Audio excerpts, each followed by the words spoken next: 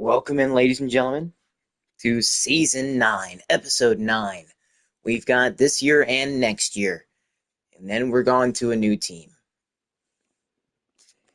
Well, we have possibly, in my opinion, probably one of the best teams I'm going to play with. Well, at least, we have high top-tier talent. We're good at the receiving core. We look good, so we shouldn't really have to do all too much recruiting in this year or next year. Not that we're going to do any recruiting next year. I'm going to turn on auto recruiting next year just because, we're not going to be on the team, so it's not going to matter. So this is the last year we're going to be recruiting for Oregon Tech. And, well, we're going to have to go all out. But you can see right here all the top talent we've got. And making his debut for us, Markel Childress. He's actually a pretty solid QB. He's a sophomore redshirt, so he's in his second or third year. We did manage to get both him and David Shabazz in the transfer portal. Markel was a backup at Iowa for 2 years, and I mean he did get to play, but maybe for it says 2 games, but I'm pretty sure it was just a single game, or you know what I mean. Markel Childress is expected to be the starter. David Shabazz, obviously the backup. I didn't even think we were going to get him, but we did. I mean, his accuracies aren't actually too bad. His accuracies, we tried working on developing those. Also, his IQ. I think we also put points into mobile deadeye. Yeah, his accuracies look pretty good. He's got 90 throw on the run, 85 medium, 88 deep, and 83 short. So he passes it better deeper, but he also throws it pretty well under pressure. And not to mention, he can kind of scramble out. He's got 80 speed. So I'm not too worried about him getting sacked all too much, because he could probably just scramble out of it a little bit. 84 excel, 78 stamina is not good. Also, he can't really take too many hits. Otherwise, he will go down, most likely with an injury. So, yeah. And he's not going to be able to run too much. His awareness, he can still develop. He can still definitely develop. Just right now, we're gonna have to make do with what he's got now.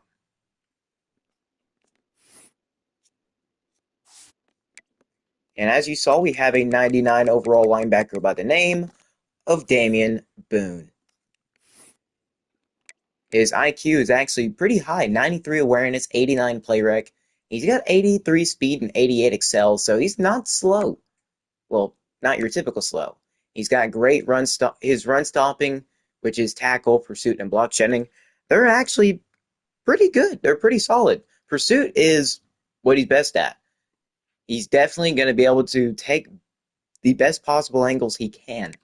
And then his pass coverage, well, he's not going to fault in that. 98 zone, 92 man, 85 catching. So if it is thrown his way, he's going to be able to catch it. But what's funny is he's got better catching than some of our receivers. Heck, even some, well, maybe not the tight ends, but definitely some of our receivers. And he's also got 2 abilities. They're both, well, actually, no, 3 abilities. He's got Silver House Call, which improves his interception attempts. And he's got Bronze Bouncer and Bronze Wrap Up. So he's going to be able to tackle a little bit better. And, yeah. So definitely expect Damian Boone to have a great season. Same thing with the 5-star transfer we brought in. So the offensive line shouldn't suck. They should actually be pretty solid. And then corner John Sweet, the 5-star corner we got a couple years ago. Now it'd be 3 years ago at this point. He's up to a 96 overall, 93 speed. I think his man is at 80. What is his zone coverage? I think his zone coverage is also pretty good. I think that's what we worked on most. Oh yeah, it's not just good, it's perfect. 99 overall zone coverage. So we should definitely be able to have good coverage this year. Defense, when I'm playing, shouldn't fault all too much. Now, obviously, we're kind of like a higher end team. Like, our starters are, they're just beasts.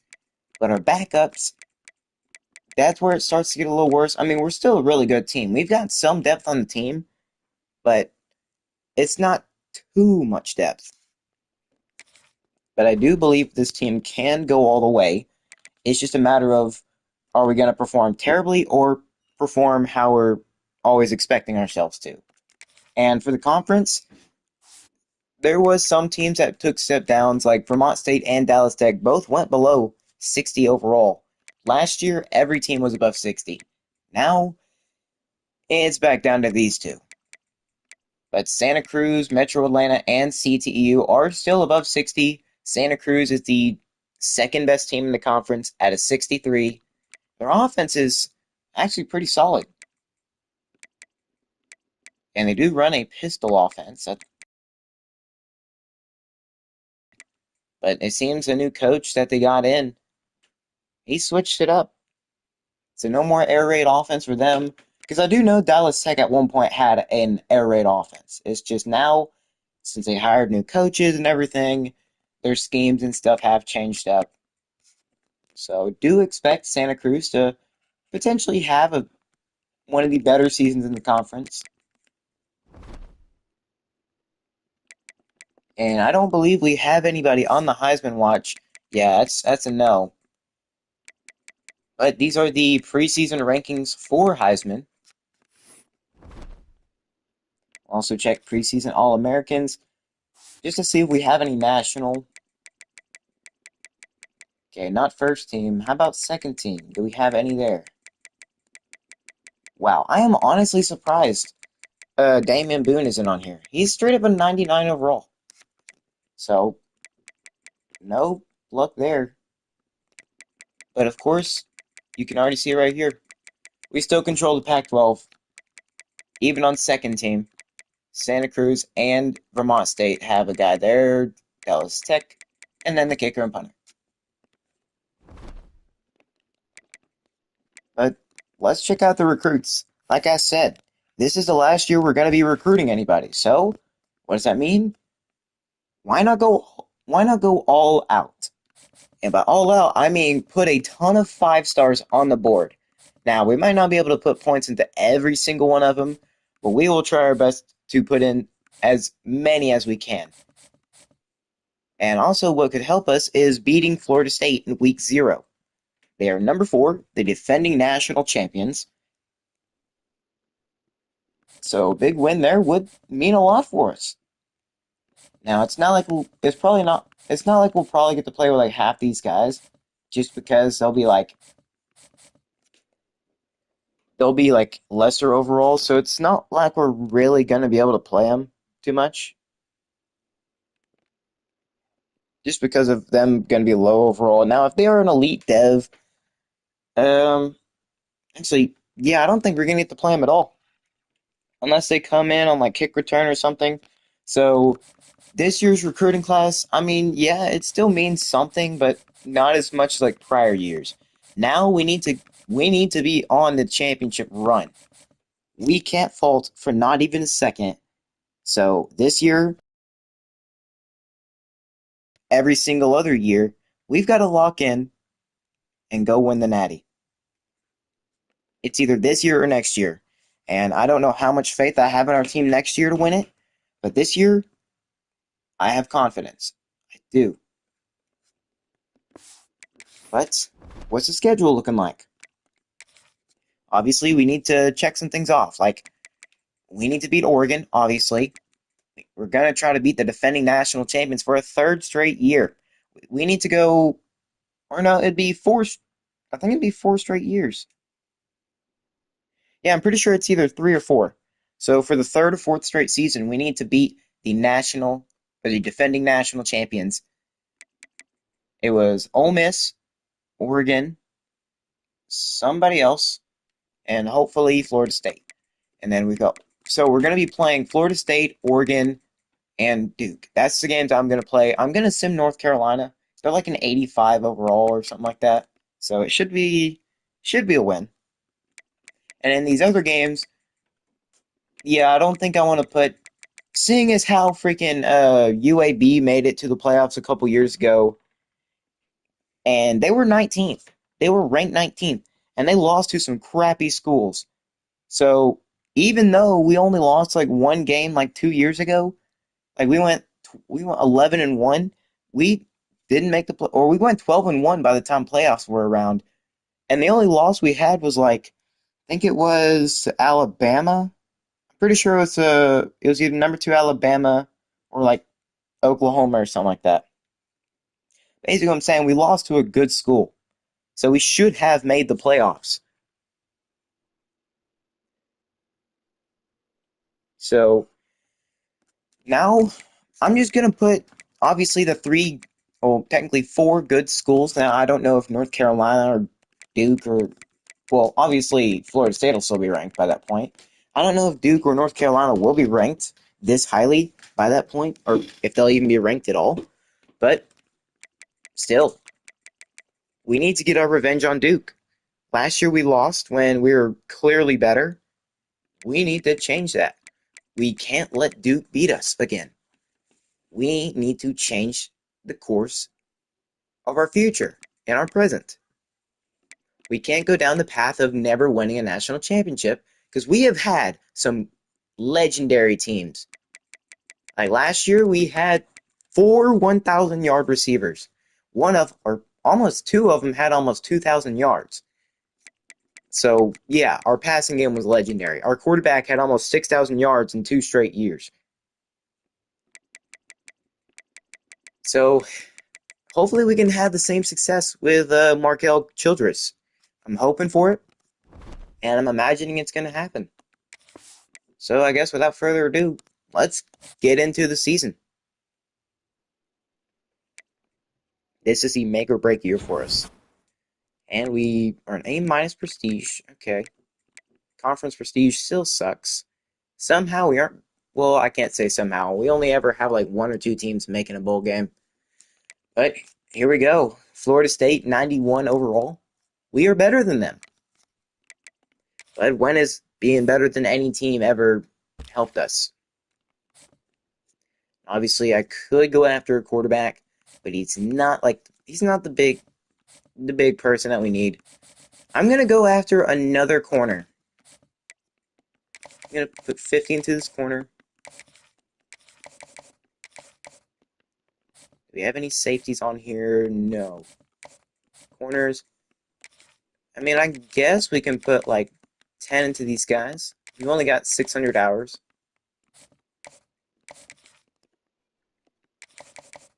But let's get this gem.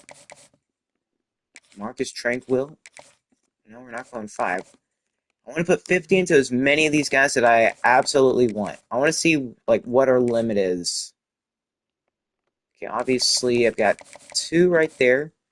I mean, these 4-stars, since we are like first and second on their board, we should be able to at least like not have to put points into them immediately. So these 5-stars are a lot more important.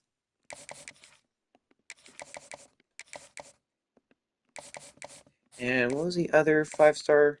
There was another 5-star that had like immediate interest in us. I can't remember who it was. Oh, it was Troy Shermer.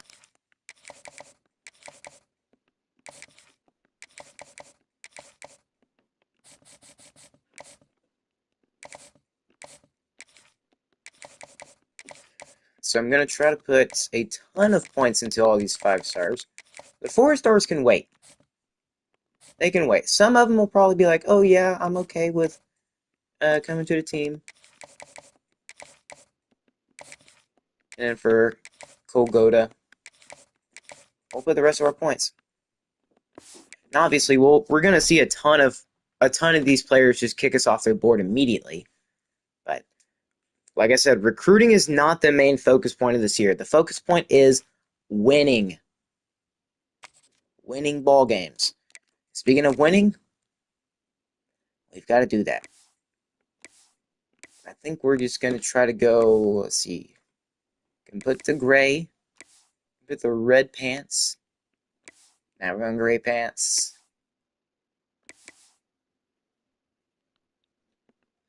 And go like that. For Florida State, let's have them rock, I guess, that uniform.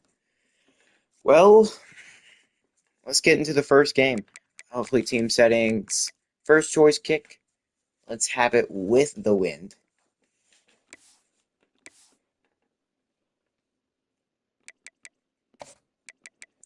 Well, let's get into it. Let's rock it out. And let's go have our first undefeated season. That's at least the goal. That is the main point of the season. Go undefeated.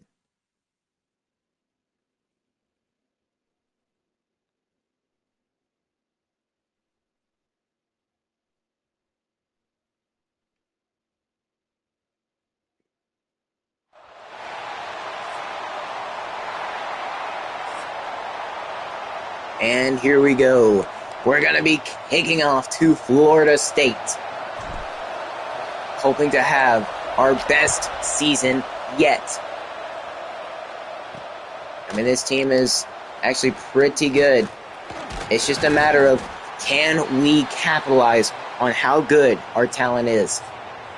So now Florida State, the defending national champions, looking to make a statement and be like, this team, they've beaten defending national champions in the last three or 4 years. We're not going to let them do that to us. Unfortunately for them, they're going to have to come and meet us.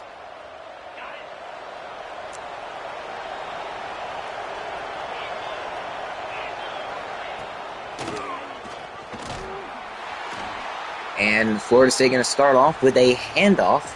Damian Boone luckily he was actually already there. When will they be considering a pass? And the answer is not yet. So it's 3rd and 2. Watch the run here.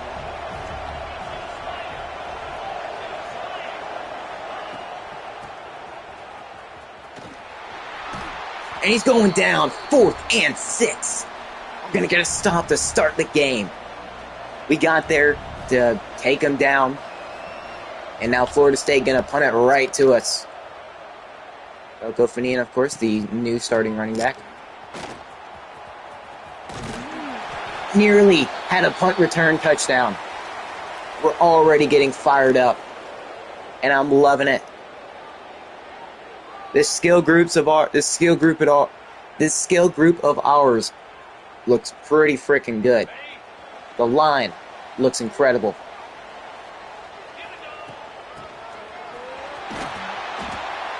And we're going to start it off with a 7-yard run. Of course, we're going to keep trying to run the football.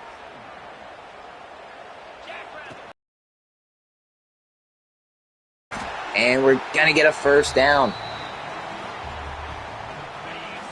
Let's actually try to go for a pass here. Of course, we're actually pretty good all around.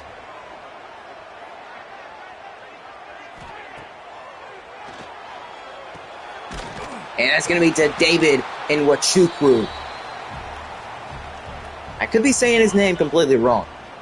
But then again, it's a virtual character, so I'm not worried. And he can't get much. I don't know what the frick our quarterback, Markel, was thinking. Like, what kind of celebration was that?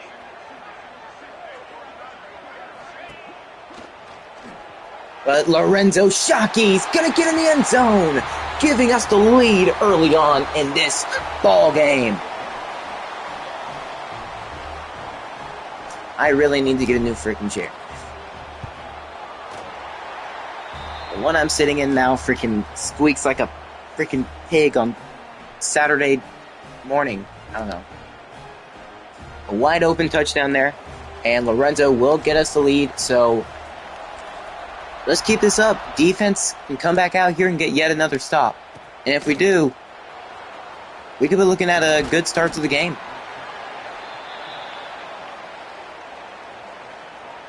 Obviously, I don't want to control Damian Boone. He's got incredible just pass coverage ability. Damian able to track him down, stopping him just short of the line.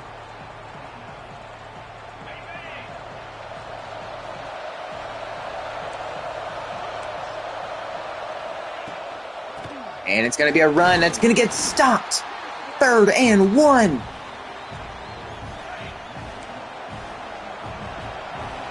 Watch out for QB sneak here.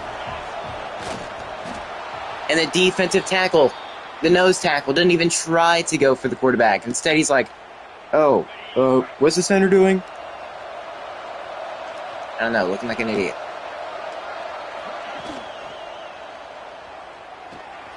He's going to have it underneath.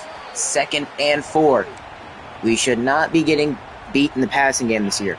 Or, yeah, passing defense. So obviously, like I said, can't control Damian Boone.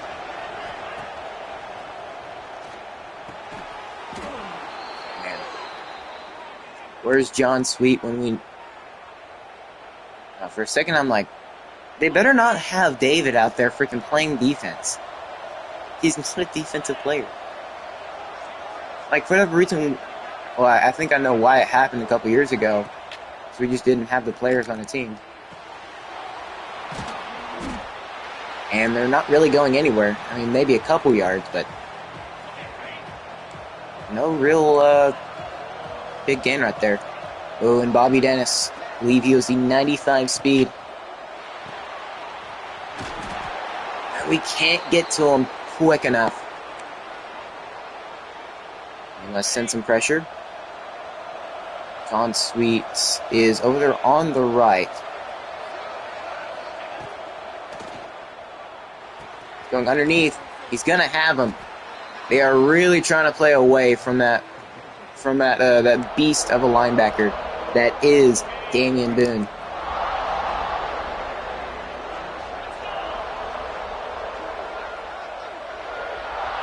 Right now, Florida State sending a man out.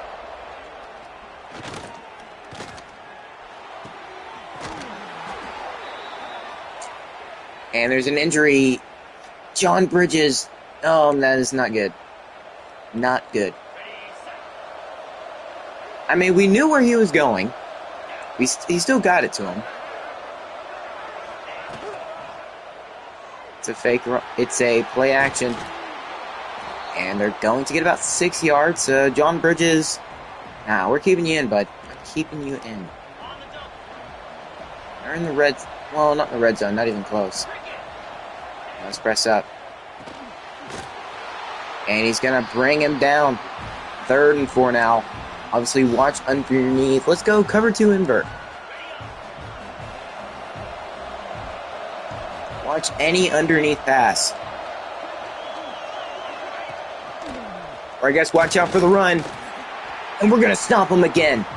They are in field goal range. So it looks like they're going to take their 3. They're going to be able to get it, though. And, yep, straight down the middle. That's an easy 3 for the kicker. Florida State down by 4. They need everything going for them going into the half. But that'll be the end of 1. We've got the lead 7-3. Offense looks pretty good. The run game it's done quite well. And so is the passing game. We drove down quickly when we were on offense and defense. We held them to 3. And Florida State has had multiple drives on offense. So as long as we keep this pace up, I'm feeling good.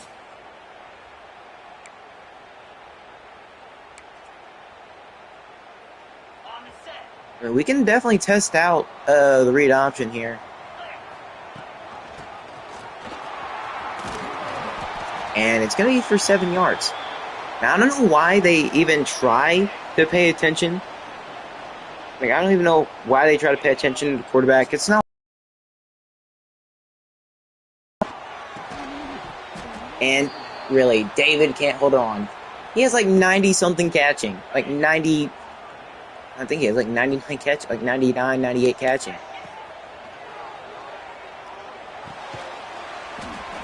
It's 4th and 1.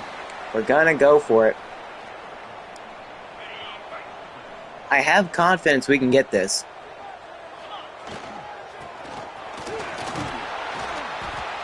We couldn't cut inside, but we do still get the first. So on 4th and 1, we pick it up. Let's go for the Manu special here. Lorenzo Shockey. He's going to pick up the first, and there's an injured Florida State player down on the field. Not bad. Well, for us, that is. Ooh, we know Connor McGovern, if they keep... Ooh, they left David wide open. And again, they probably left several guys wide open. Who is it? It's Kuma. Well, we'll see. And we can't get to the outside. So on 3rd and 2, we're going to try to run the football right up the gut. 4th and 1. We're going to try yet another run.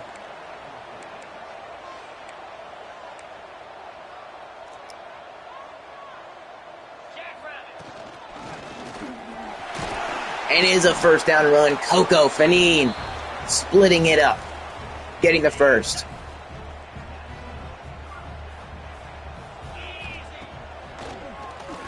No safety help over top. And it's going to be caught. Kuma with the grab. Markel is 7 for 8, 68 yards and a touchdown. So already looking, not necessarily impressive, but he's looking good. Coco with a nice cut back. He's going to get himself 5 yards. I mean, obviously, you don't want to take too many deep shots. Deep shots can screw you over. But if you're smart with it... Of course, spamming buttons. I spammed buttons right there. I was trying to get the frick... I forgot it's RT. It is RT. So with 4 minutes left in the half, they're still down 4.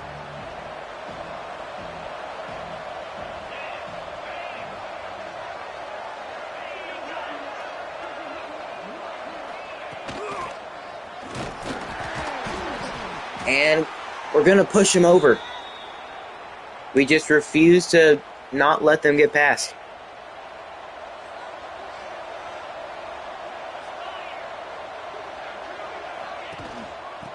It's going to be a run. And he's going to go down. Safety came in, laid a boomstick.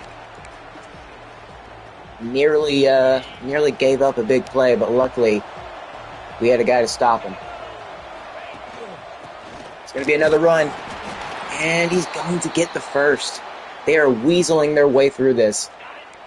Then again, I guess we kind of were too.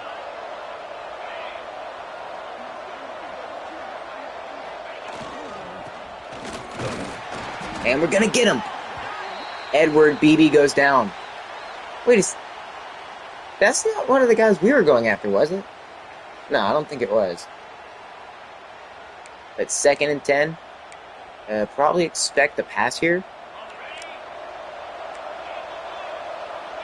Expect the pass. But also, yeah, it's going to be a run. No, it's an RPO. John Sweet. He's bringing him. No, that's Emmett Irvin. Same year as John, but not the same. Not the same player, not even close. And now 3rd and 10.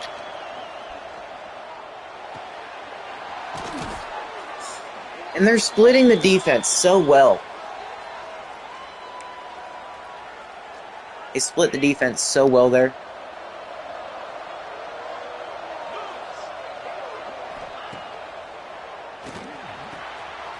And I don't know why there was nobody over the middle to cover him there. Like, that's just an open grab.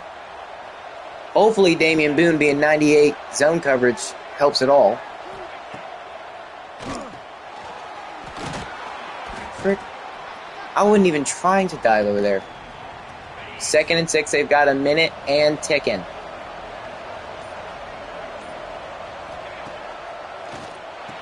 He's going underneath. And now Florida State is going to call their first timeout. 3rd and inches. You know what? Let's go goal line defense here.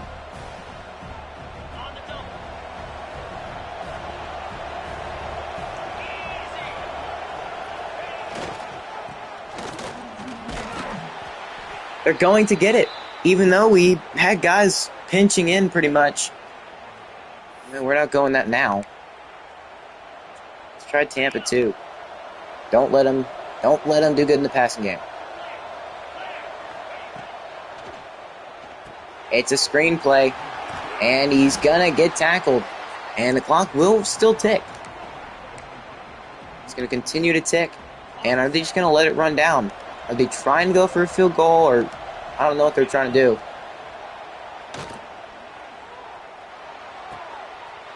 Please take them down.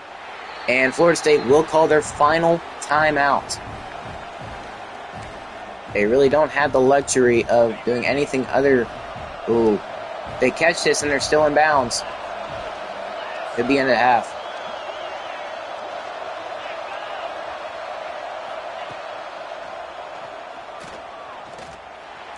And he throws it away. Okay. But usually kickers miss it from this angle, from this distance. And he is no different. So we're going to get to go into halftime with the lead. Up 7-3. I guess we were going into halftime with the lead either way. But we managed to hold Florida State to only 3 points in the first half. Not bad. If it wasn't for me pressing X, we wouldn't have thrown that pick. So yeah, I will admit that was my fault. I meant to press RT, but I mean overall, offense is playing great. Yeah, right there I was. Oh no, that was a catch. That was a catch. That was a different play. But I mean, defense, they're playing good for the most part. Offense, I mean, they're doing good. We could have scored more if we probably wouldn't have thrown that one pick. But we do get to return the ball. So let's go try to make something out of it. Try to extend our lead. Let's get Kuma a good return here. And he's going to. Well, he's going to get to 23. I don't think that Kuma's a receiver. Goka only getting a singular yard. So, are they picking up to our tactics?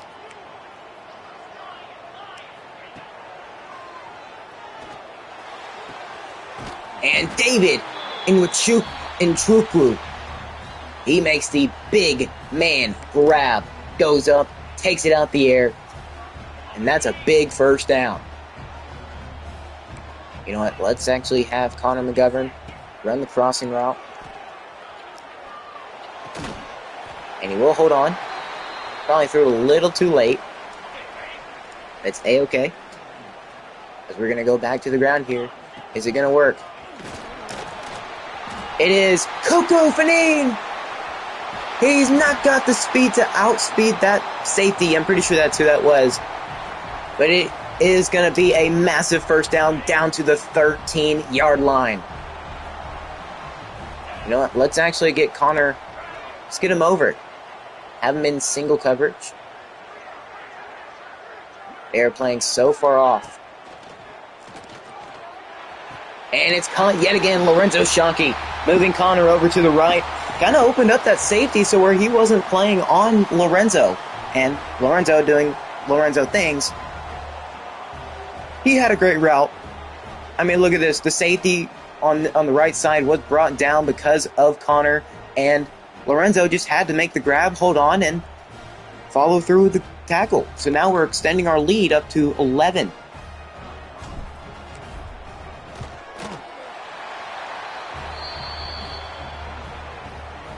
Yeah, it seems if we can just make smart decisions, then we won't screw it up. Like, don't be spamming buttons and you won't screw the game up. Well, we are up 11. Florida State has actually started passing a ton more. I really hope David's out there.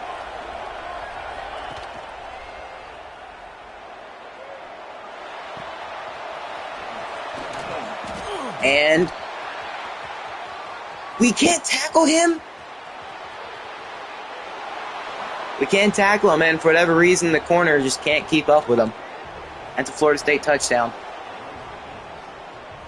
Like, we completely got swerved in the backfield on the sack. Like, we got back there. It's just we got swerved. I think that was probably Nate Chow. Well, we got to go respond. I mean, we held Florida State to 3 points in the first half. So it's not like we don't know what we're doing.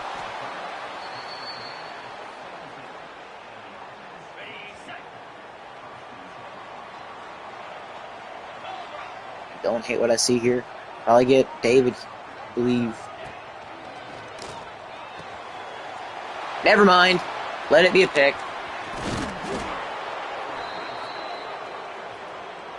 This is how the game's going to go downhill.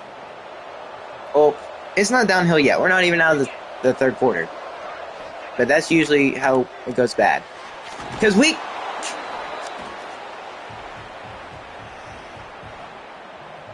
where's our linebacker? Where's our best player on the team? Like, where's Damian? He better not be freaking hurt. Because if he's got, like, a slight injury, he better not be out. Yeah, no injuries. Damon, you better get your rear end back in this freaking game.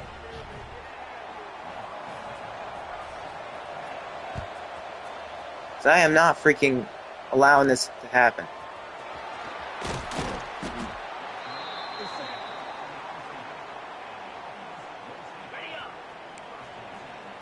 Let's go right back to the run. I mean, Markel, he's not the best quarterback, but he's still a pretty solid one. And great, don't start blocking like crap. Do not start blocking like crap. Y'all are way too good to be doing that. Oh, Connor McGovern. You know what? No. David Nchukwu. He's got a touch. Actually got speed on the squad now, so you can't press our guys. Otherwise, that's going to happen. You're going to give us that lead right back, Florida State. And as soon as I'm talking good about this team, we start playing like trash. Like our defense. It's always the freaking defense. Like, I need Damian Boone to be out there.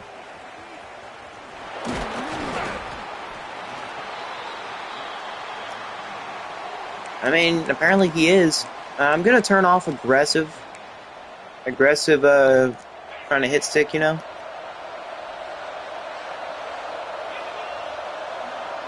I hope he's not playing like edge rusher or something. I don't know how on earth he held on to that. Thaddeus Kuti was right freaking there.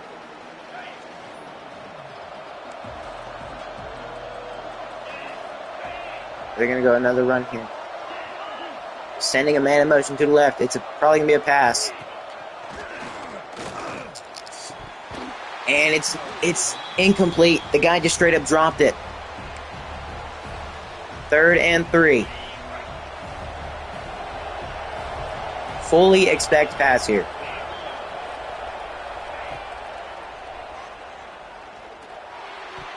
And it's incomplete. Knocked away. They're going to punt it right back to us. Cam Finley getting in there, swatting it. SWAT team has been called.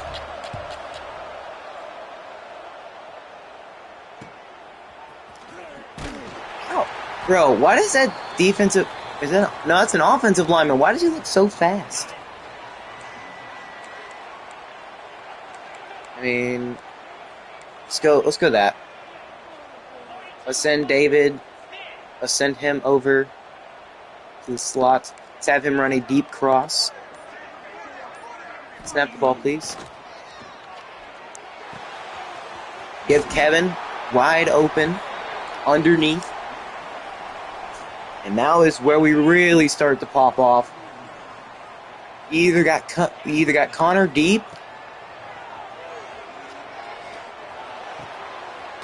or you got David wide open over the middle. Like, I mean, wide open. They are very much worried about that deep threat. Because, I mean, Connor's proven it time and time again that if you give him a chance, he will deliver.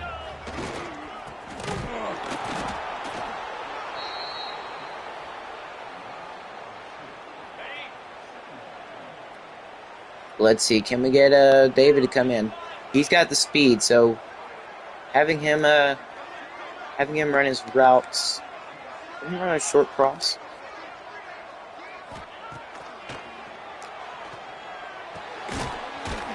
And he's going to get the first. There's a reason he's our number one. He's our number one receiver for a reason.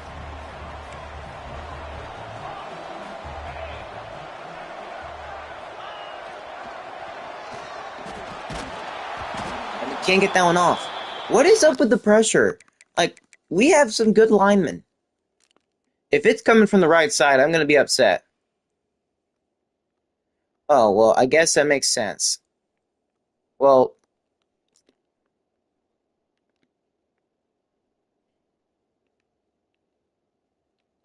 why is our 96 overall lineman struggling with that? I don't know.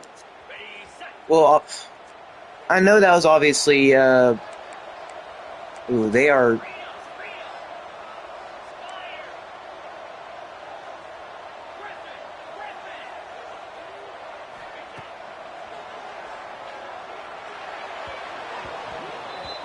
That's such a bad throw. We can't be having these bad throws. Like, they get so open.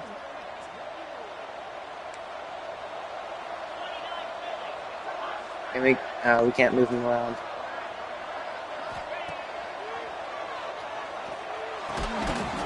He fits it in there. It's 4th and 3. But coach is wanting us to go for it. I don't hate the idea. Do not hate the call.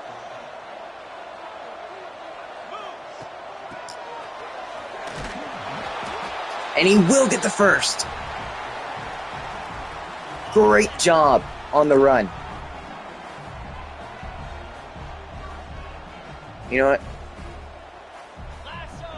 We're actually going to run a pass here.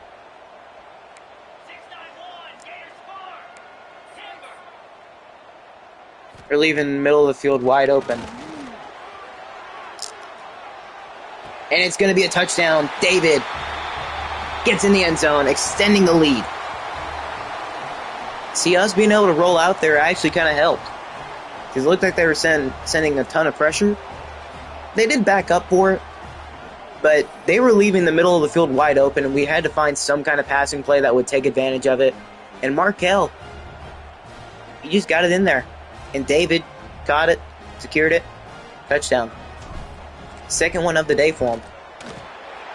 We're going to go up 28-17. Florida State down yet again by 11.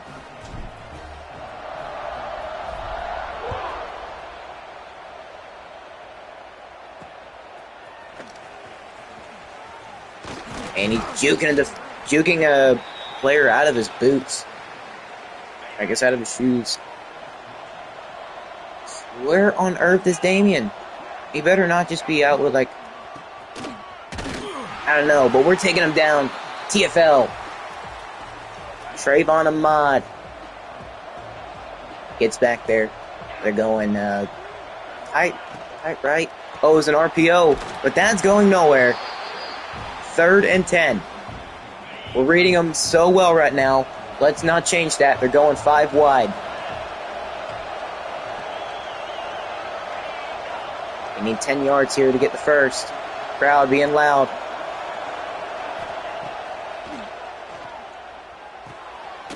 And John's...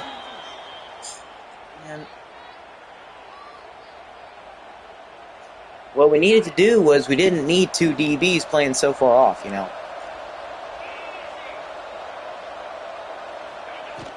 Now it's an RPO. Gotta get out there. And we do take them down. That'll be the end of the 3rd quarter. We're up 28-17. We haven't had much success in these big games in the last couple years, but things might be looking up for us. Florida State, they're losing by 11 going into the fourth quarter. It's still anybody's ball game. But maybe a score or two could change it. But it is 2nd and 1. Don't necessarily be expecting them to go short. And it's intercepted. Bobby Dennis, he's going to pick it off. We're going to have our first turnover of the season. And it comes from the guy named Bobby Dennis. He was a transfer we brought in this last year. And he was a transfer we just brought in. And he was a big pickup as well.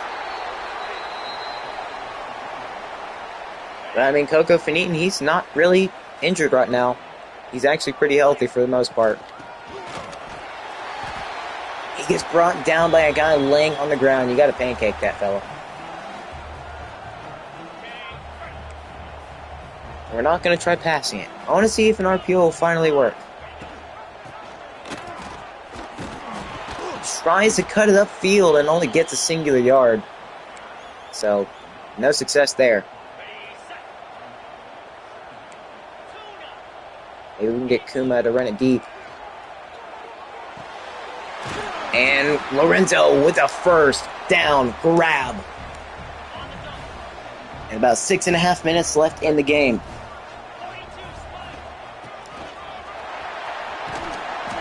And that's yet another good run. 2nd and 3.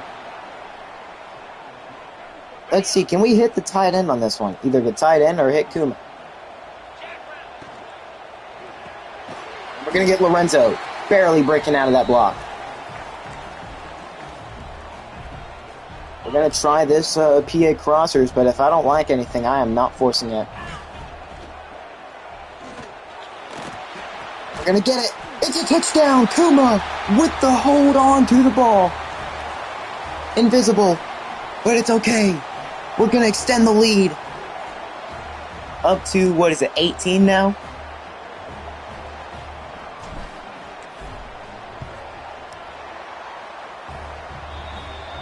So now we're up 18.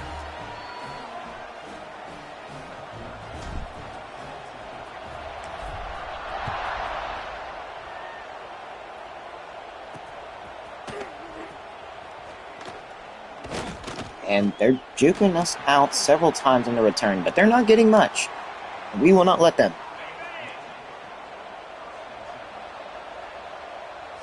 And Damian Boone, I don't see him. Alright, they're going to run another RPO. Not really able to go much. Not really do much. Because we were just already there.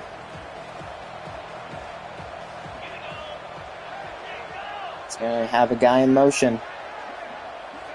I think I know what it is. It's the pass.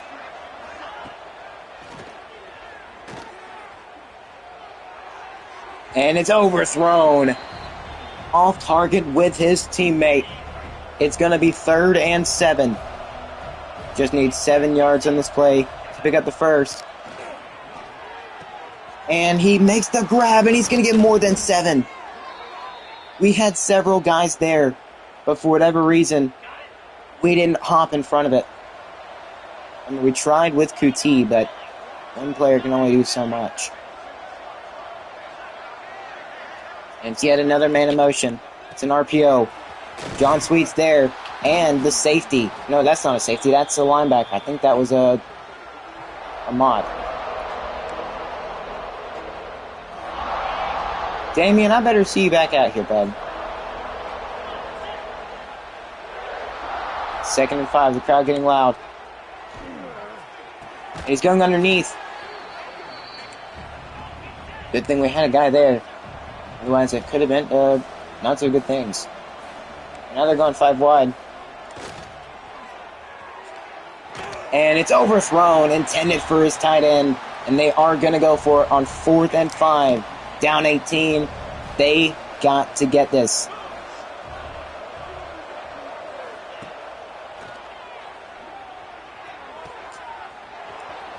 And the DB all turned around, and we can't get the tackle.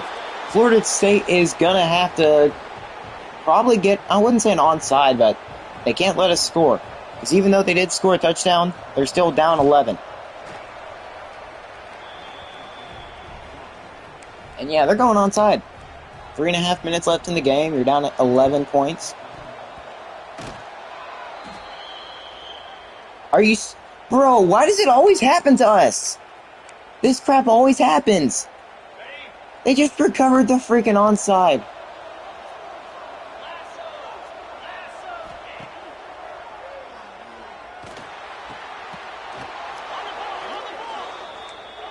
They're gonna hurry it up.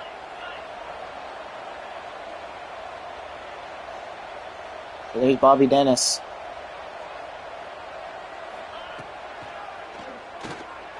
And why do we not have a guy right there?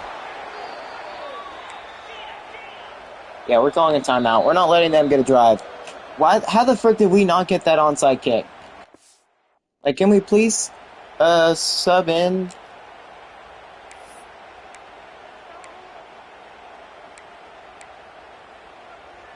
Grind it out, bro. I don't care. Grind it out.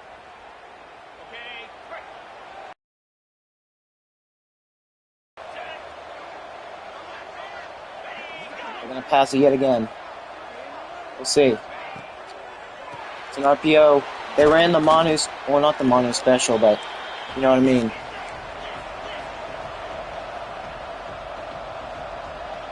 Oh, Damian Boone is back in.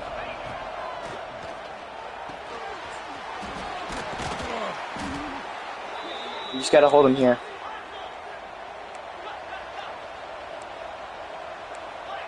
You know, no, actually, silver shoot, pinch it. And he steps out. Momentum took him out of bounds.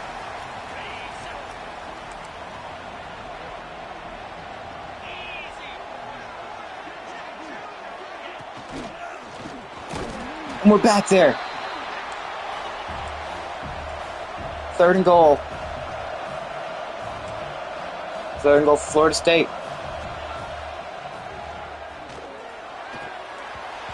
They're gonna get... Why are we out of bounds? It's man defense.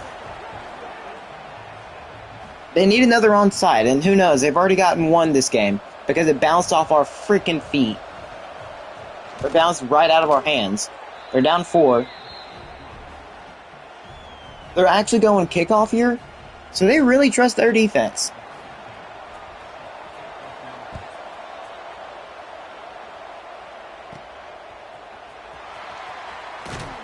I mean, if my defense has allowed 35 and has sucked all game, I mean, I would do that too. Well, let's keep the clock running. Florida State's going to call their first timeout, so they're probably going to start running off a bunch of them. Coco, Fanine, ooh.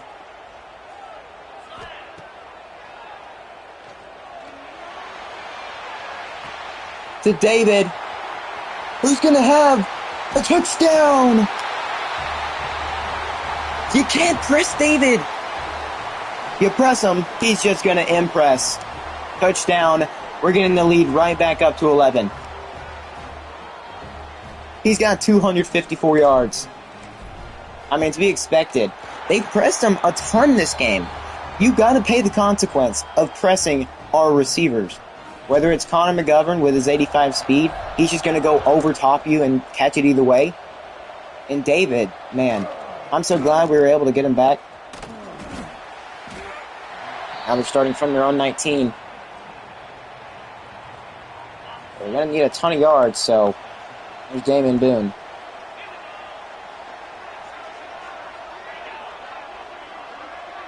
Two minutes, 14 left in the game. They're still down 11.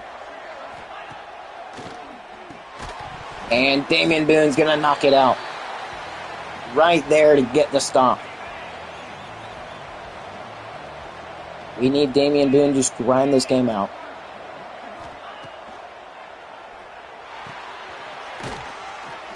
And he's not able to get the first. They're going to try to get this to the 2-minute warning. And yeah, it's going down to 2 minutes. They've got 2 minutes to score 11 points. I mean, anything's possible, but you've got to score really freaking quickly. And he's going to drop the football. 4th and inches.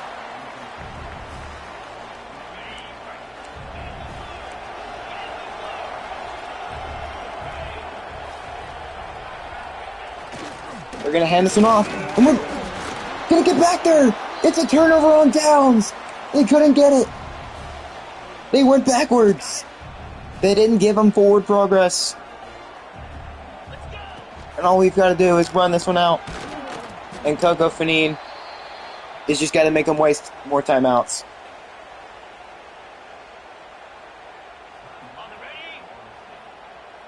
We're not going to force it. We're not going to force it.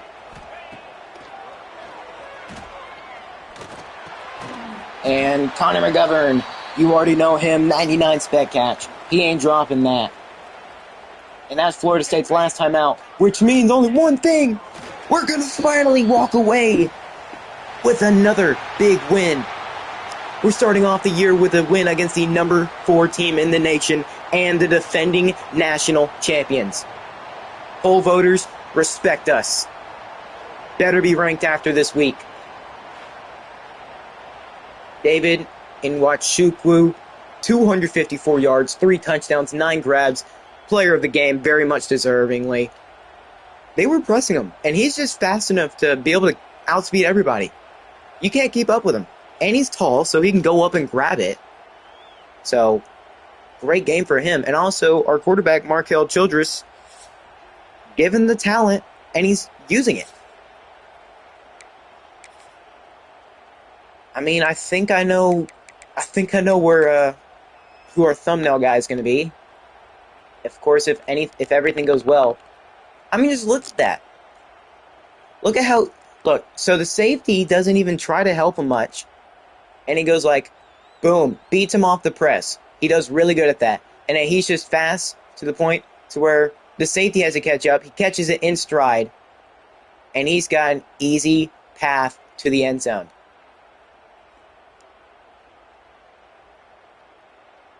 Hey, you can't teach that. Well, I guess you can, which is what we did. But David Nwachukwu, incredible game. And I'm just glad that we had a good game on offense. I mean, only 2 picks from Markel. Usually other quarterbacks would have like 5 picks or something like that. But we played a little bit smarter today. We didn't throw that many picks. In the defense, well, we got 1 pick on Johnny Stokes. Now, they did still almost let him get 400 yards. But Markel, that's all we need you to do. Play smart. You've been given the talent to do so. Coco Fanine having over 100 yards rushing. And David Nwachukwu. I mean, 3 touchdowns.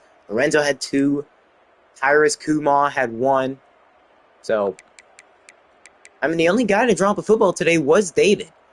Let's see. His catching, 99 spec catch, 95. He shouldn't have dropped it. I was catching traffic probably. I think that's also good too, but David coming in clutch for us, coming up big. And for the amount of tackles today, Emmett Irwin, the corner, actually got a bunch of them. And then for TFLs, we got a solid amount. We weren't able to get back to the QB, even though we technically did. It's just we didn't get a sack. Like, I'm pretty sure Nate Chow was in the backfield. It's just he kind of got swerved by the quarterback, who then rolled out and got almost 400 yards passing. But he did throw 1 pick, and that was to none other than Bobby Dennis. 95 speed as well. That's why I like him. I'm honestly surprised Damian Boone didn't get one, because his zone coverage is 99. And he's got, well, he's not the fastest, but he's good enough. What is his awareness? 93. So I'm surprised Damian didn't have a better game. We had 2 pass deflections, Finley and Damian. They got in there. No forced fumbles, no recoveries, no blocks, no safeties, and no touchdowns. But still, great game. Now we've just got some of the easier games on our schedule, and then we've got Oregon, North Carolina, and Duke. and then the conference play. So that's game 1 of 3 down that I'm worried about losing. Pulls off a stunner at home against heavily favored Florida State. So we are 4-0 in the last 4 years against the defending national champions. We are the Giant Slayers. And yeah, obviously the cube. We're not ranked, surprisingly. But we're taking a shot in the dark with all these 5 stars. We came up short on the 2 corners, which is okay. Steve Turbin. We weren't really expecting to get QB. We've already got our guy as long as he stays. But I mean, for the most part, we're doing solid for all these 5 stars. We're doing pretty solid. Bobby Dennis, Pac-12 Defensive Player of the Week. David, he'll probably win National Player of the Week as well. Yep. That was an impressive game from him. So we've got the FCS South, what is that, Southeast. So that was a pretty big win. I can't imagine the Heisman's changed much.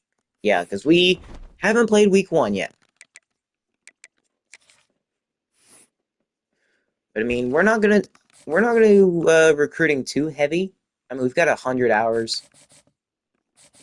Steve Turbin took us off. I mean, I guess what I can do, I can just go in and put 50 on some of these other guys that we're trying to go after. So we just aren't going to get a corner in the regular season. What about Mike?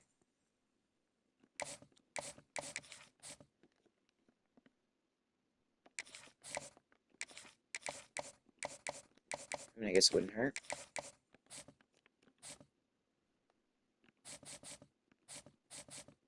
I mean, if we can get a ton of these 5 stars, I'm going to be happy. We're first on Keys, 6th on McCracken.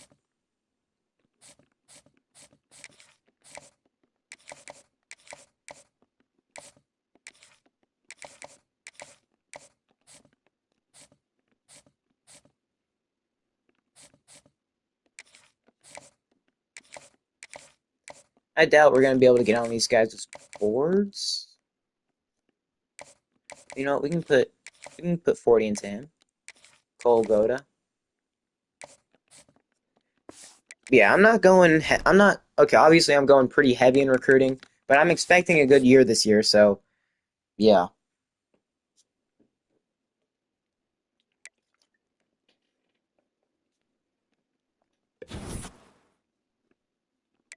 First on Jermaine still. Okay. Not ranked, but we are 2-0. Connor McGovern, he had a good game.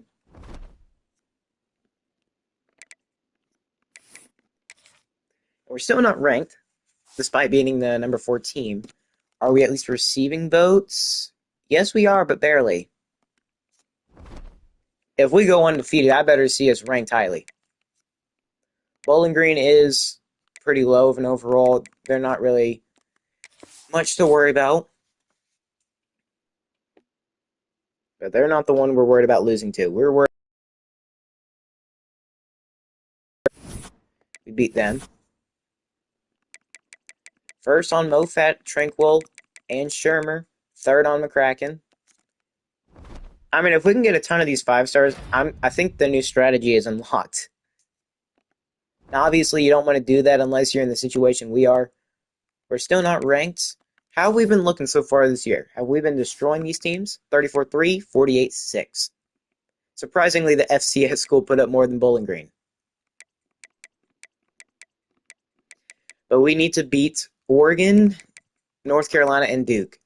I mean, I feel good about North Carolina, but Oregon and Duke, I don't know. We are playing at Oregon, so that's going to be a little bit rough. But we've got to play smart, so let's go ahead and get into it. Oregon is 91 overall. You know, for probably... Well, no, not for the last time. We're going to go all white. And at Oregon, sure, you can rock this uniform. I do not care. Let's go beat our rivals and remain undefeated. surely if we win this game, we'll at least be ranked somewhere in the top 25. Can't guarantee it'll be highly ranked. We'll be highly ranked, but we should still be ranked nonetheless. And oh crap, it's a rain game. I mean, we do have good catching, so it should not matter either way. And even if we have to, we can still run the football because we've got a fast running back. Well, fast enough. 99 change of direction, I believe he has. But it's really all about how the defense will perform. We need Damian Boone to stay in. Don't need him to go out. So, if we have to keep him in all game, we will.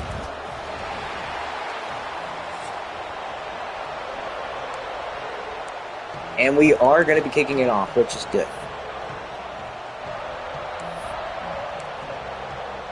Alright. So Oregon's going to have the first chance to go down and score. And we will get ball at half, so we'll get to readjust and see what we've got to do. And here we go. This is the season that we expect to go undefeated. Last year we did beat them, so we're trying to tie the series up at 6 apiece.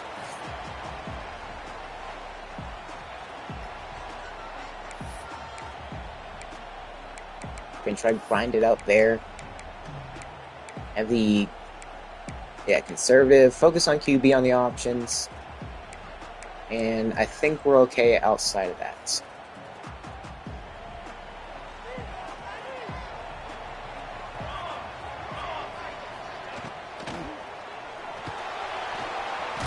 Damian Boone gets there. I mean, we do have the QB as the main read. We did switch that up.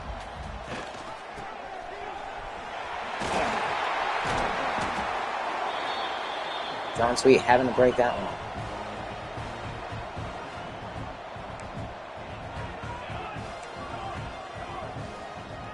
I feel the passing coming. Or not. 2nd and 7.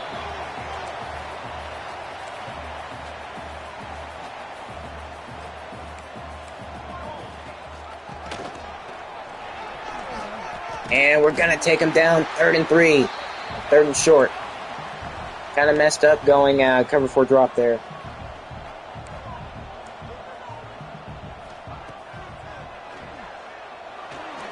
And they're not getting the first. They're going backwards. 4th and 8.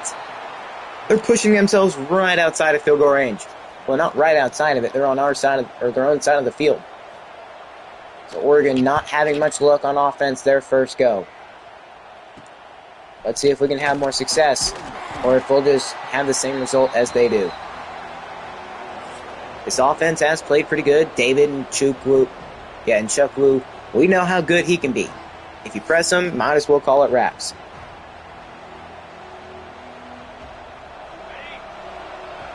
We're going to see how a run works. Crowd going crazy, but maybe we can shut him up with a score or two.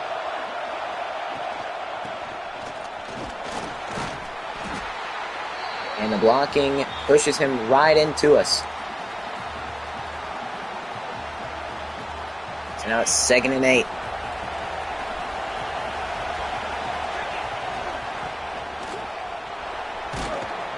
And it's going to be a pretty nice run.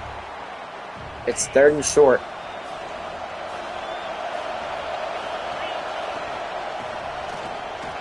And we needed them to block long enough to get the first, and, well, they blocked for us long enough.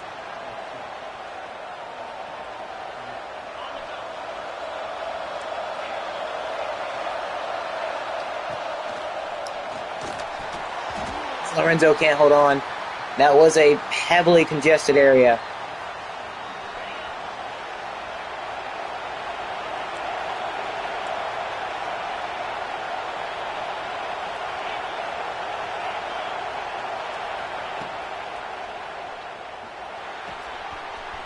And Connor McGovern gets the first down.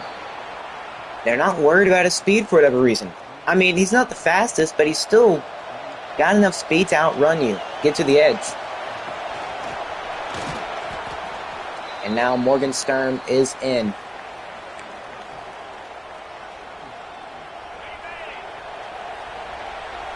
Coco back in the game. And he's going to break away.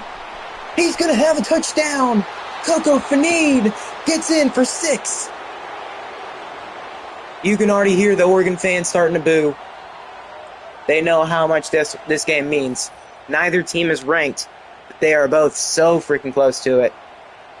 Coco turning what could have been a disaster run on that one into a massive touchdown. We're going to have the lead to start off. We can only hope to get another stop on defense.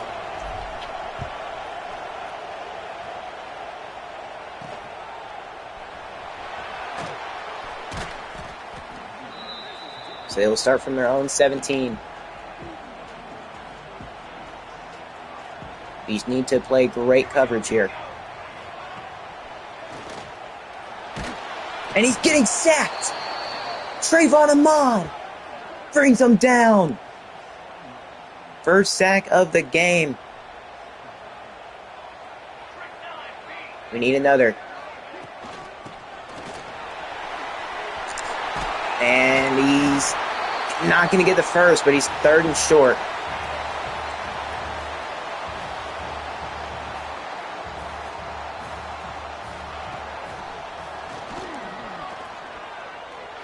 He's got nowhere to go, and he's going down again. Trayvon Ahmad finds himself back in the backfield, bringing him down for a 2nd time. Oregon, 4th and 13. They're just going to punt it yet again. He was probably wanting to go to the underneath route there, but we had all of them covered. Let's go score again. You know what? We're going to have a pretty solid return by Coco. Let's try to go back to the run with him.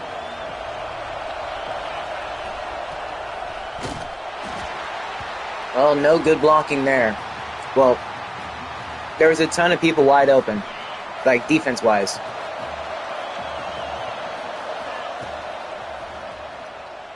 Got Lorenzo open over the middle, but he can't hold on.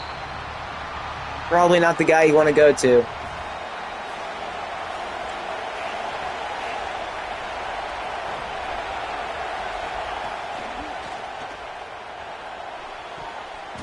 And he can't make the grab. We're just going to punt this one away.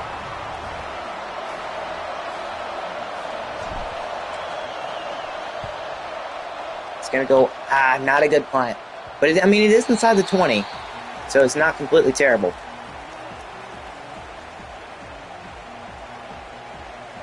So now 1st and 10 for Oregon. They did get a stop. Oh, and he goes underneath to the running back. We did not see that coming. Got to pay their attention. It's 2.5 minutes left in the first. He's going to be brought down. They're going to give him the first. I don't think he ever reached across.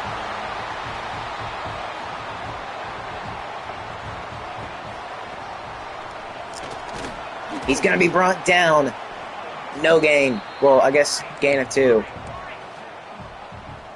But Oregon they're trying their hardest. And couldn't get there fast enough. Couldn't get there fast enough. Damien had it read very well. And he's going nowhere. 2nd and 10.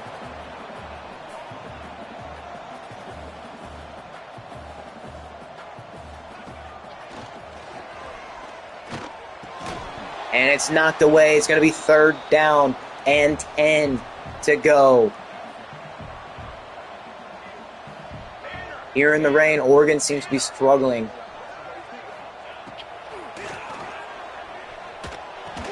And they're not getting the first. It's going to be 4th and 1. And they are going for it.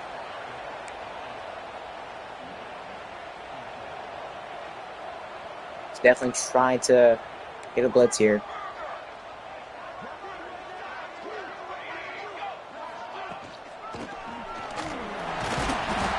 And we can't stop him. I figured it was going to be a run.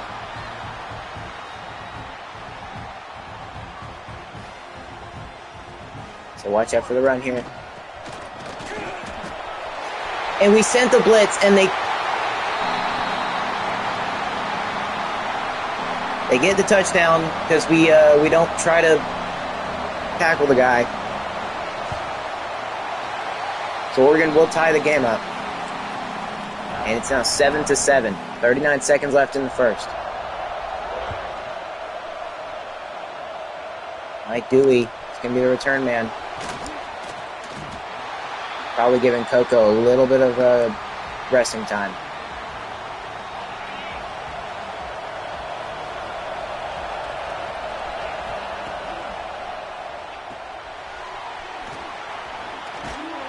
Coco trying to do what he can with the football. Getting about 7 yards.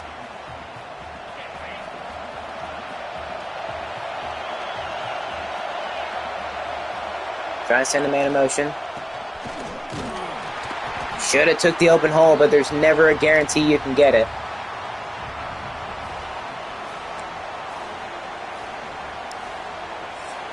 And that'll be the end of the first quarter. Game tied at 7 apiece.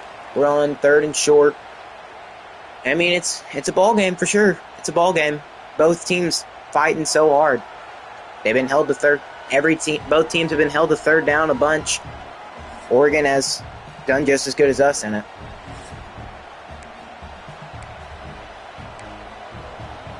I'm sorry, can we not get the same plays we just had? Like, why do we gotta run so much of this crap?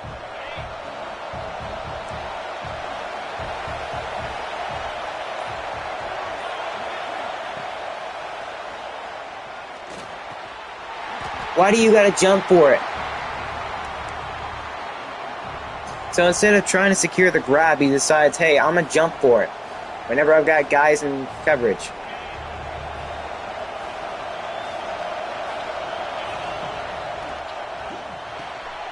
And it's going to be a grab. And David! He's going to be able to run away for a massive gain.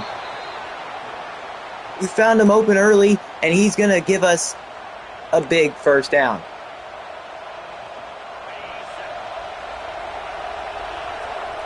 Like what I see here. Go underneath to Lorenzo, who's going to get another first down. Pretty freaking solid game right now.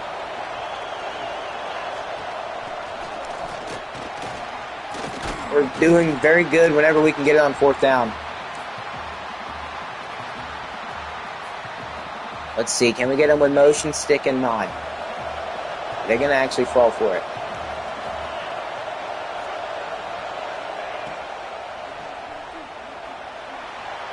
Have Connor. And he doesn't even try to jump for it. Connor probably could have had that if he would have jumped for it.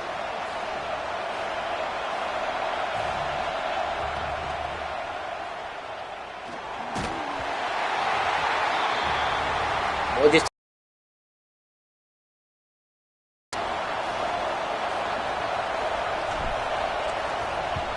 pick us up. It doinks. Of course it does.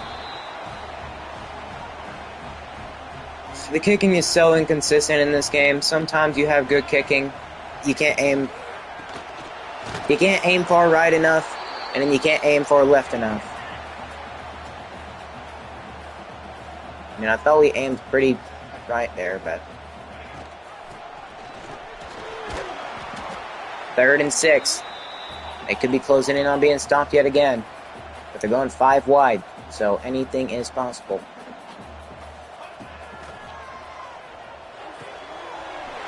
And we can't get the tackle! They literally just went curls there.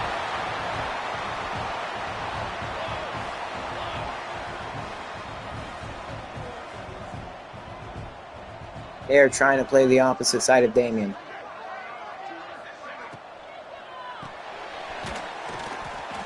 Second and 4.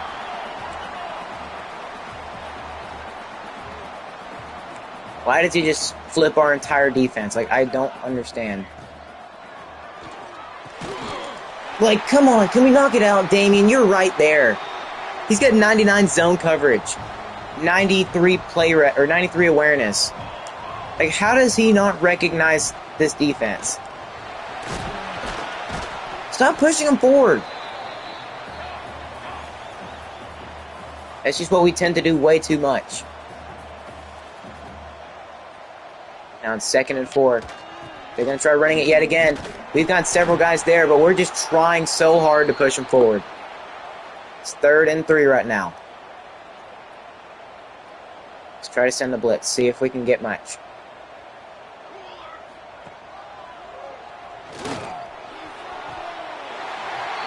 You're telling me he was inbounds? Like, I know we're playing zone, but why do you play so far off the only guy near you? Like, I really just don't understand. Why do you play so far off the man?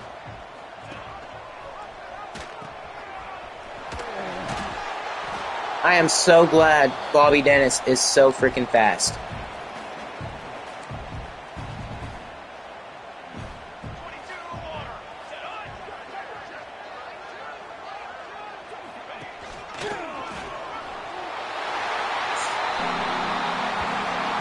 Oregon's going to get the lead.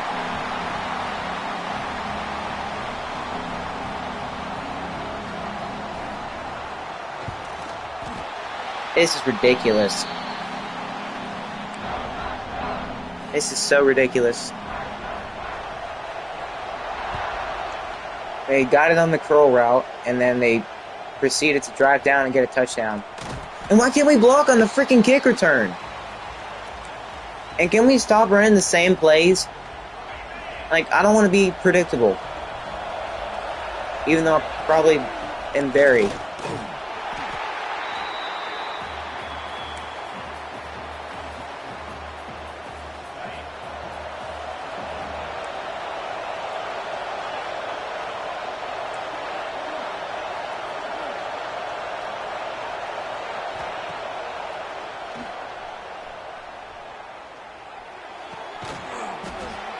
And Tyrus is going to get the catch.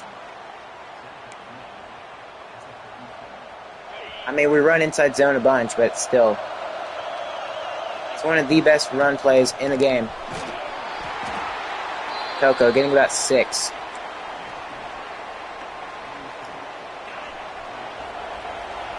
Don't hate this play right here.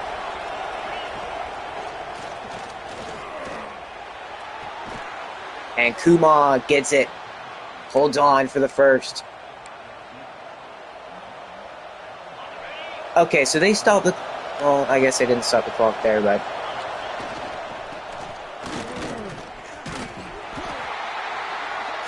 And, of course, our 96 overall lineman gets injured.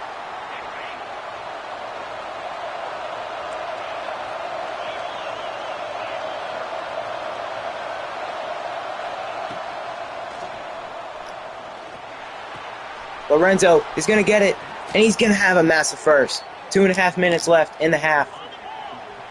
Let's maybe try to get a touchdown before the 2-minute warning, potentially.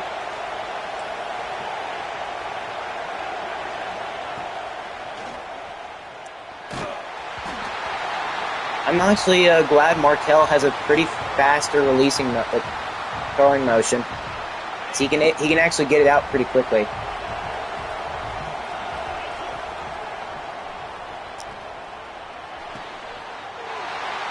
Oh my lord.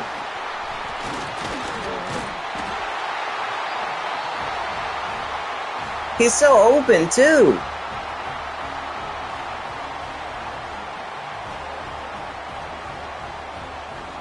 He can't do much. Because he's like so open.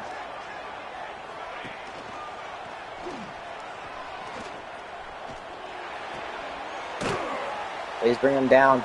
That's the 2-minute warning. Oof.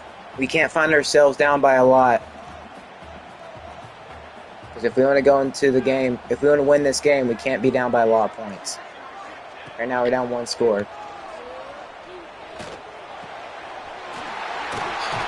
The ones... Does Damian have 99 zone coverage or not? Because he doesn't play like it. Lit up. Sit down, boy. Bobby Dennis getting there in time. And it's knocked out. Damian there. Knock it away. 3rd and 11. Let's play for cover 3 Sky here.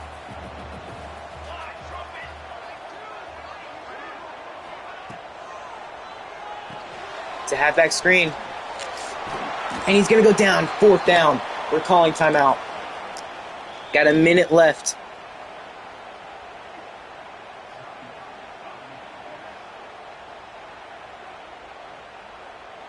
Oof. Okay.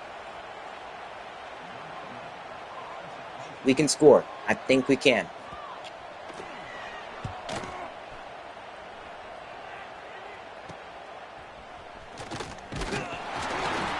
We got 53 seconds left, 2 timeouts.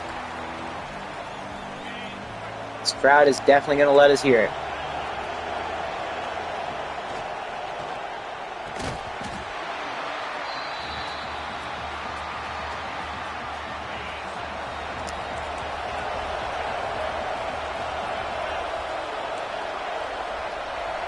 David, just run. You know what? Screw it.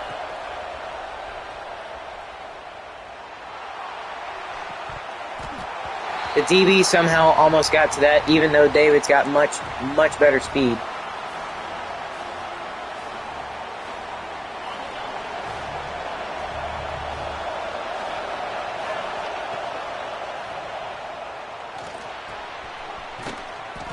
That's a first. Well, let's hurry it up.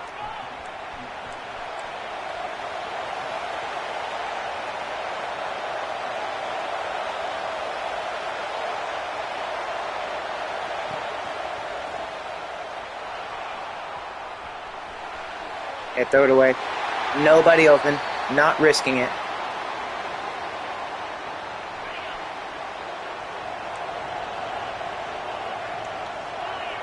No, don't go out. Go in.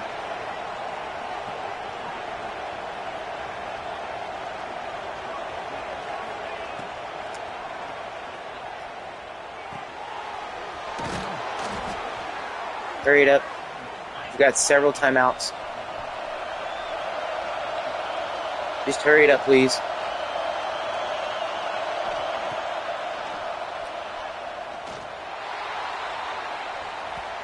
It's overthrown. 11 seconds left. I mean, obviously, we need a deep shot.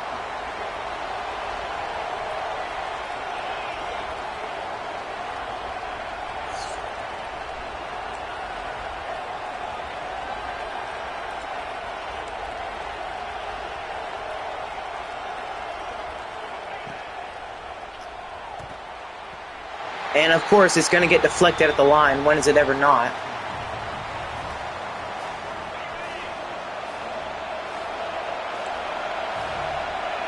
Send Connor deep.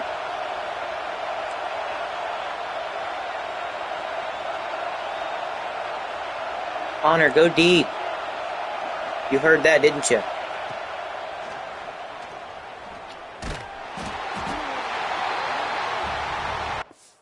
Why is pressure just always there? That's a 96 overall lineman, and 73 standing there just looking like he's freaking lost. He's like, oh, what am I doing? Stuck in that freaking... Like, what? Everybody's stuck in that animation. I mean, 74 and 63 did a good job. 77 did a good job. Why is the only, like, our best lineman sucking? Like, we worked so hard on his pass blocking, too. Okay, we definitely need this to take, okay,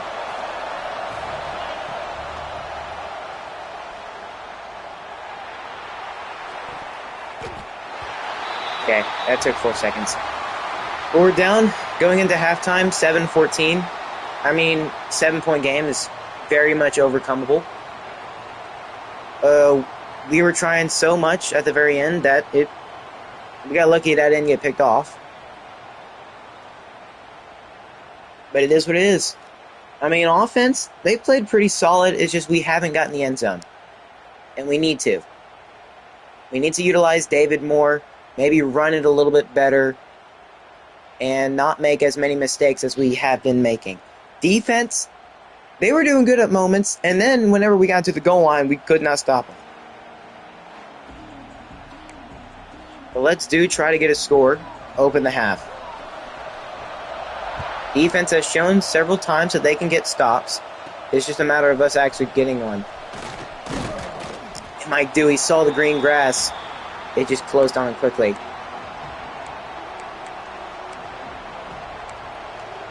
You know, we're going to start off with the morning special.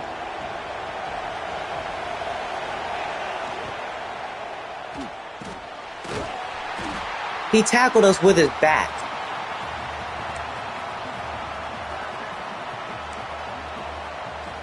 Them wanting us to go deep so much is not helping. And the crowd somehow is still just very loud.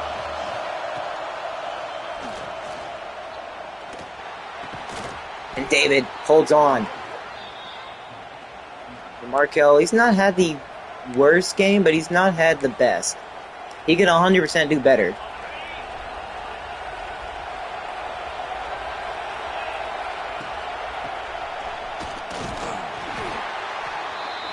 2-yard gain.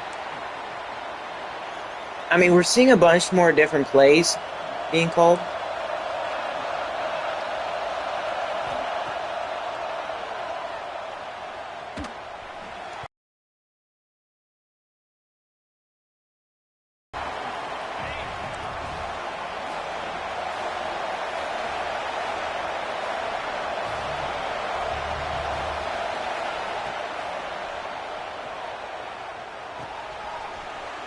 And Kuma, he does get the first. Momentum doesn't carry him out of bounds.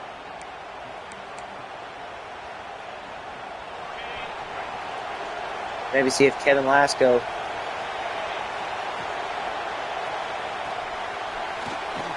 Oh, he actually got a decent amount. The holes were opening up for him.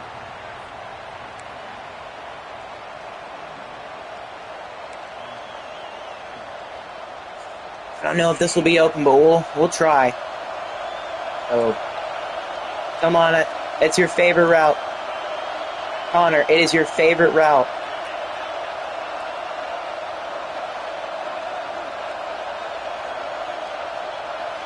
Screw it.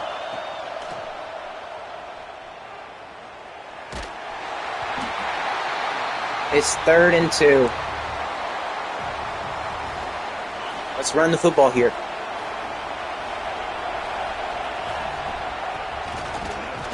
And we are not even...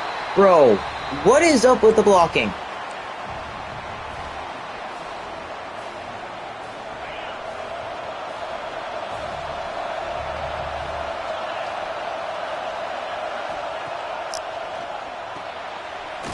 Lorenzo does pick up the first. And that's a good go-to route right there. Maybe see if we can hit this cross screen right here.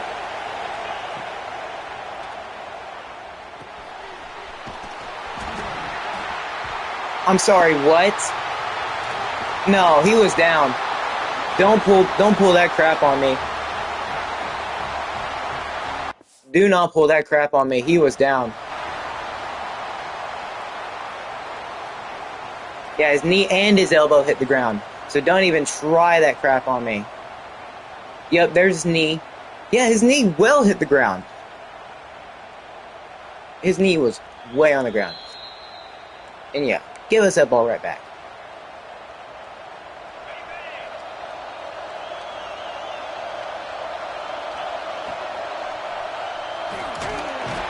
Are you serious? Why is the blocking so bad? Whose fault was it that time? Oh, because it was just left unattended. Yeah. 3rd and 17. I'm sorry, can you, please?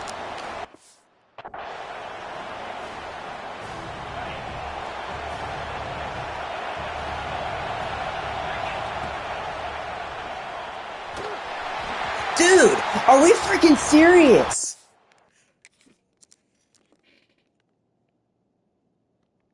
It's the freaking center. Why is blocking so... What the Why is it so bad? Why does the blocking just suck so much? I know this is stupid.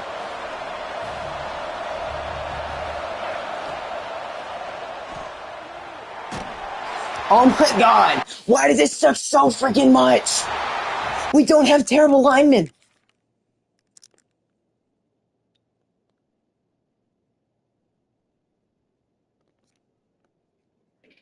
What are we doing?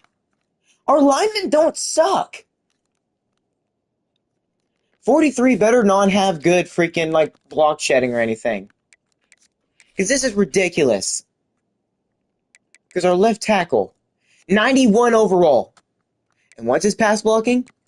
Oh, I don't know. We can never get to it. Oh, I don't know, freaking 92. He shouldn't be getting beat. We focus so hard in the training on pass blocking for this moment specifically.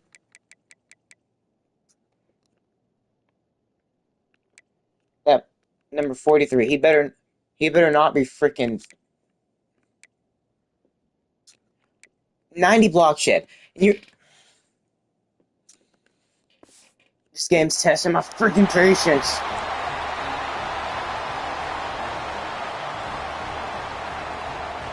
Furr's my freaking linebacker who's 99 zone. Can't play freaking zone. We actually able to get a knockout. By the way, Oregon's caught almost everything.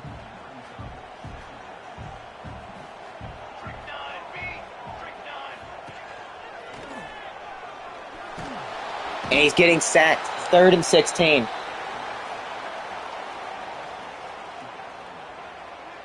Now we need everybody to play coverage here. Play good coverage.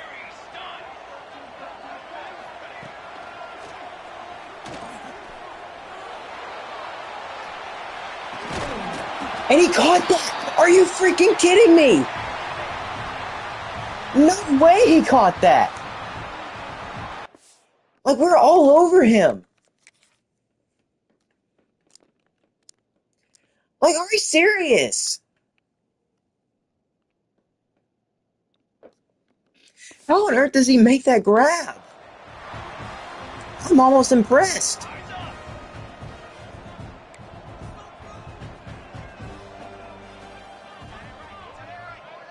Now, 1st and goal for freaking Oregon.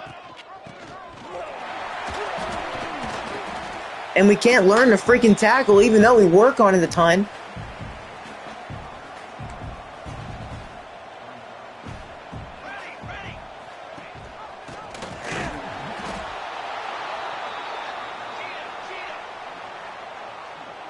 Third and goal. I mean, it's stupid, but let's run it. They're getting sacked. They're going to go for a field goal here. 4th and goal. I just hope we can keep this sack montage up. It's blocked! We blocked the field goal! Finally! Thank the freaking Lord we blocked that field goal. Okay, maybe we did come to play.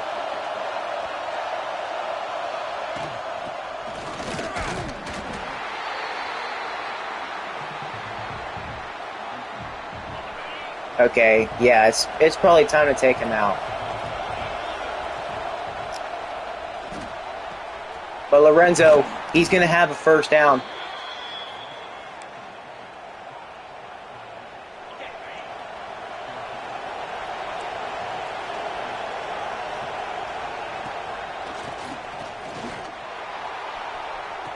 And they're pressing David.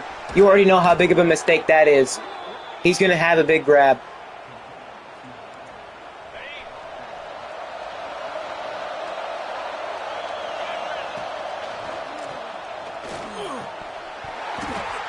Oh, we got so lucky that wasn't picked off the frickin' tip. You don't know how many times that's plagued us.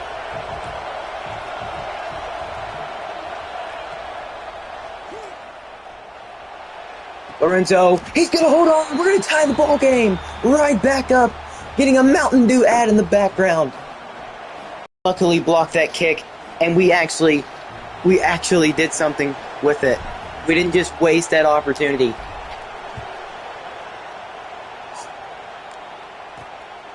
I was waiting to see if he'd get open at all, and he didn't just get open.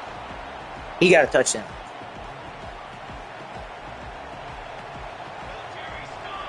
And now 38 seconds left in the third quarter. And it's intercepted! Damian Boone! Finally! That's what we built you to be! A pick merchant! Damian Boone read it all the freaking way!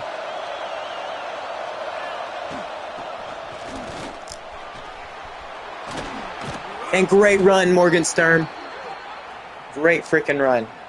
They're wanting us to run these bubbles so much. I'm not doing that. That is a terrible decision.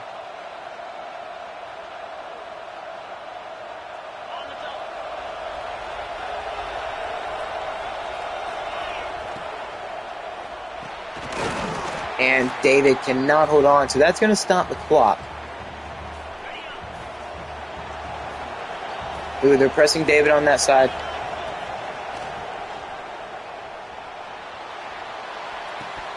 And Lorenzo can't hold on, but that's the end of the third quarter. We've got a tied ball game, folks. Tied at 14. If we can get a touchdown here, we'd be looking even better. But we can't be talking about that when we're on 3rd and 10. We just need to get in that end zone right now and talk about the game later. Or talk about the rest of the game later.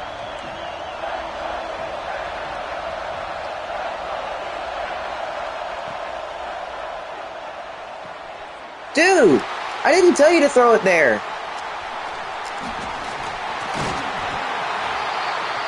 He didn't hear me. I mean, I thought the deep over was going to be fine either way. We wasted Damian's pick.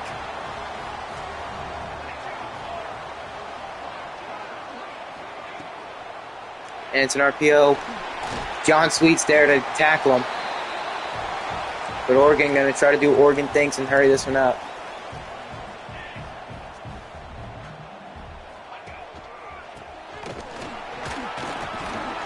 And he's brought down 3rd and short.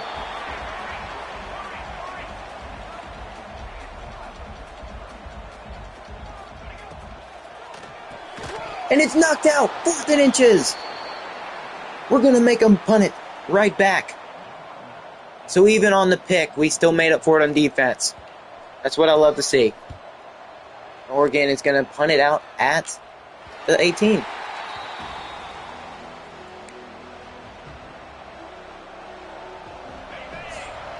I mean, we have screwed it up so many times already.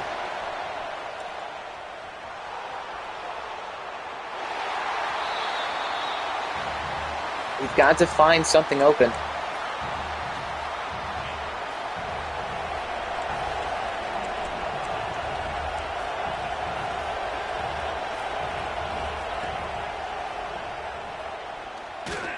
Wide open over the middle, and it's grabbed. It's caught.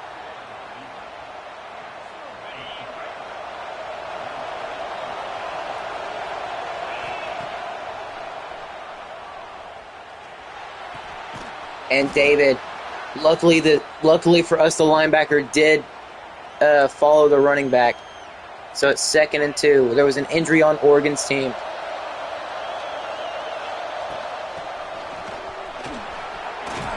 And Morgan Stern getting the first. I don't want to keep just running these. I don't want an RPO. I do not want one.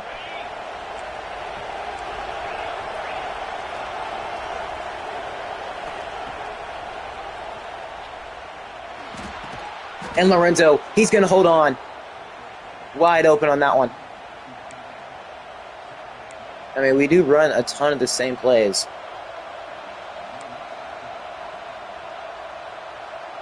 don't... Ooh, I feel like a PA crossers. No, we're not doing that. Just keep it on the ground here. Let Morgan Sturm handle it. Lorenzo Shockey goes down. No.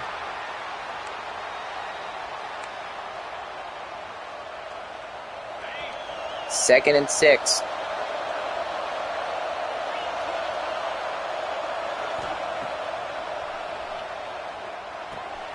And Connor's going to hold on. It's a first down. Lorenzo hit bursitis.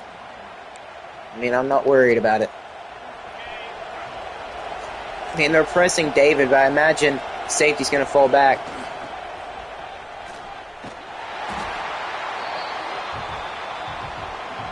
Probably could have gotten away with getting it to David there.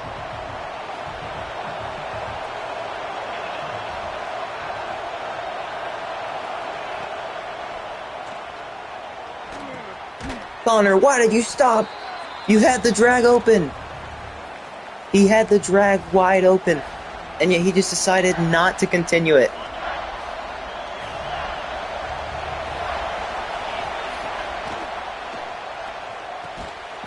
He's going to have the first. Kevin Lasco holds on. And I am okay with a run here.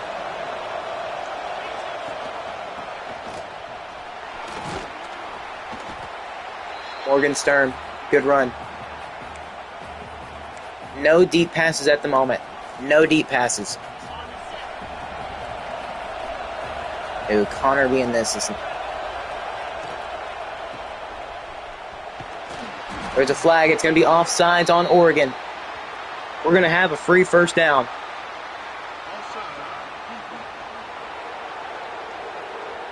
And, yep, second and short. Yeah, the crowd not happy.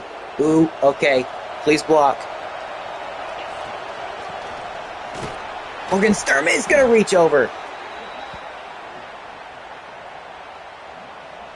We get the first. 3 minutes. He's going to manage to run out.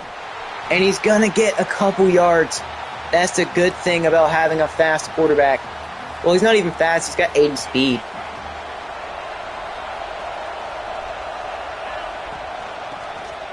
And Morgan Sturm's going to get us the lead. Touchdown, Oregon Tech. We've got the lead on Oregon. We've ran out most of the clock, so they've got to run a bunch of hurry up. We finally got the lead, folks. Finally got it.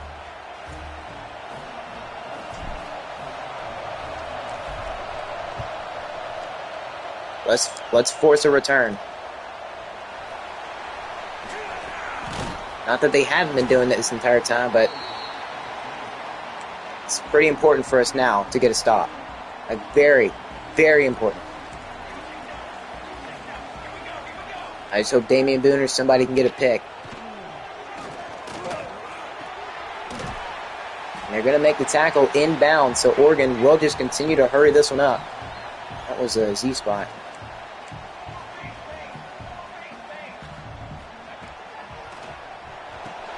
It's going underneath, and it's going to be third and short.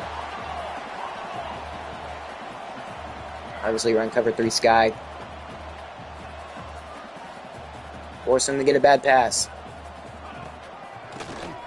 And he's going to go down. We're going to call timeout. 2 minutes, 19 seconds left. Oregon now 1 play away from potentially losing this game.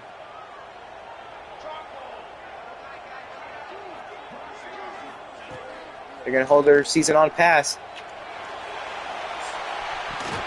And it's caught! He can't get the breakup. So Oregon gets down the field because we couldn't break up the pass. Oh, and it's a QB keeper, and he's not really going anywhere. The camera angle is kind of weird there. But 1 forced fumble, 1 turnover. That's going to end the game. Bobby Dennis gets there. That's going to be the 2-minute warning. Oregon down by 7. One turnover, and that could mean the game here. Tie the series up. And he's going to get it. They're going to give it to him. I am actually surprised by that. But now Oregon, down by 7. They still need to get in the end zone. They cannot take a field goal here.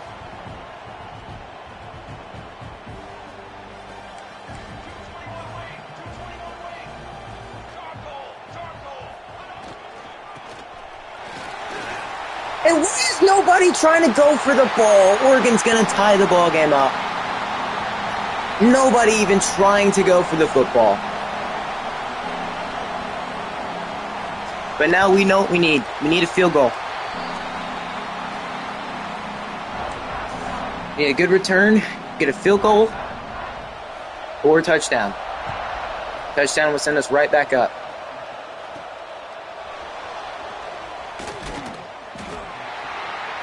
Okay, we're starting from the 20.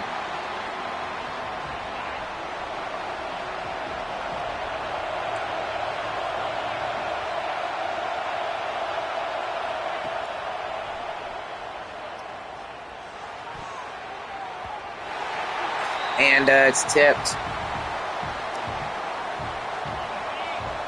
Can't be stopped here.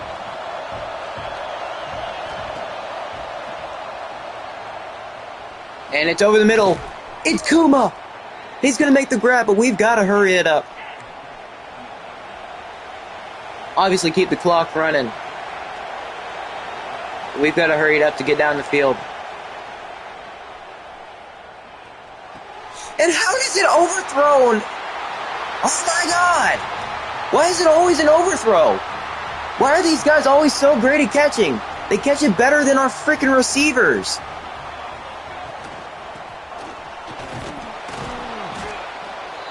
I mean, seriously, they catch it so much better.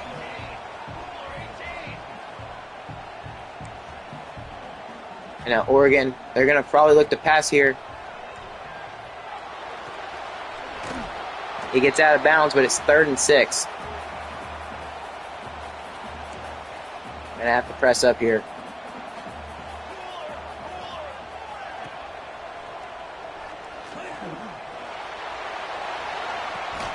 It is not the way. 4th and 6. They're going to punt it right back to us. They're not in field goal range somehow. They just don't trust their kicker. So even after our mistake, we're going to start with the ball at the 20. We don't want to go into overtime with them. We do not.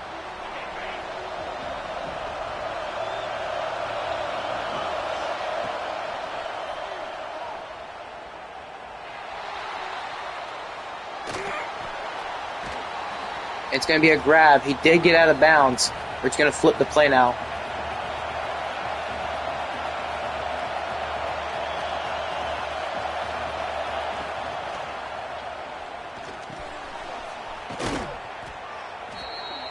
Hurry this one up. Still got plenty of time.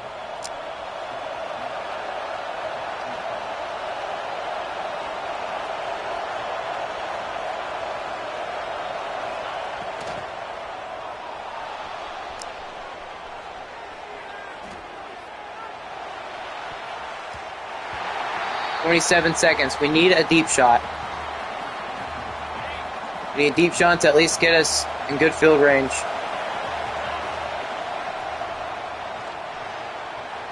And how is there no pass interference? Why do they never call penalties? Like, seriously.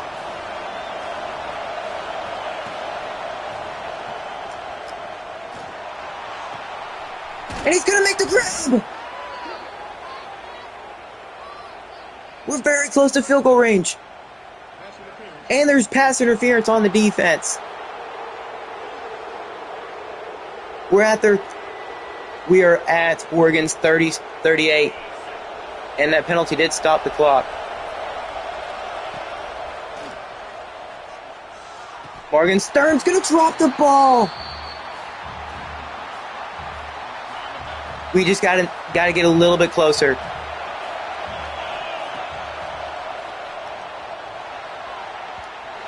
It's overthrown.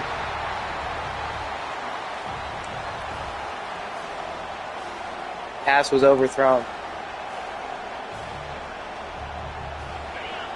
We've got to have some kind of clutch gene.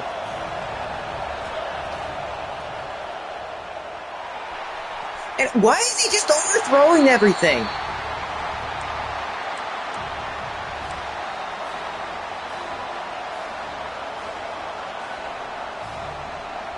I don't think I want to go into OT against Oregon. I don't want to go into overtime against Oregon.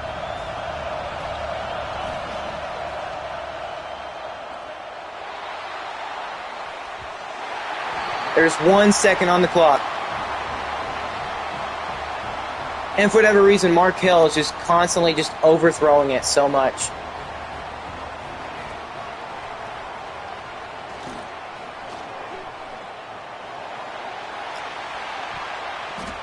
Incomplete. Oh, we're going into overtime. I hate overtime so much. All we had to do was push the ball a little bit further down the field. We would have gotten field goal range. Oh. But no, Mark Hill wants to just constantly overthrow it. We're playing defense first. I want to know what I need.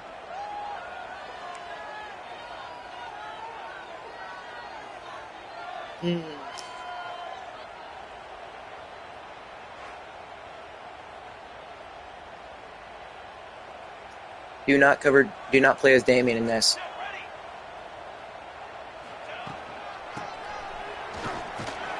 We're going to tackle him. 2nd and 8.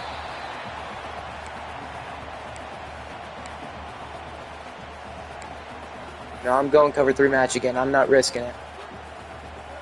I'm going trips left.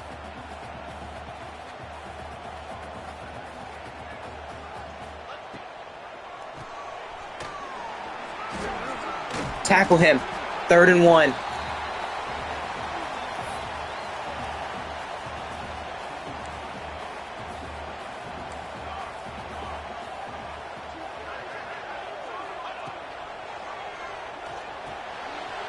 And why on earth are we not playing further up? I tell you to press up, and what do? You don't press up.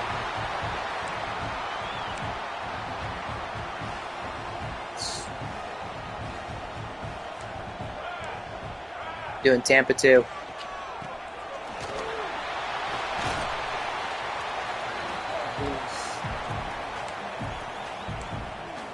They're going to eventually pass it, and it's not going to look good for us.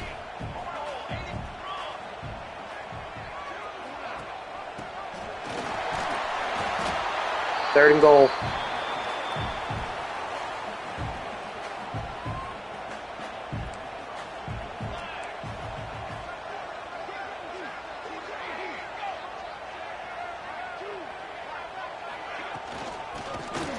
We're getting back there. It's going to be 4th and goal. And Oregon is going to take their 3, so we managed to stop them. So a touchdown can win this for us. Okay, I feel confident. A touchdown can win this for us. As long as Mark Hill doesn't just constantly overthrow the football, we should be good. Like he did at the end of the game.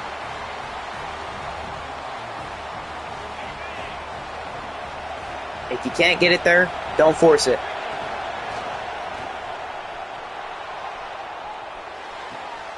And we're going to win the game!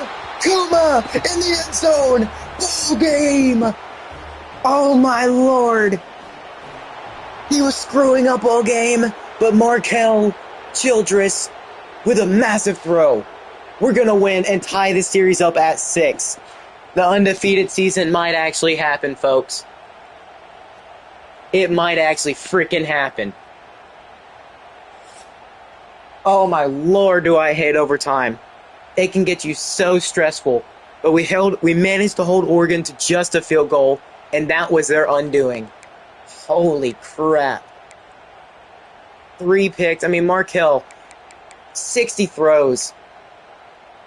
60 freaking throws.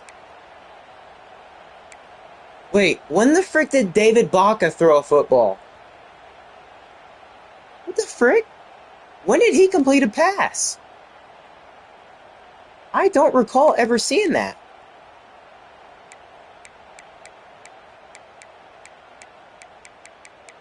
But look how many incomplete passes there were.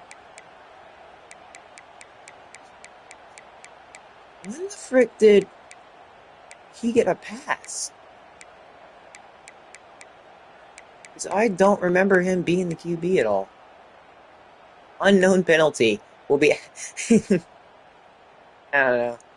Um, when the frick did he have a pass? Because I don't recall him ever throwing the football.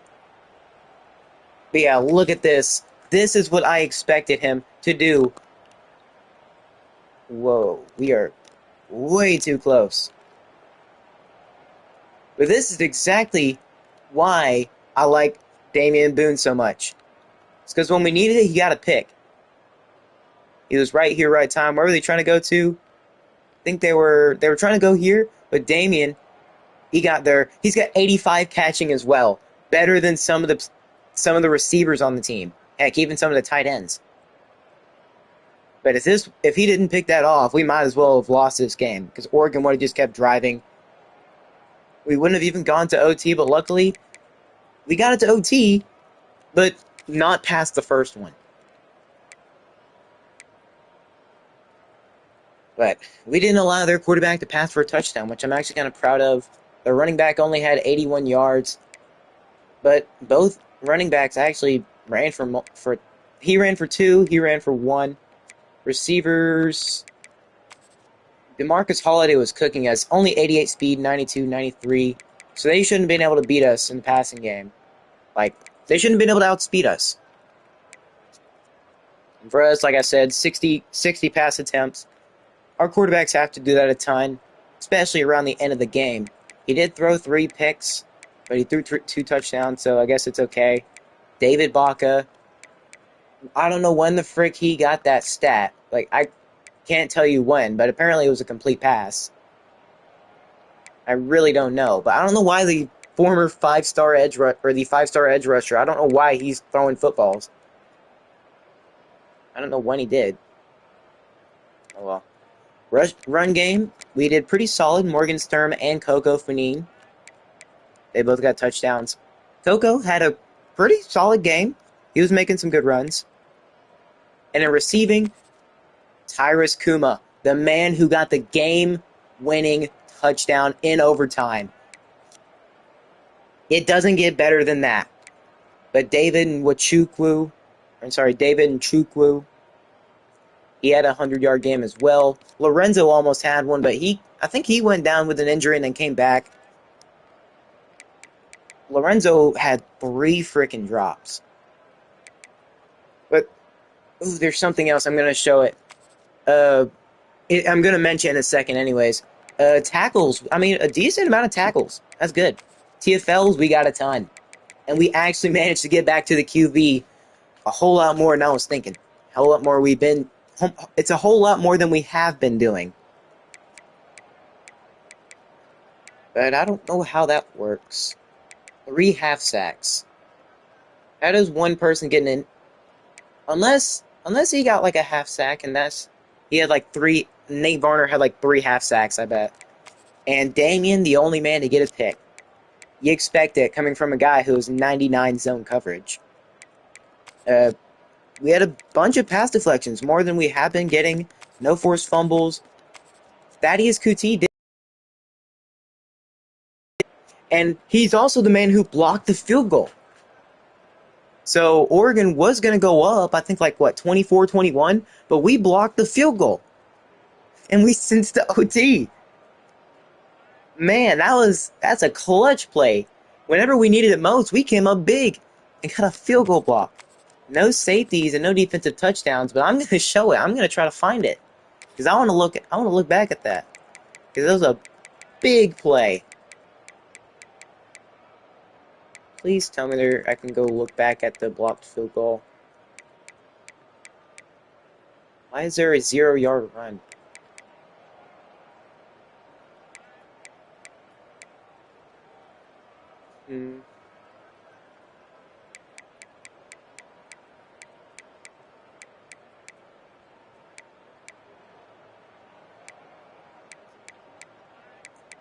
Where is this? Where is this blocked field goal? Oh, here it is. Here it is. I found it. This is the first time. It seems like this year's going to be a first time for many. Where is he? Okay. So Thaddeus Kuti is right. Let me zoom in. Look at this. Thaddeus Kuti right here. You wouldn't expect him to get the block of all people. But 79, he stepped out the way. Kuti, he got in there. He looked like he had a ton. Yeah, that ball wasn't going nowhere. We got lucky they didn't call kicker interference. But look at that. We had two guys there to block the freaking kick. Two guys there. And this potentially saved the game. But Thaddeus Kuti was the main guy. He got lucky Thaddeus was there. Otherwise, they would have called a penalty. And we did recover. He got the block and the recover. We were all on the ball on that one. But we pulled off the win in overtime, which I am glad at. I am so shocked we pulled off the win in overtime. The perfect season continues. Obviously, the Oregon game's almost always going to be the most stressful game to play. It's always going to be the most stressful. But now we've got North Carolina up next. I don't think North Carolina is going to beat us. I have confidence we can beat them. I'm going to play the Duke game. I want to get revenge on them. And I feel like we're a much, much better team. So I don't see an issue with us playing it again. We need to get a revenge. So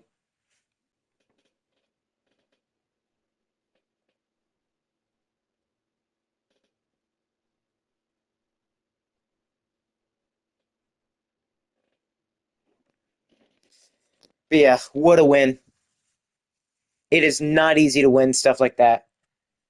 When I get to overtime, I start to stress the crap out, bro. Oregon Tech squeaks out win over. So we're going to tie the series up at 6-6. And next year, if we win, we could send the Oregon Tech team off with a bang.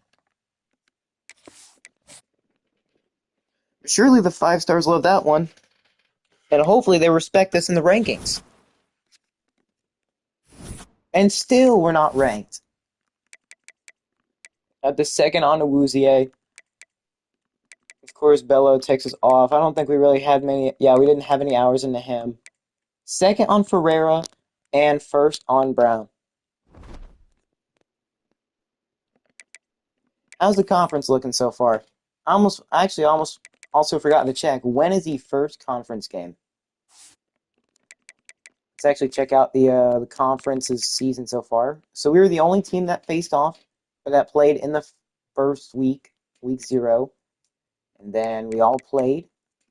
Dallas Tech and us faced the same team. And Dallas Tech lost? Wow.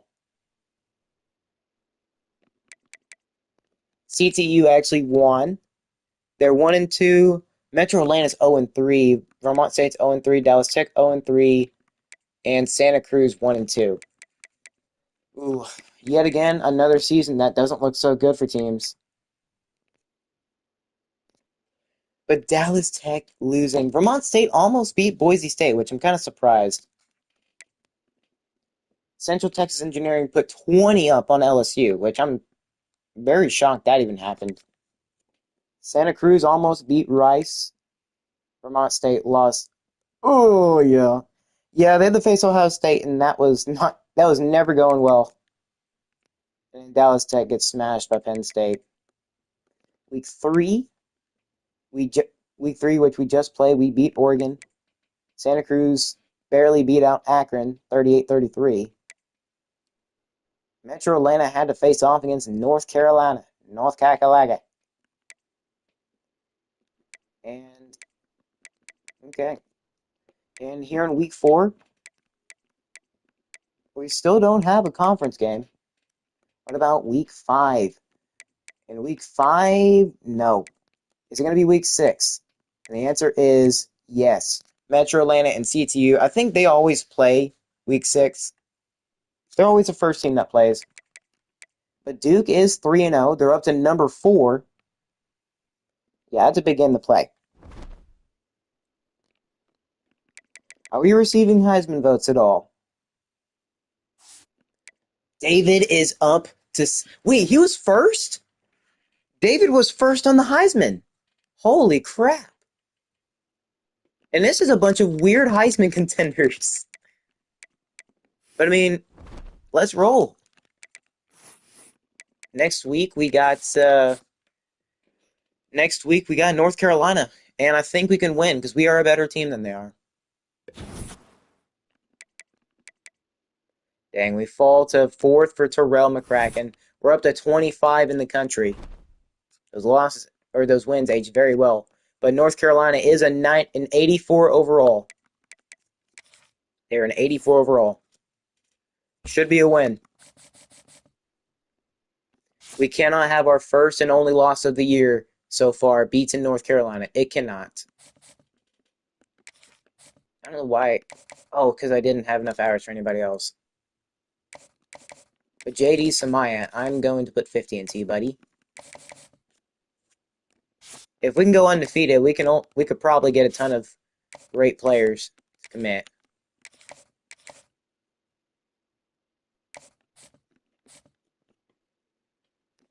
But I mean, quality over quantity. We don't need a big class. We don't need a ton of players to fill out depth. We can get that in transfer portal if we have to. Here we go. Here goes nothing. 5-0 on the way. Are we going to see it?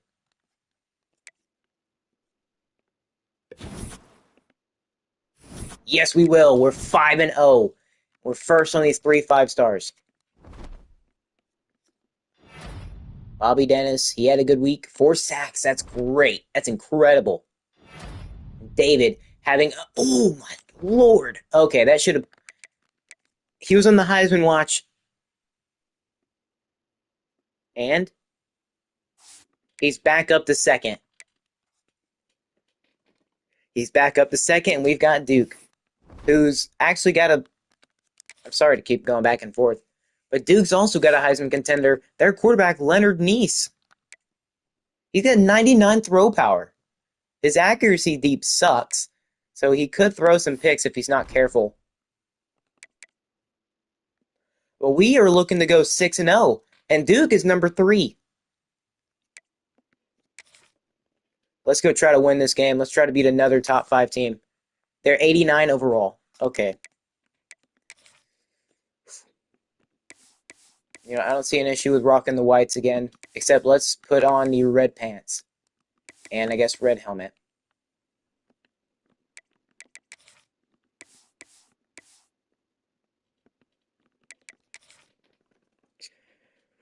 Duke is the last team I think we'd actually lose to. But let's not have it be that. Let's go get a dub.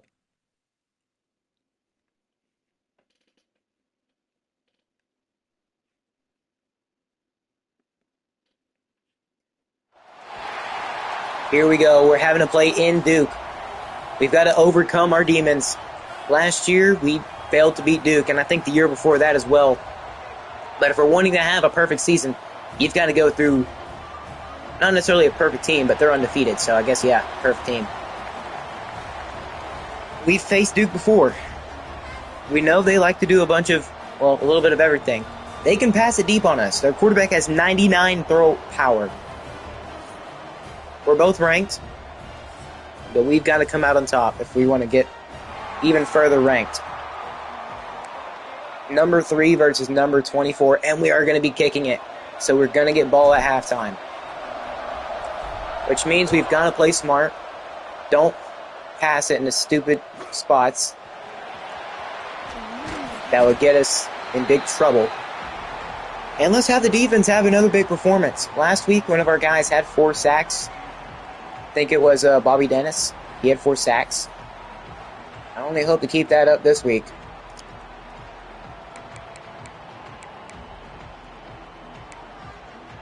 It's not sure to do anything stupid. Go cover 3 match here.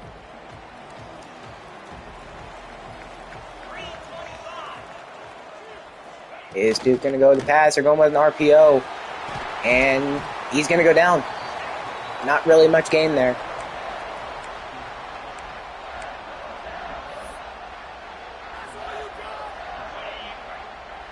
Second and 8.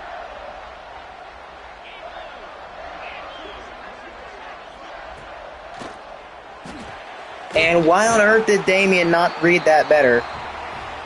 He is literally a 99. Okay, I'm not going to keep bringing that up. We already know what its zone coverage is.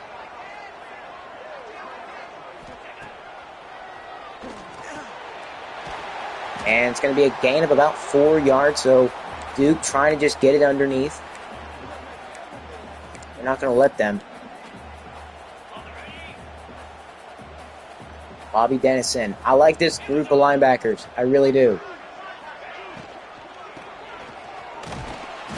And he's brought down 3rd and 4. Let's try to send a little bit of pressure here. If they go run, we should be prepared. Which I don't think they will.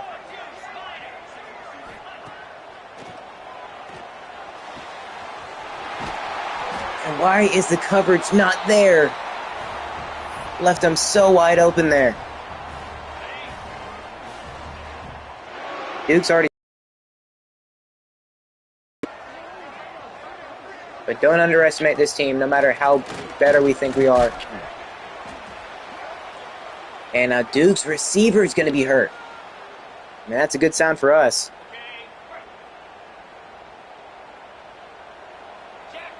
Watch for a run here. I can only imagine that's what it's going to be. And that's our zone. First and goal for Duke.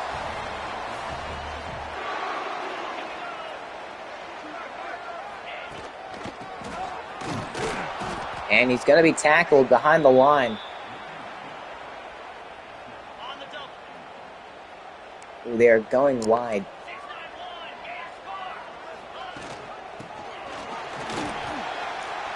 And nobody there to take them down. They're going to get in the end zone. Fitting name for a running back, Gurley. I mean, I hope I'm not the only one who thinks this. Todd Gurley should be in the Hall of Fame. Even though, I mean, in his prime, Todd Gurley was a beast. He was unstoppable. But I think whenever that Super Bowl happened against the Patriots, he really couldn't get anything going. And Mike Dewey, good return. Now it's time for the offense. But yeah, I do think Todd Gurley was a really, a legendary running back when in his prime.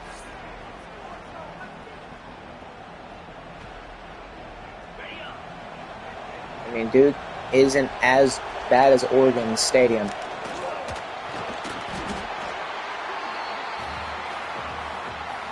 But like I said, don't underestimate Duke. No matter how much you think you are better than them, you are never too much better.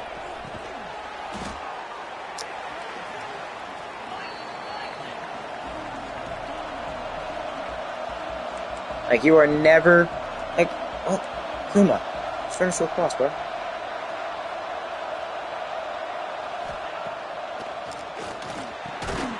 And Kuma will hold on to the football. Yeah, no matter how good you think you are, Duke's still got a really good defense, or a good team in general.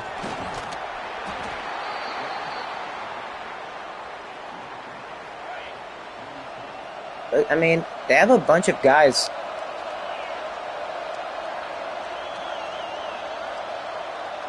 Get set.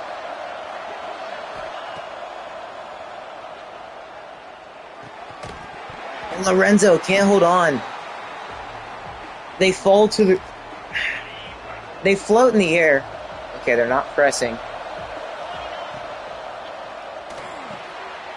And a grab by Coco Fanine. Going up just right behind him so he can get a first. And they really want to stop this run.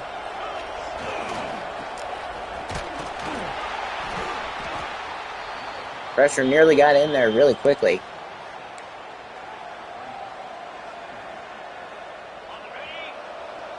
It looks like they're sending heavy pressure from the right. Luckily for us, we're not going to the right. And nearly breaking away. If he would have kept his momentum going, he probably could have had a much larger gain. Kevin Lasco, I don't hate that. Ooh, wrong person. I didn't mean to throw to David, but I mean, that's still a good throw. I was meaning to throw to Kevin Lasco. Probably would have been a mistake.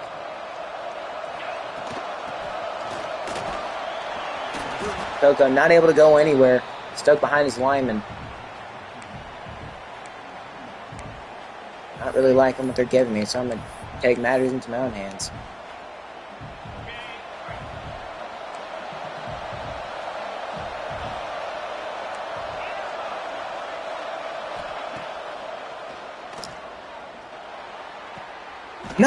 That wasn't even intended to him, but Jeff Clapp gets a touchdown. Even the DBs were confused. He had a wide open man, but I guess the overthrow kind of worked. Jeff Clapp's going to tie this game up.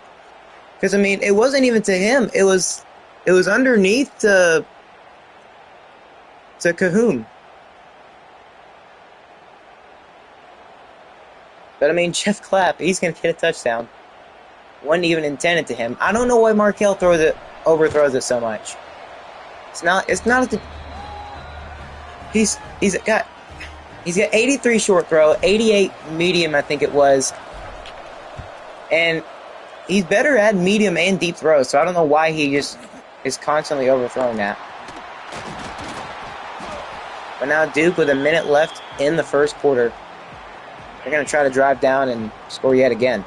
They were successful on their first drive, running it in with Gurley. And it's going to be an RPO. He's going to be brought down by the corner.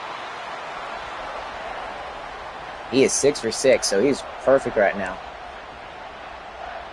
They have no reason to change anything up.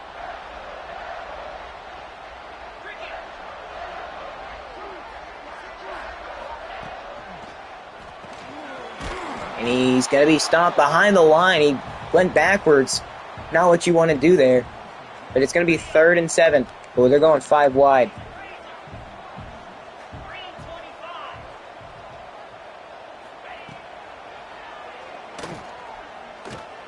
They're going underneath. And he's going to be brought down. He's going to go backwards. He's running backwards. And that's going to be 4th and 9. So Duke will punt it to us, but not in the first quarter. They're going to punt it back to us in the second. So our first defensive stop on Duke doesn't look too bad.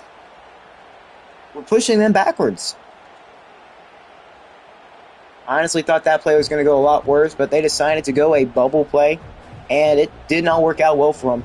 But yeah, both teams have been playing great.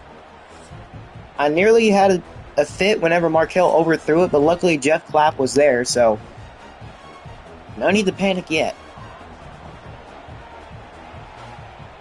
I mean, the thing is, it wasn't a bad target either, it's just he overthrew it.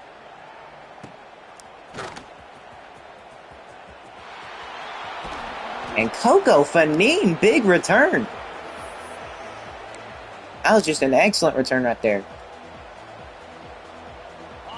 And of course it's Connor.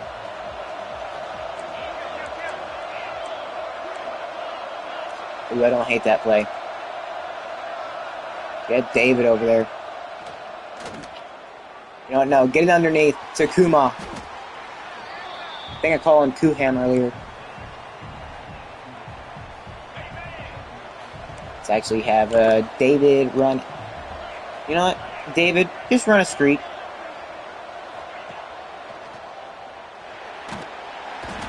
And we're going to be sacked. 3rd and 11. What player are we expecting to get it here for us?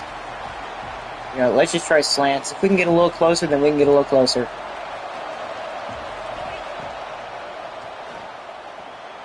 And it's going to be caught. Kuma! Oh, rah, rah, rah. First down. This is like a triple cross play. Bro! Why are we just... Like, what? Why are we getting sacked? Oh my lord, quit overthrowing the ball. He is not having a good time. Send Connor over, maybe he can get like a deep cross or something. Snap the football, please.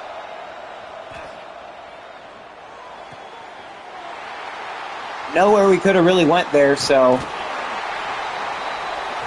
I don't want to say that was fine.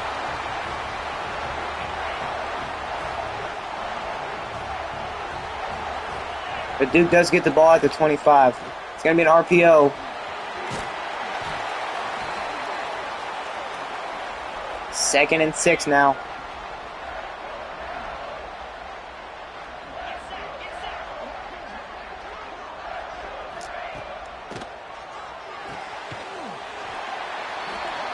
And we can't get it. We can't get there.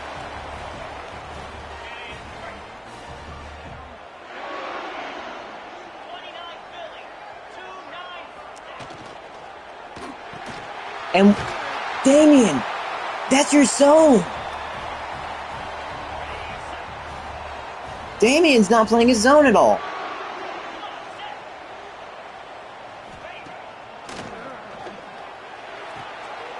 And wow, we just can't knock the football out. Duke's just catching everything.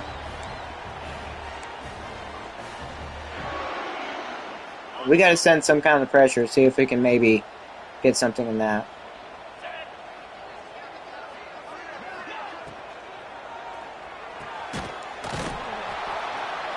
Don't let him gain anything.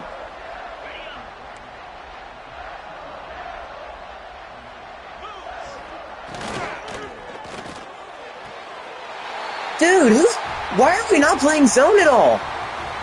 Like, somebody's zone is over there, and yet they just refuse to play it. I mean, this quarterback's 14 for 14. He's not throwing a single incompletion at all. Like, okay, that is way too many sixes. Okay, there's devil magic going on with Duke here. I don't know. There's some kind of devil magic. Oh, okay, I guess it makes sense. They're the Blue Devils, so.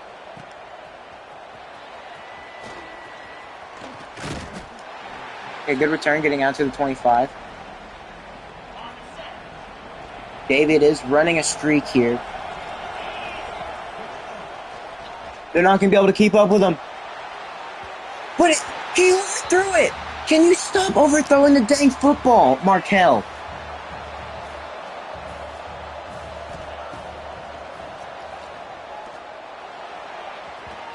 Dude, this guy just sucks. This quarterback sucks so freaking bad.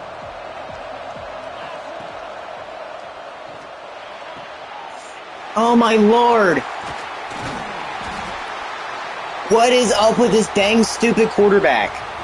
He can't throw anything accurately. He doesn't suck. Like, what is wrong with him? Why can he not pass a dang football?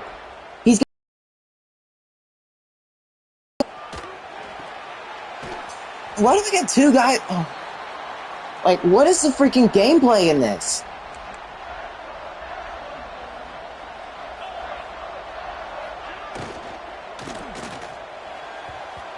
Okay, what the frick are we doing? Why are we leaving them so open? Can we stop doing that, please?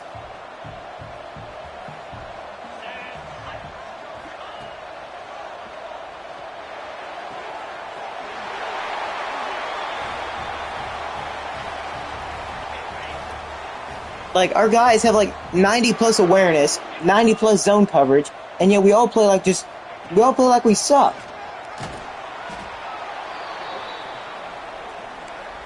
We don't even play good at all. It has to usually come down to like overtime or something.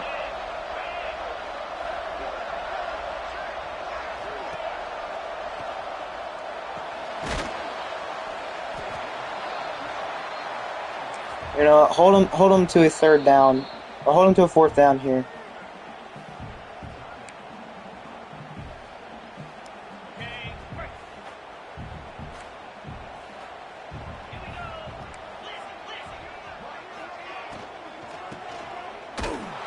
How do we not get there? Are you serious? It's a blitz. Like, like, how the frick do we not get back there? Like, it's a blitz. They're handing it off to the running back. This game confuses me so much. Damien, please play good.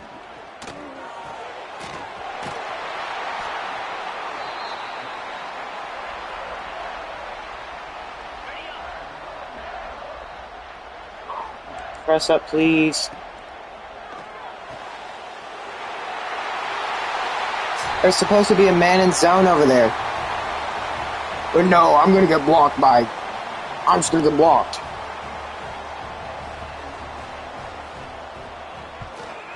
I'm going to get blocked and get absolutely destroyed. This game's ridiculous.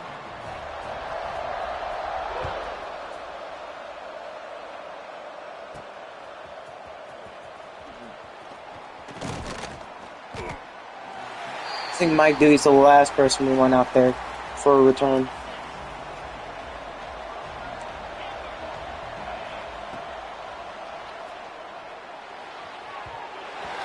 Oh my god. I'm gonna bench you, Markel.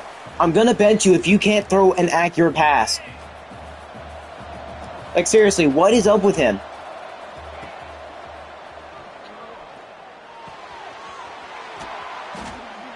Okay, we've got to hurry up. We've got to hurry up and get a touchdown. Duke's calling a timeout, of course.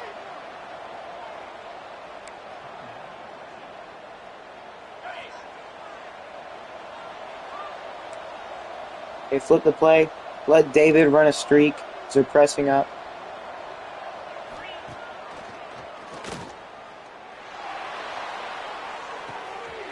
Easy touchdown. He didn't overthrow that one, though. It's a 7-point game. You can't press a guy like David. You just can't. Only took us 15 seconds to score there. Now watch Duke do it in less.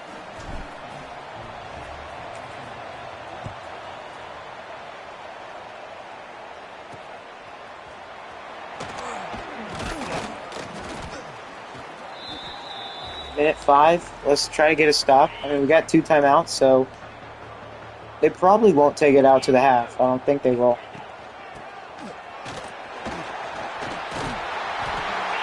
Like, why are we overrunning the running back? It's like they're not even trying to tackle him.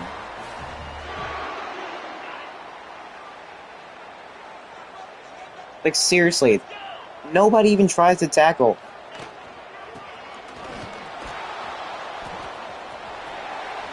Like, how is none of that holding?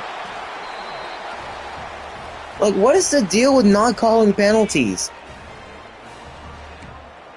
It's actually getting ridiculous.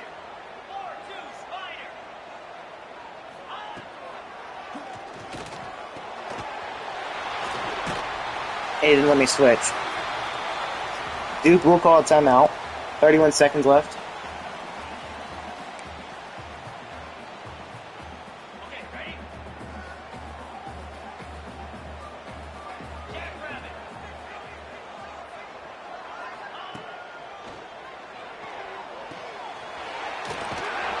They're staying in bounds.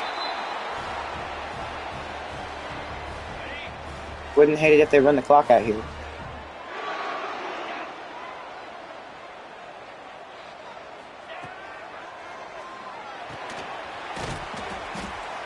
Why does a dive take me away from him?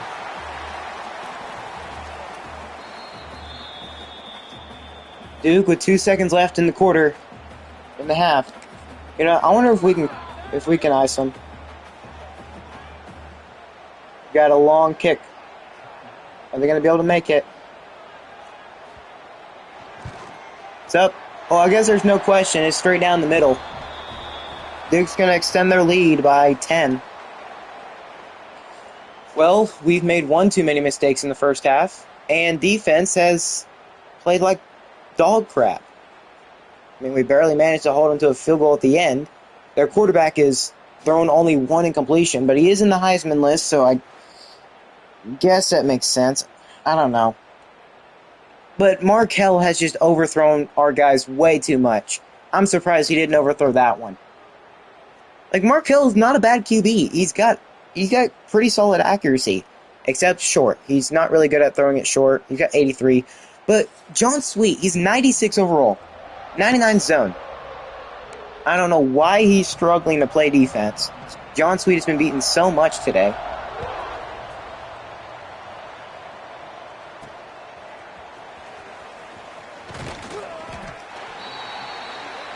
Well, let's go try to get this win.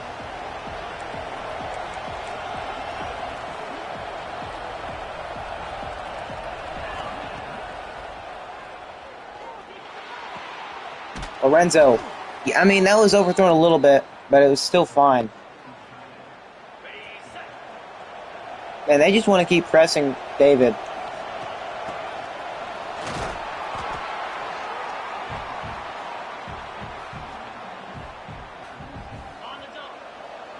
They are really tempting us.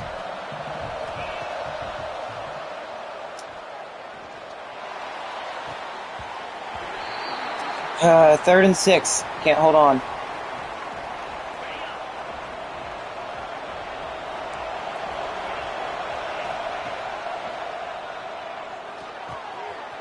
Lorenzo, Shockey! He's gonna break away!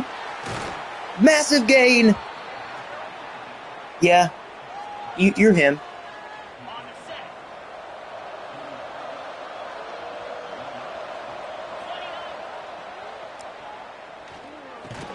Kevin Lasco can't... Or that's not Kevin Lasco, that's somebody else. I think that's the freshman tight end. Oh no, that's Anthony Nunn, never mind. How do we not block him? Like, I mean, he just straight up ran through the middle of our defense.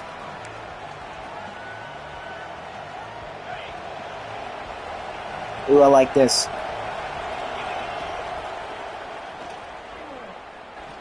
Lorenzo Shockey. I knew he'd get open. He tends to get open on those kind of plays when we need him most. But now we need to get in the end zone quickly.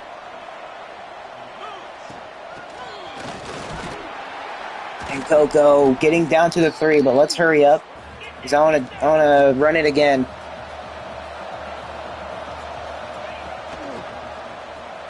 So it's getting in the end zone. We're now only down by 3. He's got 34 yards on the day, so we definitely need to utilize him a little bit more. But we're only down 3 now. But I don't know what the frick is up with the blocking in this game. Because it's not if you have bad blocking, or it's not if you have bad players at the line. Because we have some tremendous players who focus heavily on like their pass blocking and stuff. So there's no reason why we should suck in the pass blocking game. Now we're back out on defense. It's going to be an RPO. They're going to go down. It's going to be 2nd and 8. Not really gaining much.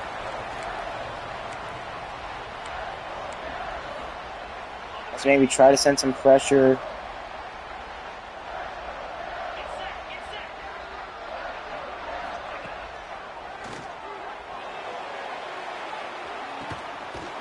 And he can't get there! Dude! You know what, screw it. We're basing off of speed. We're basing it off of speed now. Because we're getting beat so much. Like, they're just able to press us and get away with it. Or we're able... I'm sorry, not press them, but they're able to beat us deep for whatever reason. Even if we've got safety help, it doesn't matter.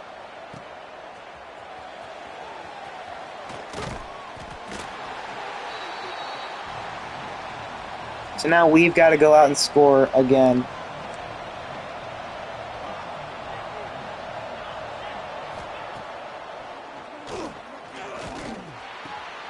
And David somehow catching that safety, not able to go pick that one off.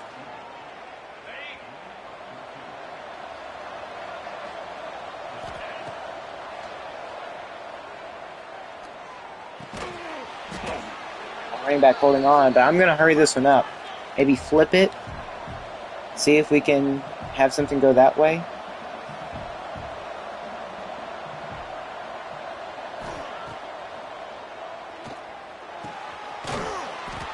David, he's going to get it. But we're going to hurry it up yet again. I'm trying to run something different now.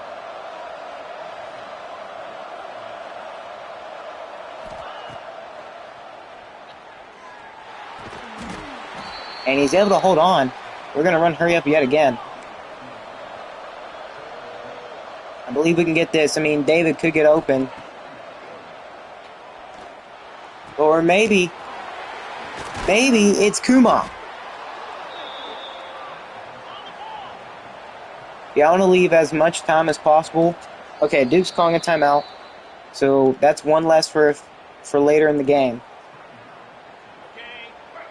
I mean, I guess if that's a way to get... We're back in the end zone. David and Chukwu. And Chukwu gets in the end zone. 3-point game yet again. It all comes down to if we can stop Duke or not. Defense needs one turnover. Just one.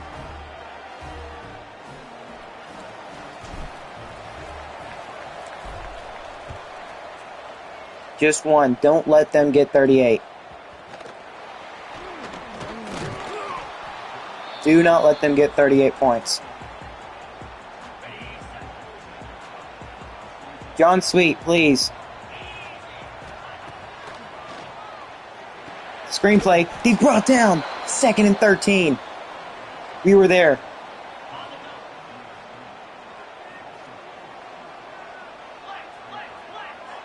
Now, 3 minutes left in the third. 2nd and 13. We're there. They only gained 1. We're going to run it again. We'll cover 3 sky. I believe in it. So they're going 5 wide.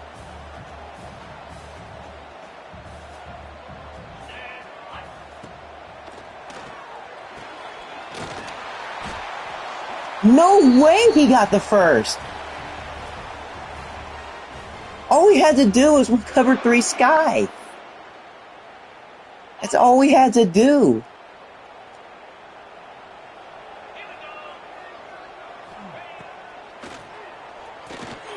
I'm going to check it down. And he's going down. That's a loss of 2.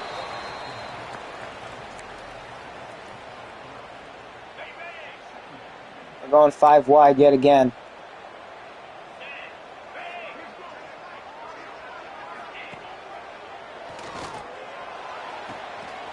And it's knocked away. Damian Boone gets the deflection.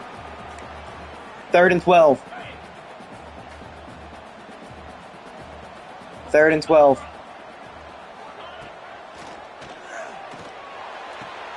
And he's taken down. He's going to be short.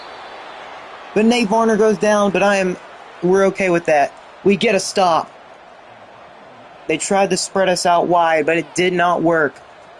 We're not so easily deceived anymore. Coco can't break away. Keep Nate Varner in. No mistakes, no mistakes.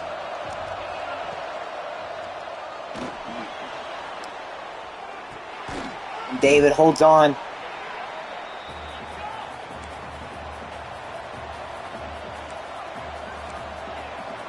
Let's run inside zone here.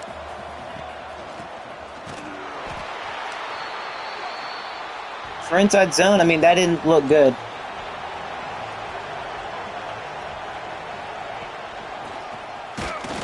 He's going to jump over and get it.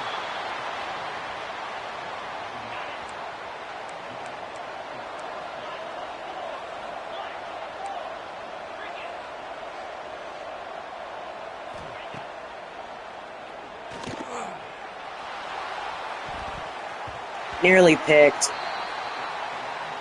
I mean, he's got several guys on him, so...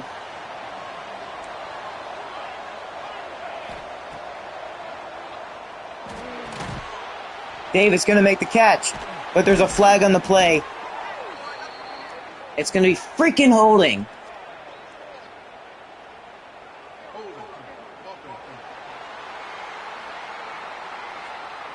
Why are we holding in this stage, bro? Why are we holding? We don't need to be freaking holding.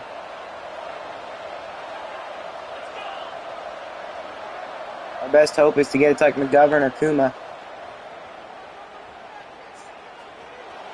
And we do. It's going to be 3rd and 5. Oh, I thought Kuma was hurt there.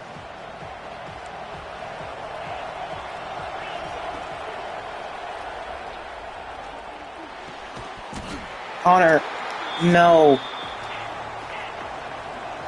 Same thing. 4th and 5.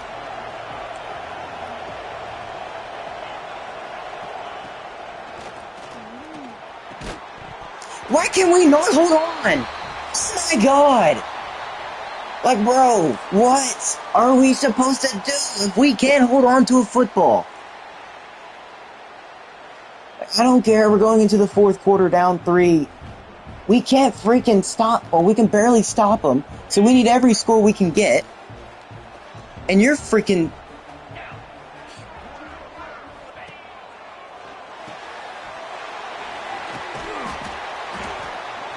Second and 5. Still got plenty of time, though.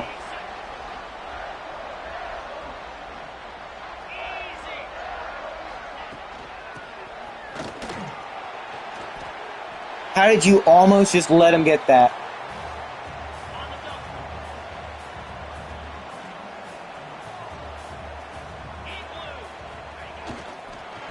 What are we doing? Your nose tackle! What have they done to this game to where the nose tackles don't even try to go for him? Like, what have they done to this game to where that happens? Oh, and of course, they're going 5 wide. A freaking course.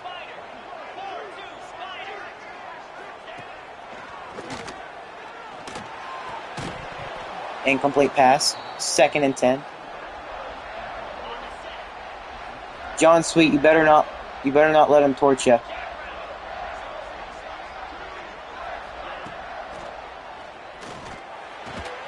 Oh my god. Why is Damian Boone not able to make a play? He's right there. He's got 99 stone. He should be making some kind of play.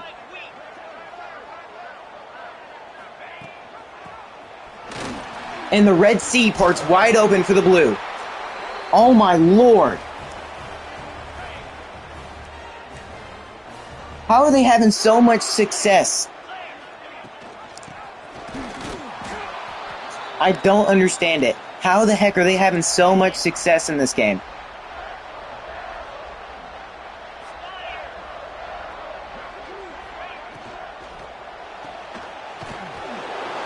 Third and goal.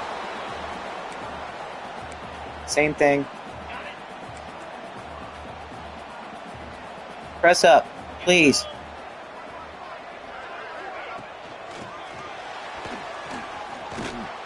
We stop them. 4th and goal. So we hold them to a field goal. We're still given a chance. Then again, they could miss this. Well, no, that's wishful hoping.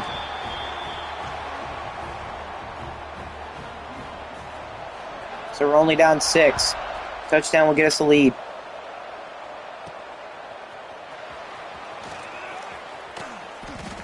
Okay, he's actually pretty speedy. I was not expecting him to be that fast.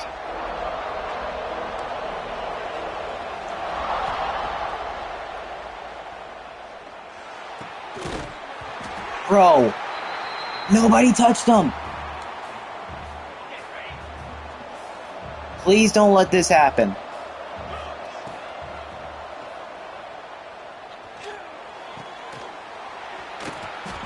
Thank you. Thank you, Shockey.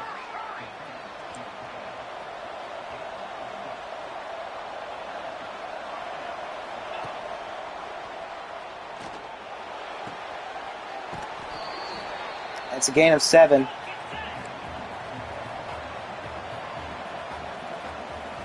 Don't force it. Just scramble if you have to.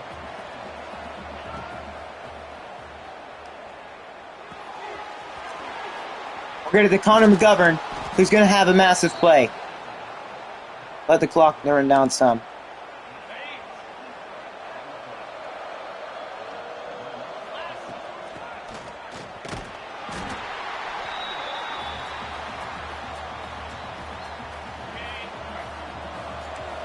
Actually blocked to the left.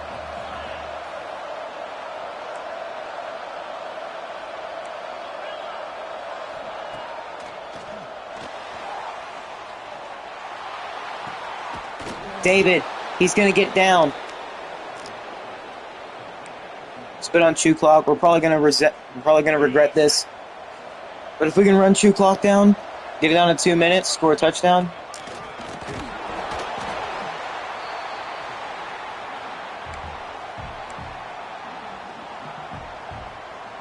Get it down to the 2-minute warning.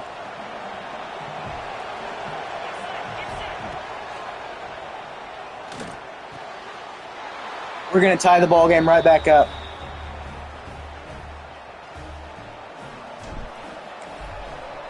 And we're going to get the lead 35-34 with 2 minutes, 2 seconds left in the game.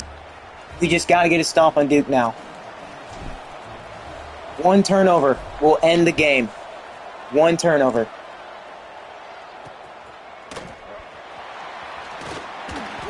We just got to get the ball back somehow. Give us the ball back, defense. Come on.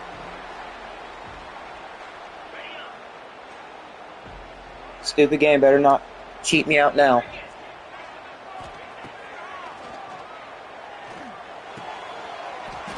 Oh, my Lord.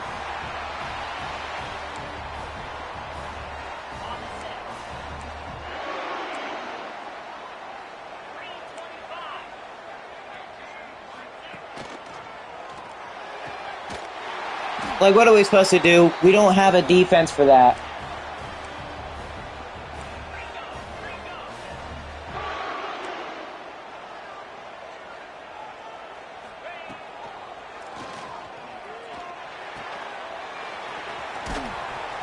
He's going to take him down. Duke is hurrying it up, but we can't let him get in field goal range.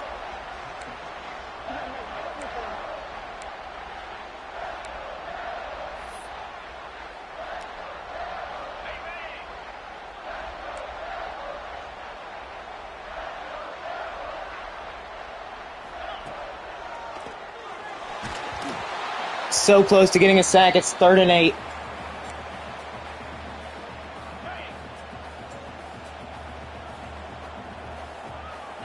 Third and 8. A sack here would be great.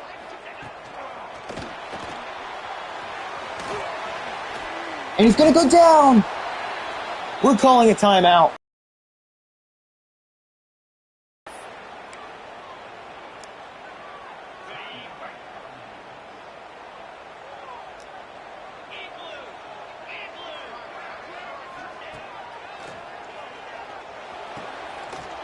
Why don't we let... Oh, my God. What is this coverage? Where's the coverage right there? Like, seriously, bro. It's 4th and 7. Where is the coverage? Out of all the times we need them.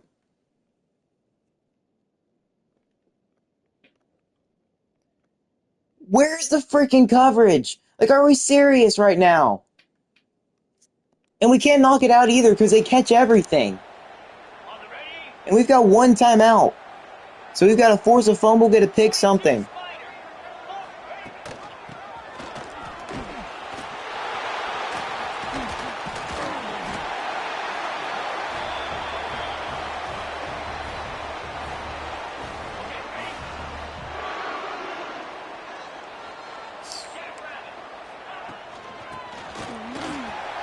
Okay, that's probably the best case scenario, them getting in the end zone.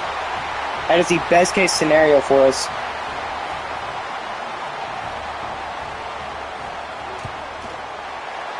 Probably should have just let them get in a little bit earlier.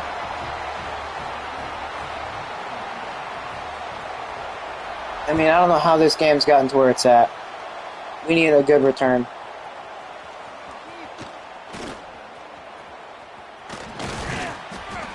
Like, we almost had it.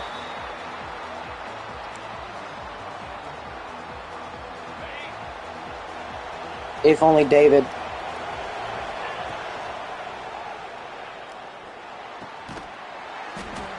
Hurry it up, hurry it up, hurry it up, please, please, please. Hurry this crap up. We don't have time, we don't have time. Hurry the crap up.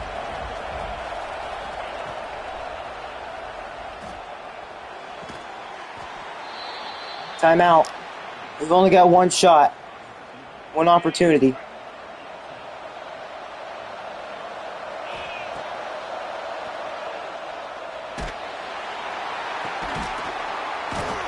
Hurry up, hurry up, hurry up. Same thing, hurry it up.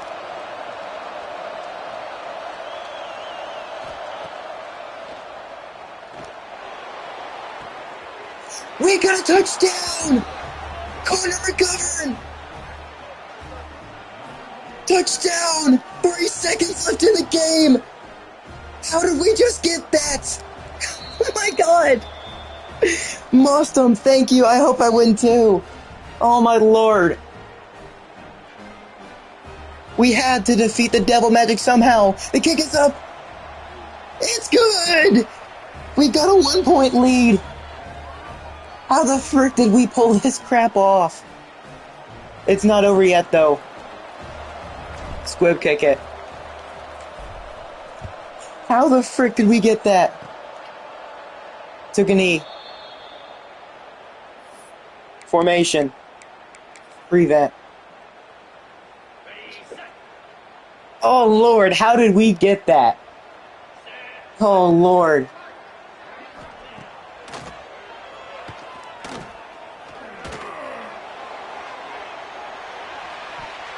It's incomplete! We're gonna win the ball game!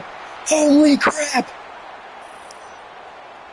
How did we just pull off that win?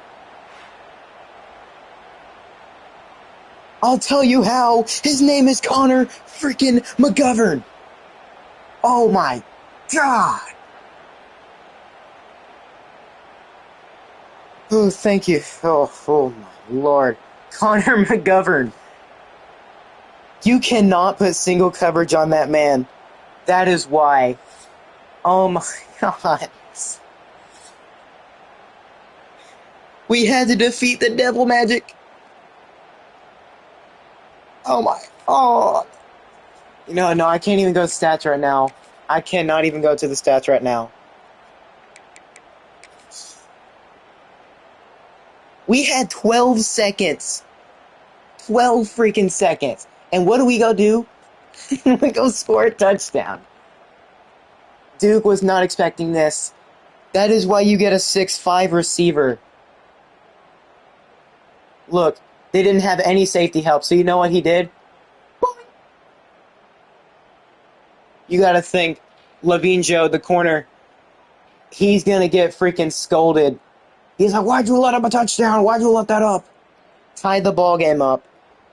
It was a freaking team effort. Let's see the blocking on that. I need to see the blocking on that last play, because usually the blocking is doggone terrible. Markel Childress pulled off the massive upset and had probably the best play in school history. Or one of them. Oh my god. Oh lord. Our 96 overall right guard, he messed up. But luckily we had the running back blocking. And we had plenty of time. So this was as perfect of a pass as you can get. Plus it's single coverage. So you've got all the chance in the world. Connor McGovern may not be the fastest guy, but if there's one thing he's good at, it's a freaking jump ball. So if there's anybody you want to go to here, he is the go-to guy. And you can see it at the top left. Lost him. How the frick did we do that? Our undefeated streak stays alive. We avenged the demons. We're beating our demons. And now I think all we've got is conference play. Oh boy. Their quarterback was perfect. 3 touchdowns, no picks, 5 incompletions. Our quarterback, Markel's not, he's not terrible. It's just he overthrows the football a lot. Seriously. He overthrows it just way too much. We could have probably scored a lot more if he wouldn't have overthrown some passes.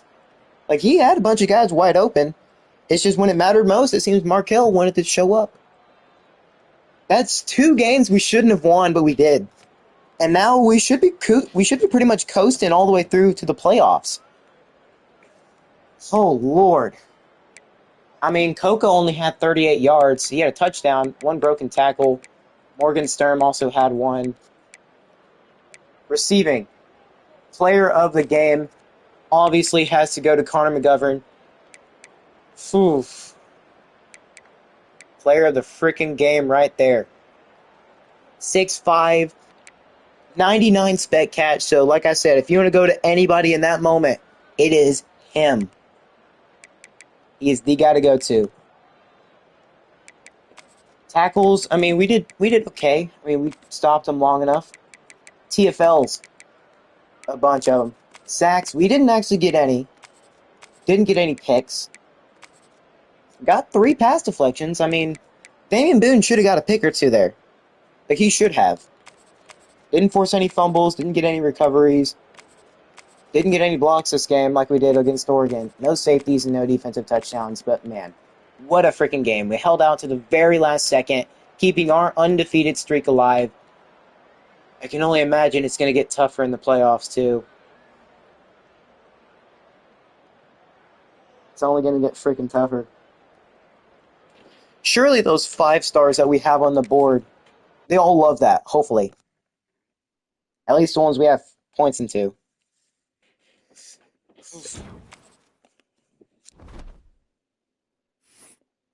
Snake's pass. Yeah, Snake pass is an understatement. We had the freaking catch of a century. I don't know how the heck we managed to pull that one off. Oh, and David's in the Heisman, so he's probably going to go up with that win. And he had a good game. Really? Huh. I mean, we're up to 15 after beating the number 3 team at the last second. Who do we got now? Is it just our... I really hope it's our conference teams. Oh, yeah, I think we've got, like, one other crappy team. Oh, yeah, we got Akron. This should be a win.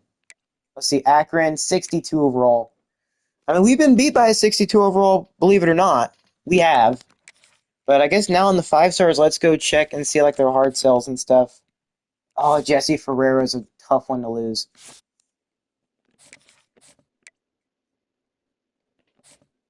Playing style.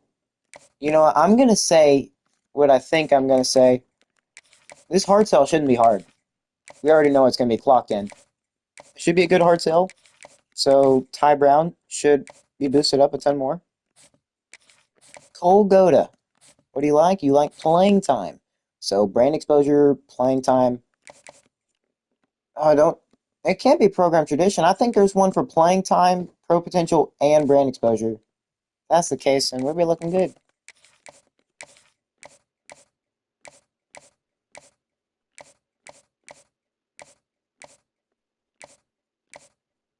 There we go. Yeah, that one's gonna look good. What about Jermaine Keys? Playing time, championship contender, and I imagine brand exposure. Hard sell.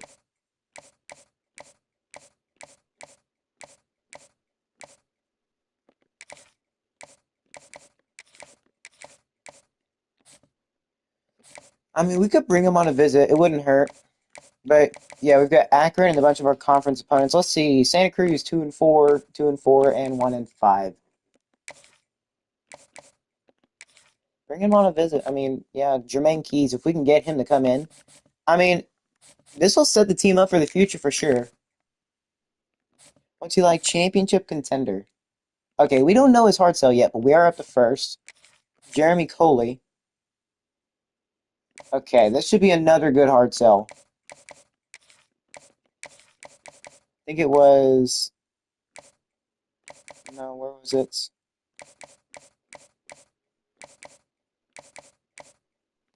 No, not that. Playing... I feel like it's playing style. It could be...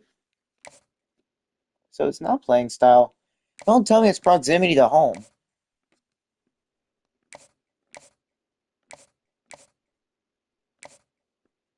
I mean, what are the options? It's gotta have brand exposure.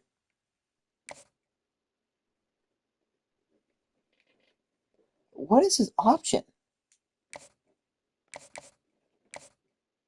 He's got a playing time and brand exposure, which I don't know which one has both. Oh, it's that one. I'm just gonna. Are we first on him? No. I mean, we'll try it. And then bring him on a visit. Playing time.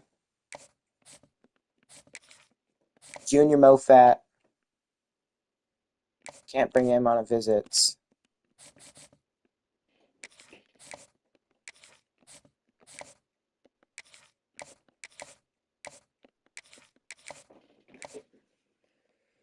Whew. Alright, we've got 5 hours left. Let's see who to put it into. Probably Parker Thorne. Done with that. We're at the point where we're putting 15 hours into 5 stars and still actually being on their board. I'm going to simulate this game, and I'll be back.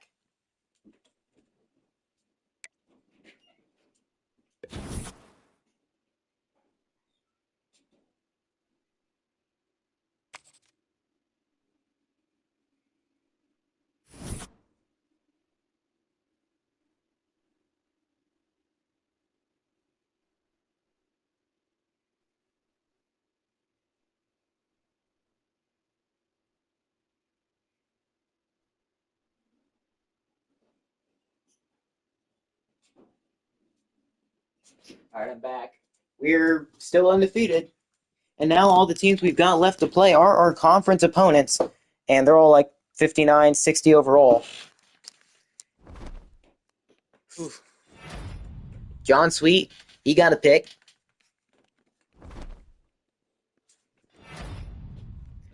David, he had another good week.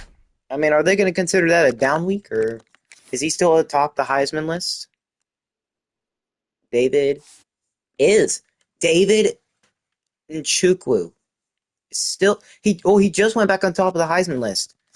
Per freaking fact. We are 7-0. Wait. Oh, never mind. I gotta go back. Oh, Goda, no. I don't think that hard sell did him much.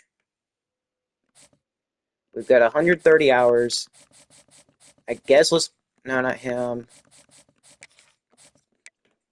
Let's go ahead and... Yeah, we're not hard selling for him. We're just gonna put 50.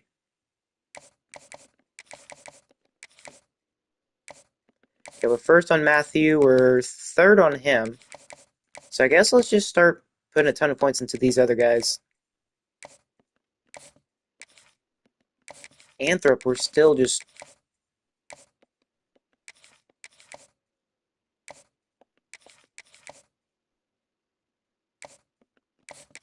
There's 40 hours. We could put 40 into the other guy. Yeah, we're first on him. I think we'll put 40 into this 4-star. I mean, we know the hard sell, don't we? You know what? Yeah, let's just do the hard sell. Never mind, we can't do hard sell. Because, I mean, his hard sell would be playing time, playing style, and brand exposure, I'm pretty sure. Yeah, there should be everybody handled.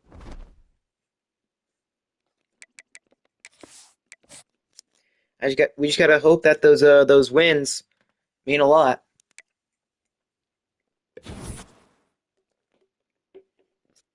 We're third on Jeremy Colley. We're up to number 12, so does that mean we're in the playoff race right now? And begins conference play. Santa Cruz, they're having a good season. Well, good enough. They're 2-0 in the conference. CTEU is 2-1. If the team we lose to is a freaking conference opponent, I am going to be mad. I mean, we've lost to Metro Atlanta last year. David moved down. But since he's playing so good, I don't see us falling for him at all.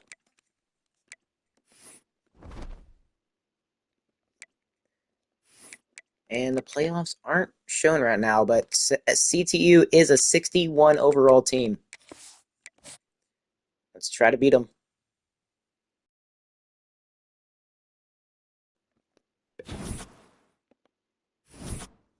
We're still 8-0. But we moved down to number 13. First on these two right tackles, second on that right tackle, and second on that Sam.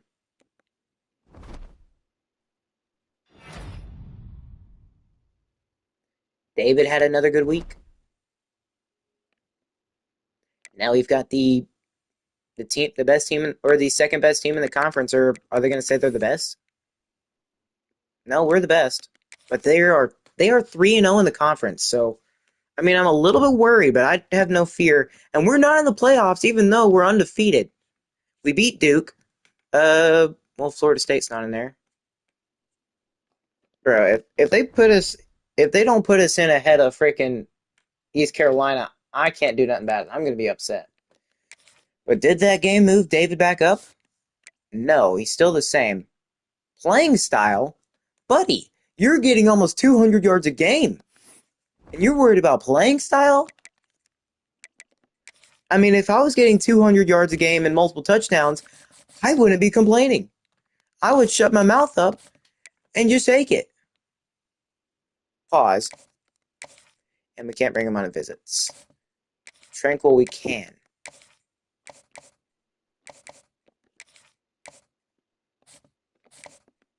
Who all can we bring in on one? Awuzie goes to Tennessee. I mean, some 5-star linemen won't hurt.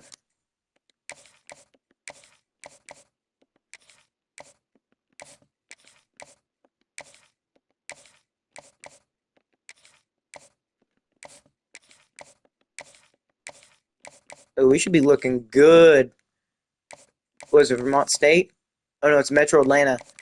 We should be looking good, Metro Atlanta. Got 3 guys going on a visit. That should only look good. I'm put 50 into him.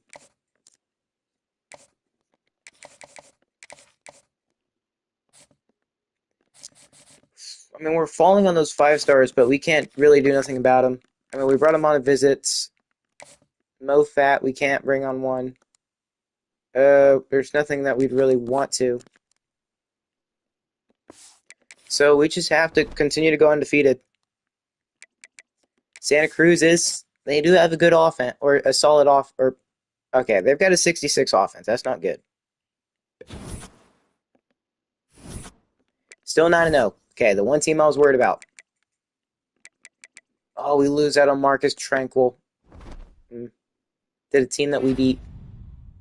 Tyrus Kuma had a good game. Okay. Now I want to know if David had a good game. Are we in the playoffs right now? Please tell me we are. We're number 12, and you've got a number 23 team in ahead of us? Wow. Like, we literally beat the number 6 team.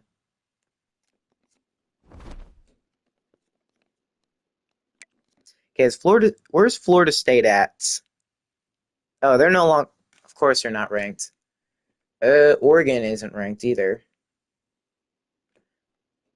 Is Oregon and them just having a bad season or something? Like, if we get inside the top 12, surely they can't keep us out the playoffs. I'm going to be mad if we make the Sun Bowl. I'm going to be freaking mad.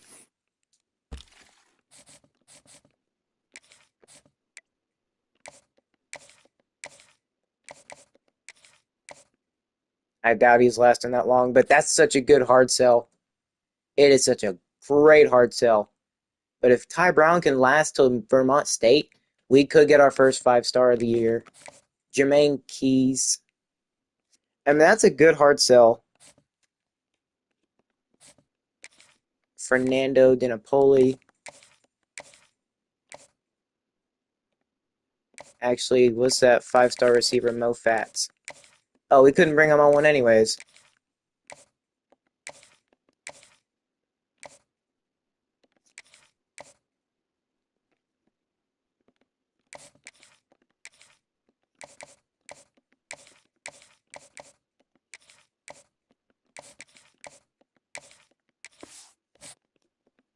I mean, we can put 50 into all these guys. I do not want to lose any of these guys. I want them to commit.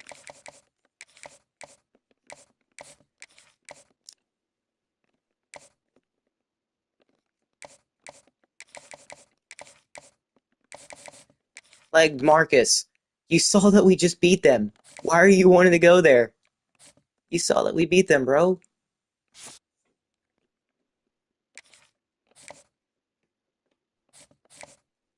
Yeah, your hard sell wouldn't be. Yeah, it wouldn't be worth it. The conference prestige is too low for that. Kentucky and Auburn fighting so hard. You know what? Hard sell. Why not? It's worth a shot. It is worth a freaking shot, and it's my favorite one, too.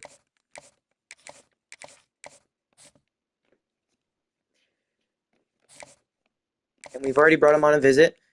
Well, he's supposed to be coming on a visit against Vermont State.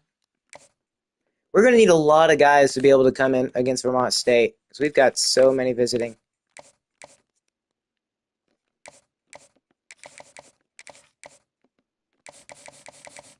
Okay, everybody's got 50. But let's see. Who all can we bring in on a visit? Dinapoli, unfortunately, cannot. Junior Mofat, we already saw he couldn't. Parker Thorne just... It's going to be a while before he does.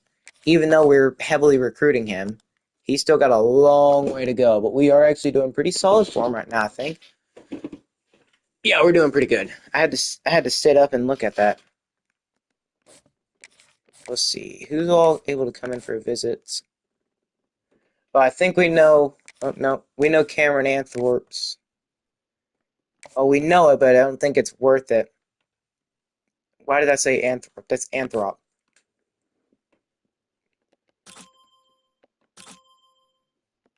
Okay. Whew.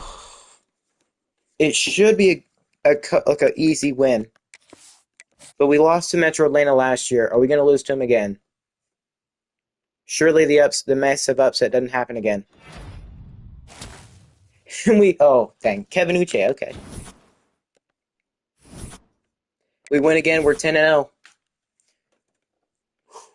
We lose out on Brown, Mofat, and Lamar Matthew.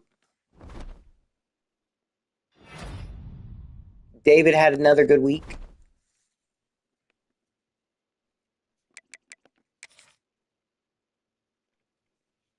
I mean, we've got 11 more points. I mean, I don't hate... You know what?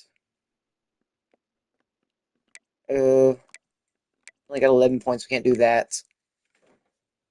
You know what? Sure. I mean, we play a ton of close games, so receivers having that will help a lot. We already know recruiting isn't going our way, and we can't do nothing about it. Dallas Tech is 59 overall.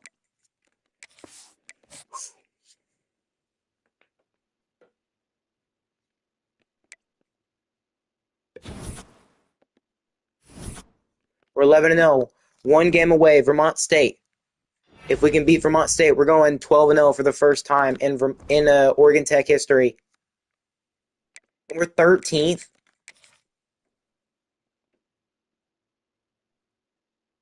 How are we not in the playoffs? We're undefeated. We beat the number 4 team. We're their only loss. If we're... I don't know. I don't know what to do. Can't even go undefeated and make the playoffs.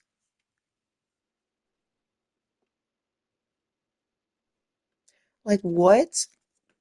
Okay, well, obviously the season's not over. Vermont State is the worst team in the conference. They're 56 overall. They've gone 3-8. How's the rest of the conference done? Santa Cruz is actually pretty close to making a bowl game. They just got to win one more game. But I can imagine if they lose the conference title game, they're not getting to that bowl game. Is David still on the Heisman? I guess he's still looking good. He's second. So he's got to have a big game. And we got to hope TCU loses or something. To go 12-0, can we beat Vermont State? It's not been an easy road. We do it. We're the perfect 12-0. Do you see us now? Bobby Dennis has set the single season sacks record. I think it was originally 18. He must have... Okay, he had to get 20 plus. David did... Okay, put this man back on top of the Heisman. 270 yards and National Player of the Week, bro. And we've got Santa Cruz in the title game. Oh, surely that boost's going to back up. Surely. Please. How? How is he not? How has it not changed at all? I mean, that's an okay game. But 270 receiving yards. Bro had almost more receiving yards than he did passing yards. And almost the same amount of touchdowns. How the frick did David not move up? Like, what are his stats? Okay, 2 picks. Okay, he's almost reached the 2,000 mark. 18 touchdowns, 2 drops. He's going to reach over 2,000 yards. That is a lot more impressive than Carlos Gore. Well, I guess only throwing 2 picks isn't necessarily not impressive. But is TCU even going to make it to their conference title game? But we're 12-0. Are we at least projected for the playoffs right now? No. Dude, if we miss the playoffs, I'm going to be so freaking upset. We are undefeated. We have beaten, let's see. What are the rankings for these teams? Florida State, who's 7-5. Oregon is... So the only quality win, apparently, that aged well was the freaking Duke game. Oh, and Santa Cruz... Oh, yeah, we already saw that. So it doesn't seem Santa Cruz making it to a bowl game, even though they got 6 wins. I didn't realize none of the wins were going to matter. Who would have thought the defending national champions would go 7-5? Oregon would go 7-5. North Carolina go 5-7. I mean, Duke going 11-1. We still beat them. A win is a freaking win. We're number 12. Half these teams in the playoffs or projected for the playoffs right now can't say the same.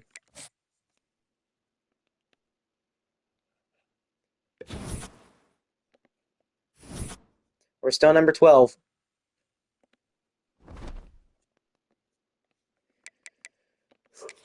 I think I'm fine with the coordinators that we've got. Extend Pete Lembo. Extend him.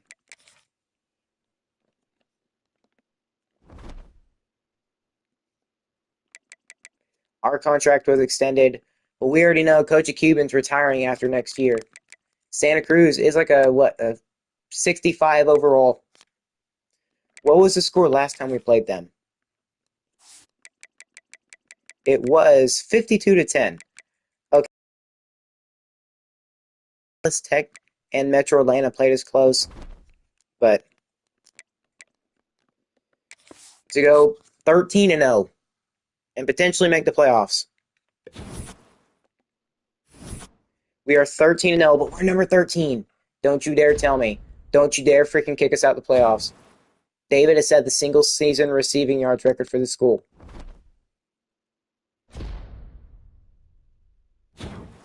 Pac-12 single season receiving yards record. We won the Pac-12. Damian Boone wins Player of the Week in Pac-12. Markel Childress had a good game.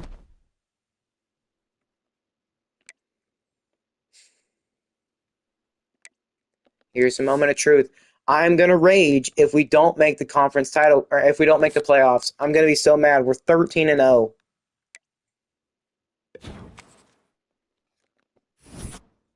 Oh my god, we're still 13. Oh no. Carlos, how the frick did he win it?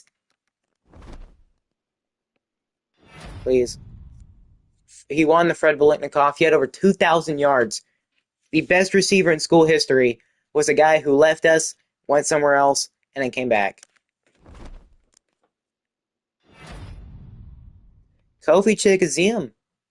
So the 5-star transfer, he played over 1,000 downs. Every single game played. Every single down played. Well, maybe, yeah, every single down. Bobby Dennis. Dick Butkus Award. 19 sacks. Okay.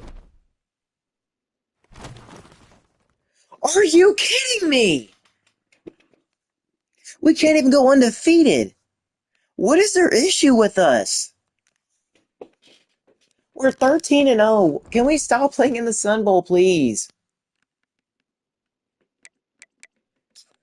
What are we supposed to do? We're undefeated. Freaking UAB lost. It better not be some.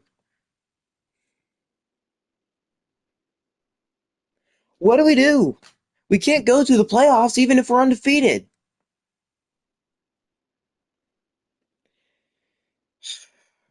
Let me see Boise State's schedule.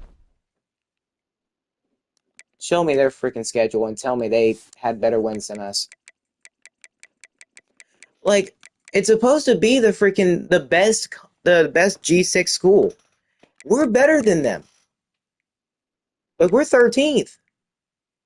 I don't know how we moved down. We won our conference. But Boise State is 18th. And they still made the playoffs. They played Vermont State, Colorado State. They actually beat Texas, but they had a crappy year. They didn't beat no top 25 school.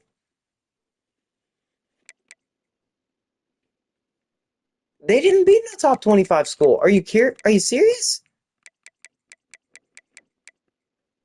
Like, what? How does Boise State get in over us? They were ranked 18, so they're not the best G6 school. Even then, let's see, was there anybody else better than them that was a G6 school? I mean, not really. Maybe. I mean, I don't think the Big 12 is a G5. I don't think it's a group of four. Or no, I don't think it's a power. What is it? Power five, power four conference. What are we supposed to do? I like we beat the number 3 team in the nation, and we can't make it to the playoffs. We go undefeated. Like, bro, are we gonna have to schedule freaking? I mean, I can't help freaking Oregon went 7-5, Florida State went 7-5. Duke is the only team that actually was a meaningful win. Like, how did we not make a playoff? I don't understand. How did we not make a playoff or the playoffs?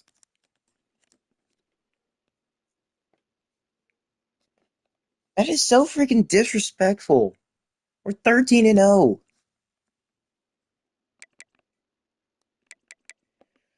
Oh, I guess let's check the one recruit we did commits.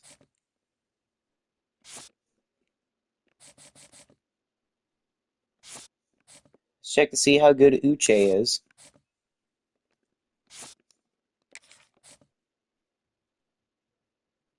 Okay, I mean, that's good. He's a star dev.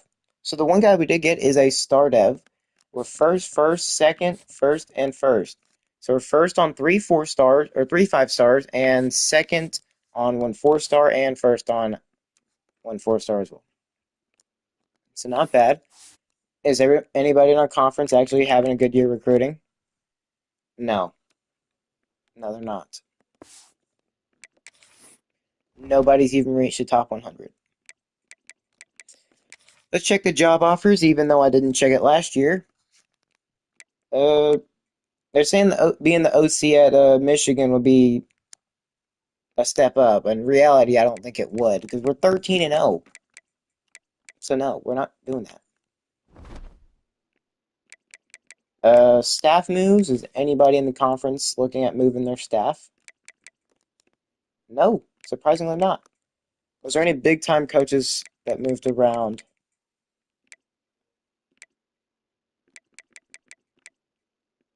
Duke's OC went to the NFL. Texas's head coach retired.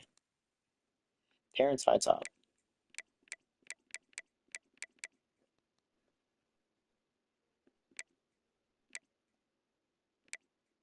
A bunch of these guys got fired immediately.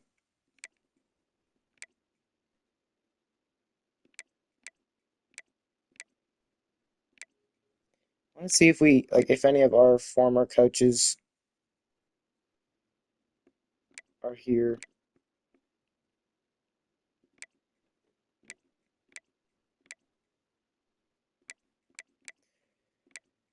I don't think these are any of our former coaches. Top stories. Well, I think the top stories we got snubbed out the freaking playoffs. Big time.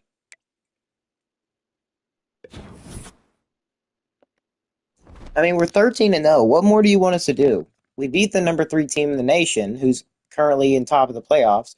If they go on to win the national championship, I'm going to have some issues. I mean, Clemson is a little bit better than we are.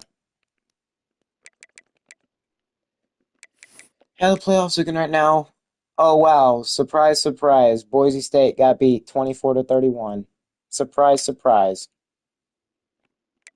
And now Duke has to play Louisville. Okay.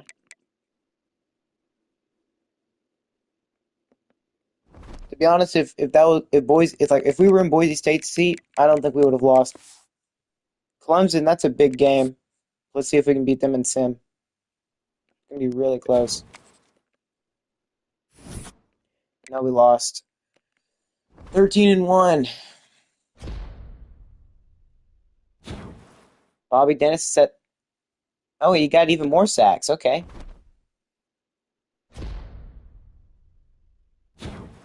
David has set the national single season receiving yards record. Okay, we have several guys with national records. Last year it was Markel Granger. This year it's David Nwachukwu. Or Nchukwu, or whatever, however you want to pronounce it. Oregon Tech single season receptions record. Pac-12 single season receptions record. I don't suppose national. Cam Finley doesn't look good. David, 157 yards. Okay. Better not have been a big loss. If it was a big loss, I'm gonna be disappointed. 49. Oh my lord, that's 20. That's 28 points. And of course, they all came in the first quarter.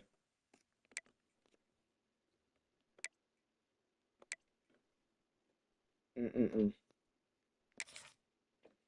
I don't think no matter what we do next year, we're not making the playoffs just because of whatever. But we should go up to like a 3.5 or 4-star school. Because going undefeated and then losing in a bowl game, I mean, that's not necessarily bad, but the fact that we went undefeated should mean something.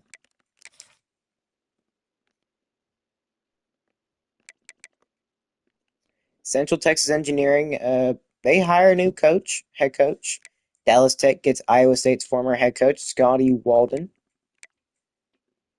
They're going back to an air raid offense, which I mean, that kind of worked for them before, so maybe it can work for them again. It's just they need to build up their talent a ton.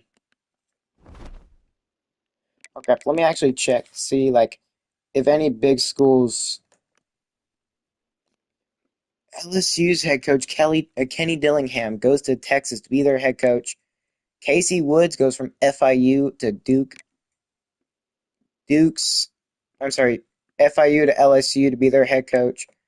Jonathan Brewer is the OC. No, he went to the NFL. I want to see. Kentucky got a new head coach, Dorian Zambrano.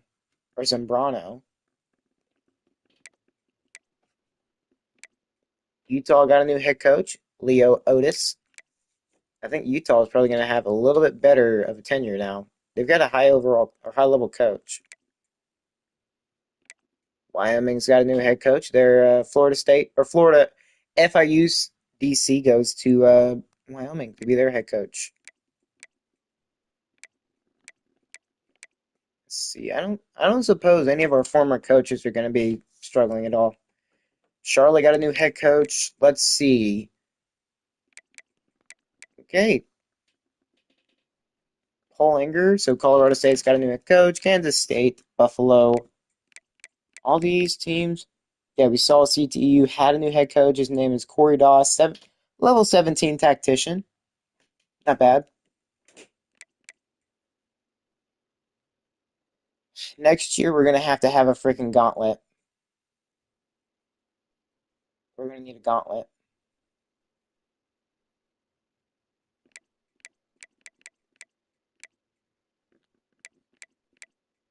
Northwestern's got a new head coach, Jeff Knowles.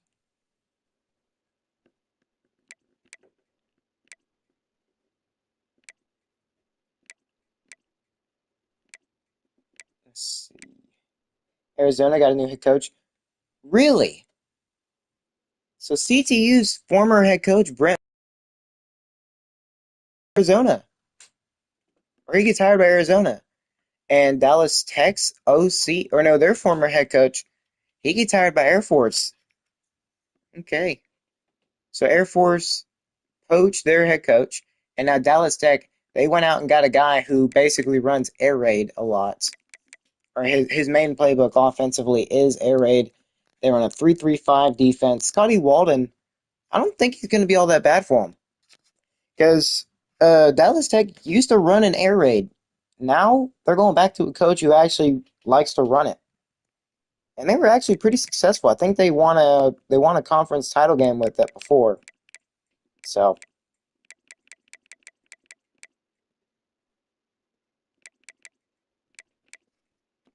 and that's all the coach changes for now. Let's see. I better see Duke in the national championship. Because if they are, that means we're going up into the top 10 for sure. All right, who's in the Natty? And Duke is in the national championship. You can't make it up. You really can't. We are the only team to beat Duke in the regular season.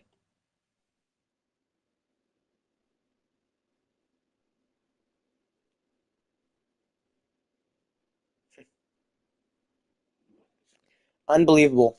This is what the playoffs are looking like now, though. So Duke, they got a first round bye. They beat Louisville. They beat Georgia. So now they've got Ohio State.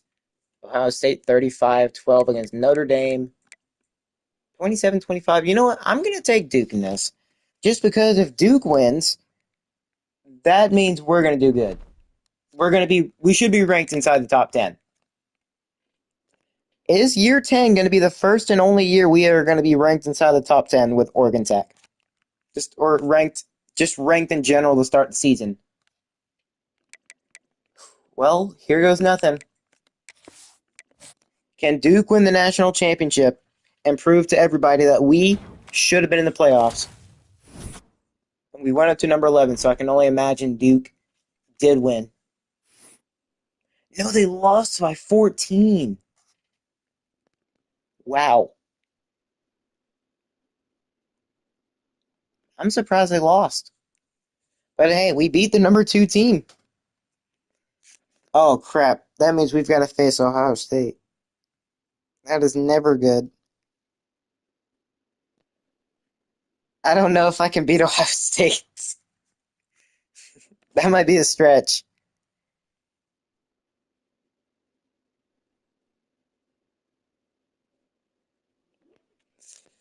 Well, I guess since we're at the end of the season recap, let's go check the season stats. Do we have another 6,000-yard passer? And the answer is no. But Markel Childress, maybe a couple picks short of having a Heisman-worthy season. David Shabazz did come in. I think it was probably when we were blowing out like one of our conference opponents. But I mean, Markel, probably one of the best quarterbacks we've had. I mean, obviously Markel Granger would get over 6,000 yards, but he nearly had 5,000 in his first year on our offense. That is not terrible. He had almost 50 touchdowns, less than 10 picks, which is pretty good for somebody on our team. Coco Fanine surprisingly didn't have 1,000 yards. Receiving yards, we didn't have as many 1,000-yard receivers. Instead, David and Chuck Wu did have a good season. Hopefully, half these guys don't leave. Hopefully, they come back and realize, hey, we can go win a natty. It's really just about will we be in the playoffs this year? Because the playoff committee just hates us. No matter what we do, no matter how good of a team we beat, even if they do go to the national championship, they're not going to respect us. They never do. It's been a long time since we've made the playoffs. Damian Boone, understandably so, is our only 100 tackle guy. We didn't even have a 90 tackle guy. TFL's Bobby Dennis, 32. He did break the sack record, 20 and a half sacks. That is insanely good. Obviously, he set the Oregon Tech and I think the Pac-12 record. He was a senior, so he is graduating. But yeah, the TFLs look pretty good. The sacks. I mean, outside of Bobby, I don't think really anybody had much success. Interceptions, John Sweet had 4. Of course, he is a dog, so makes sense. No defensive touchdowns. A bunch of deflections. Catches allowed, I think Damian somehow, yeah, he allowed the most. Forced fumbles, Damian, John Sweet, and Stephen Trinidad were the only guys to get some. And we also recovered 7 of them. So we recovered a whole bunch more than we got. And the only block kick we got was the one we saw against Oregon. The one that helped us block their kick and basically gave us momentum. It gave us hope. First time I've seen them block a kick in this game. Safety, none. And the guy who played the most snaps was Emmett Irwin, Ahmad Bohannon, Damian Boone, and Tyrone Cornell. But I do want to check, what are the return stats looking like? Do we have anybody return a kick? No punt returns. And no kick returns. So no luck in the return game. But I mean, the team's still great as ever. The offense is one of the best passing offenses in the nation. Let's see. Passing offense. We were behind Duke and Ohio State. That just says how good we were. And we were 5th in scoring. Points per game, we were 4th. Yards per game, we had the most yards per game. So I don't know why. I don't know why they didn't put us in the playoffs. We were undefeated, and we had one of the best offenses in the nation, and we didn't play crappy teams either. We had the most passing yards. We had the second most passing touchdowns. Rushing yards, I can't imagine. Yeah, we didn't really have much. Toledo? How the frick did Toledo have that much? Rushing touchdowns. Georgia Tech had 49. Holy crap. We were 5th in first downs. We had a really good offense. And it shows. Like, we have one of the best. We have, I'd say arguably a top 5 offense in the nation. Well, passing offense, that is.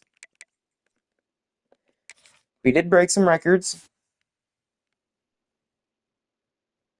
I think, not in a career. We don't have any in a game, unfortunately. But in a single season, we have several. Well, maybe not several. Oh, no, we do have several. We have David Njoku with over 2,220 yards, the most in a single season, and Markel Granger with an insane number. And not to mention, he did this for almost 2 straight years with us. So David, hopefully he stays. I mean, getting that 62 passing touchdown is going to be crazy. Terrell Suggs went to Arizona State? What? How did I not know that? Huh.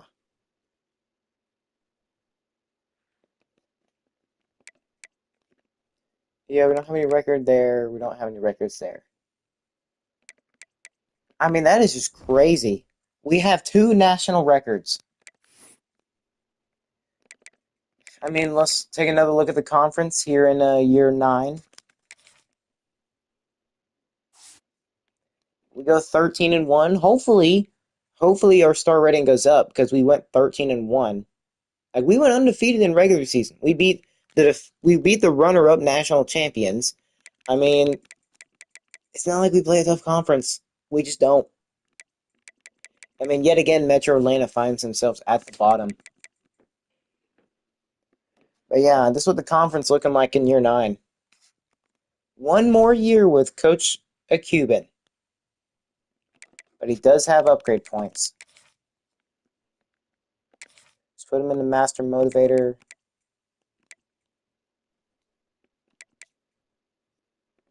I mean, the running backs do tend to struggle a lot with wear and tear.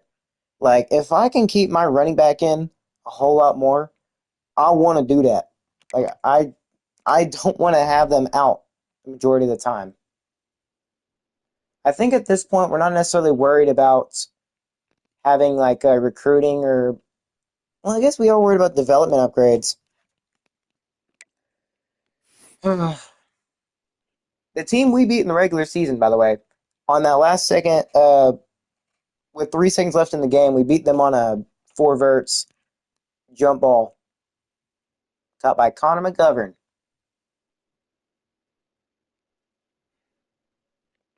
How close did David come to winning the Heisman? Was he second? Yeah. So we had yet another Heisman contender fall just short of the winning the Heisman, which I feel like he had more impressive stats. He definitely had more impressive stats than Carlos Gore. Well, I mean, depending on how you look at it, because David set the national record with 2,220 yards. He had 19 touchdowns, so almost 20. 137 catches. Like I think about like 20 is short of the. That's literally 21 catches short of the record, the national record. His longest was 90 yards. He had 5 drops. That's arguably just as, if not more impressive than Carlos Gore. I mean, seriously. And are we seriously considering Leonard Neese better than our quarterback? I mean, our uh, Markel Childress, he threw 9 picks, 48 touchdowns, 4,991 yards passing. He should have been on the Heisman over Leonard Neese. Leonard didn't have, I mean, okay, he had 467 rushing yards,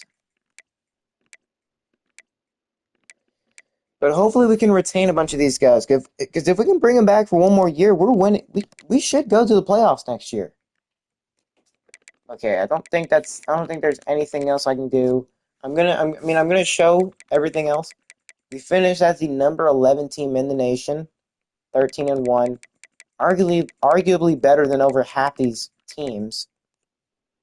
I mean, we were 13-1, so realistically, we should have gone up a whole lot more. I mean, even though we lost to Clemson, who went 10-3 in the Sun Bowl, we're still number 11. So even if we did beat Clemson, well, maybe if we did beat Clemson in the bowl game, we would have went up to like maybe in the top 10, heck, maybe top 3. Well, maybe not top 3, but I don't know how oh wait, oh yeah. Check out the team schedule just one last time. I mean, I don't think we can go back and look at it. I mean, our combined opponent record 78-88. I mean, we didn't have to face Bowling Green, Akron. We didn't have to face those two schools.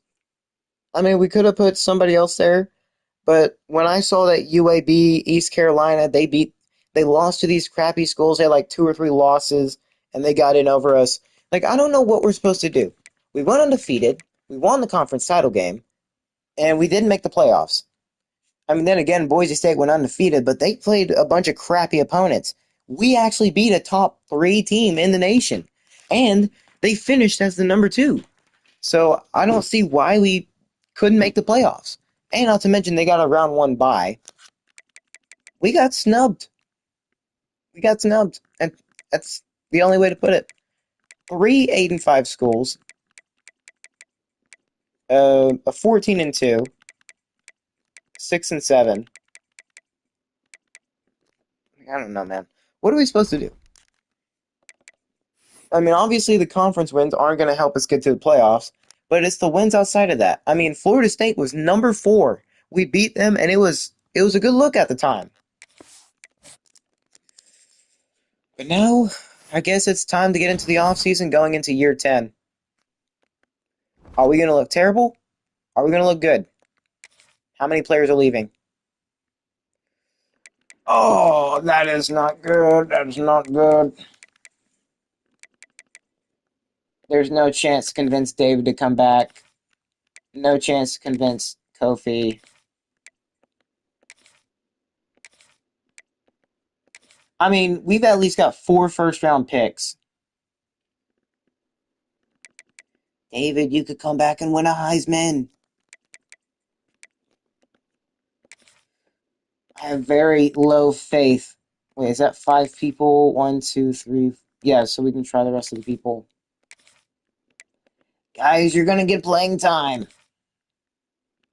No, Mike Dewey, please. No. Why is Lee Golden the only one staying? Jameson, no. Why did the crappy one stay? Oh, man. The two crappy players want to stay, and then everybody else is like, yeah, you know what? No, we're going first round. I don't see any reason staying.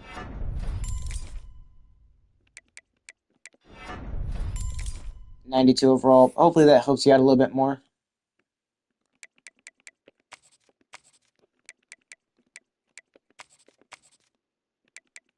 There's nothing else I can do for these guys. I mean, actually, I guess we can go in and go to the roster. Because we still got a bunch of these guys auto progress. I should have gotten all of them. That way I don't have to go through everybody and auto progress them.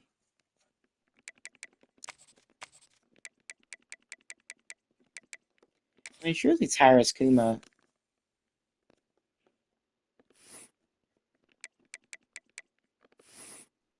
Well, yes, they auto. Well, look how talented that squad, that our best players were. Insanely talented.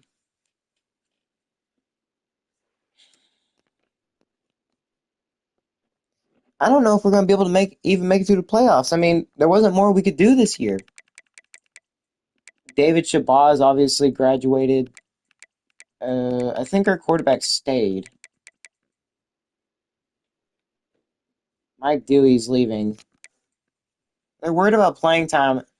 Austin Kuma, are you serious, dude? You're gonna get playing time. Just stay, please. Oh man, it's all crumbling down in year 10.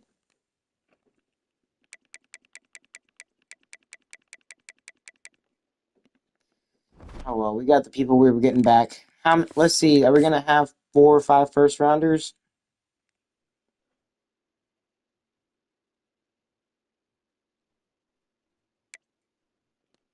We put so many people into the NFL right now.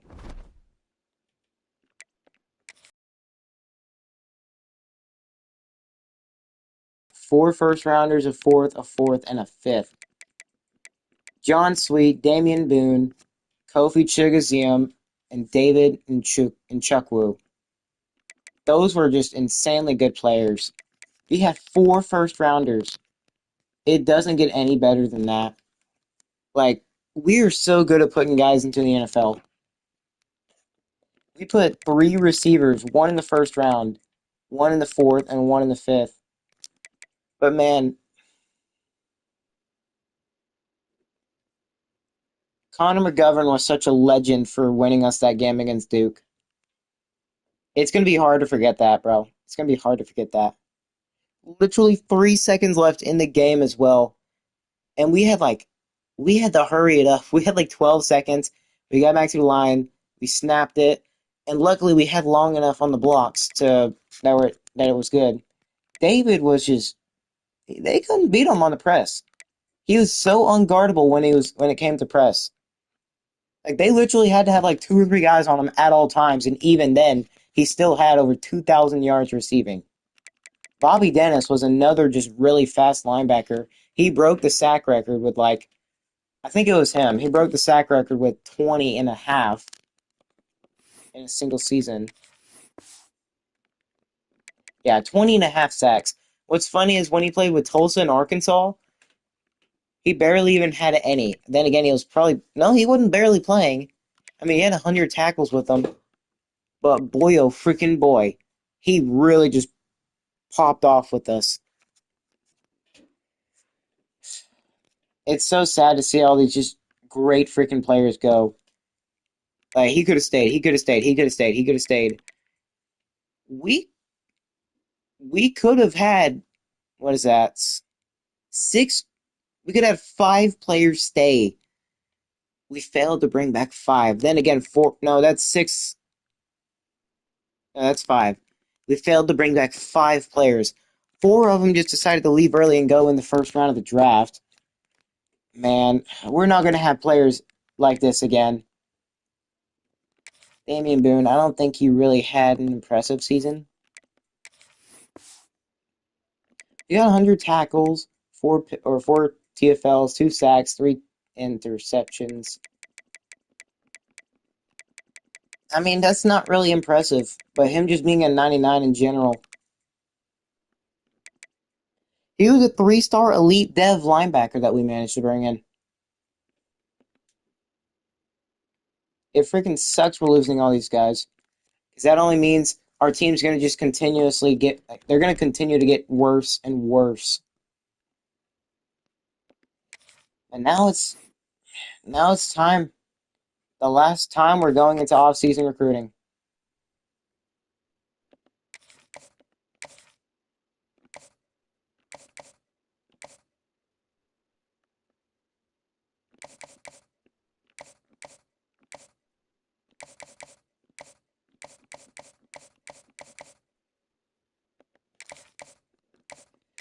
I mean, we can secure some of these 4 and 5 stars.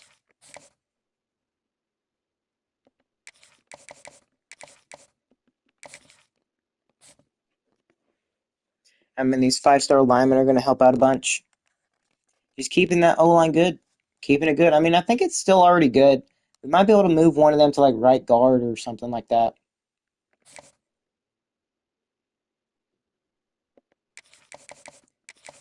I mean, I can't say whether, like, Tennessee or any of them are still going to continue fighting for him, but... Okay, what else do we need? I think we still got QB. Okay, I know we need receiver. Okay, transfer portal. How are we looking? Are we got any 5 stars on the board?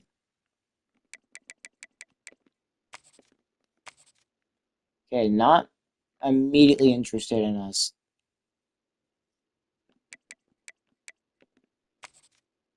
Okay, there's not even a 5-star in the class.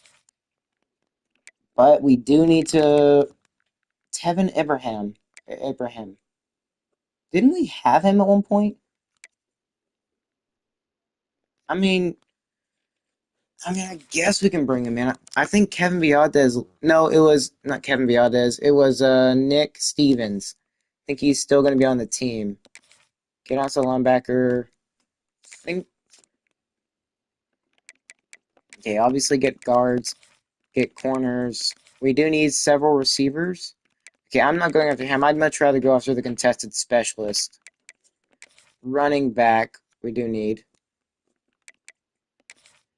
Well, I mean, we don't need guard as much. Crick.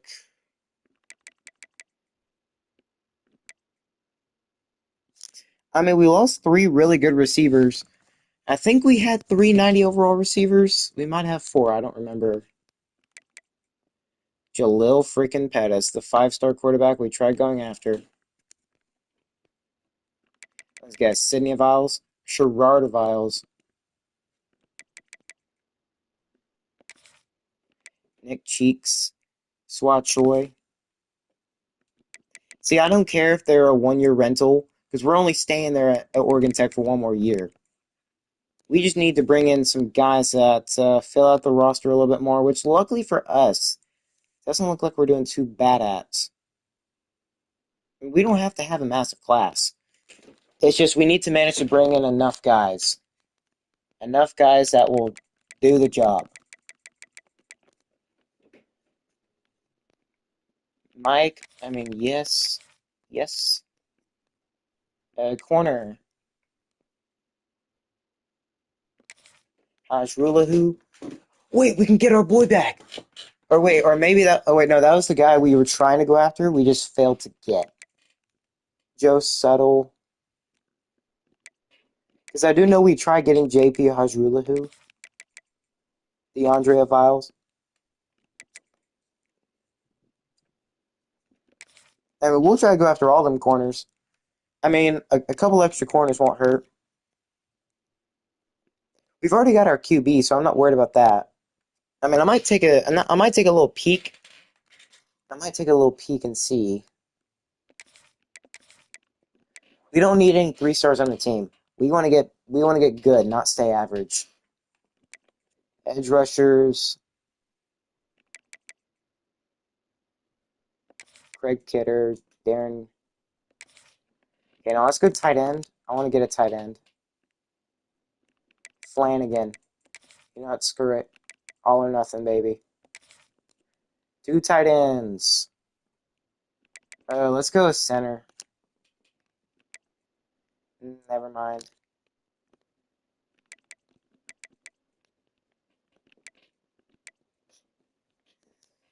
What else should we get? I don't want to. I don't want to look at. I mean, I'll look at QB. And we're going after Tevin Ibrahim. I can't remember if we tried going after him before or if he was on the team before. He might have been, but I do remember Jalil Pettis. We have championship contender. It's just he's locked us out already. He's in his top 8. Uh, Austin Boyette. Okay. Ooh, Ryan Przinski, considered a 4-star. Dang, what the frick did Vermont State do to make him leave? Matt Payne. I want to see SMU's quarterback. I want to see the left-handed quarterback.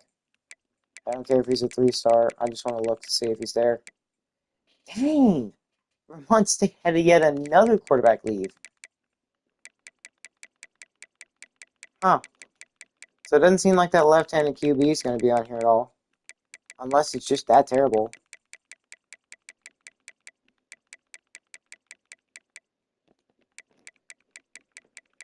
Dang. Okay, there ain't no way he's a 2-star. He was recruited as a 4-star, so...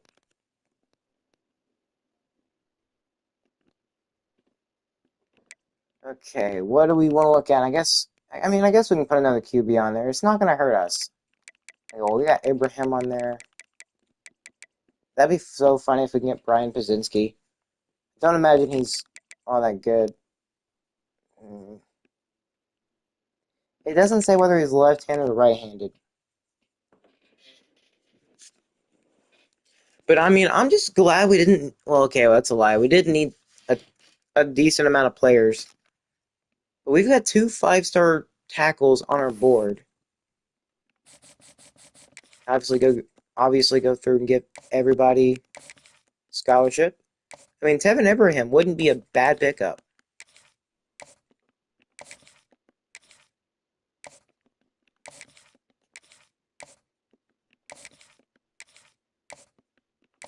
But yeah, like I said, we just need to bring in a bunch of transfers. I mean, we need a majority transfer guys.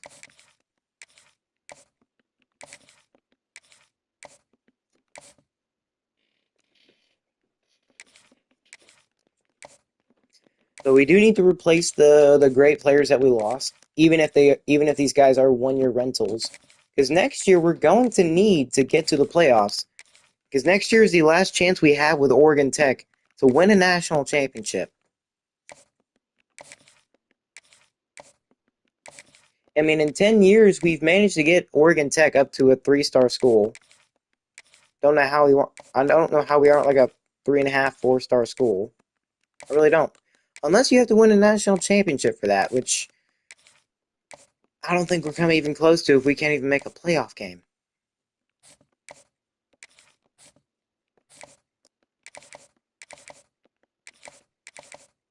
Okay, maybe don't put so many hours into the guys that we were already on. Like Fernando Di Napoli. I think we can probably just put 25 and we'll be okay. Maddox, we do need 50. JD, Samia. I mean, 50 is a nice gesture. But I doubt all these schools are actually going to continue fighting for them. So 25 is fine. We do need to bring in some receivers. I know that for sure. Speedster, contested specialist. Okay, those are 2 guys that I want.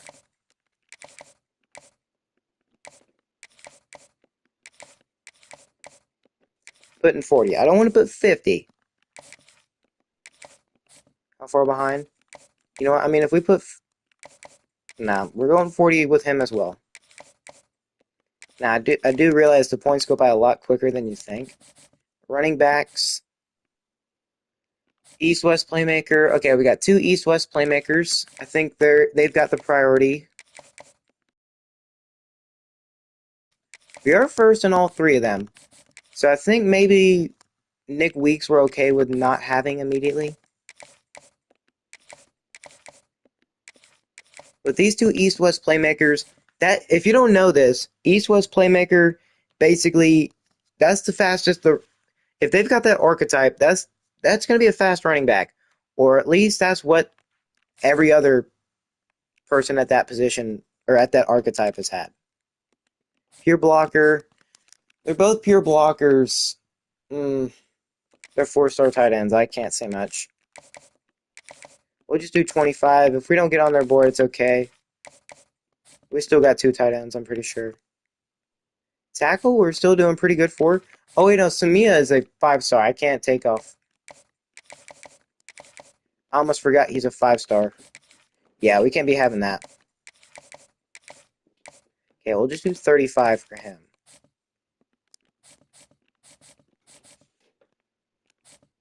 Hopefully we start off the year next year ranked. That's all I'm going to say.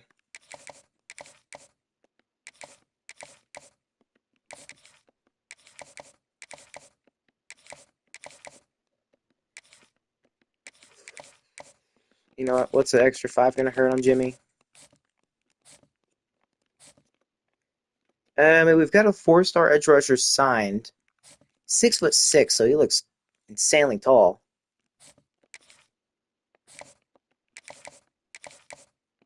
So we'll just put 25 into these guys for now. If it works, it works. So we still got a ton of guys to put ours into. I think I want to try to look at Mike's signal caller, thumper. Let's go signal caller.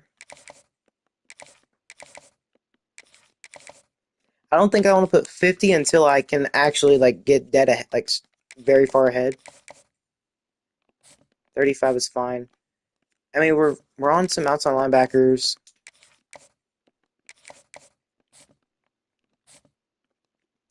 D tackles.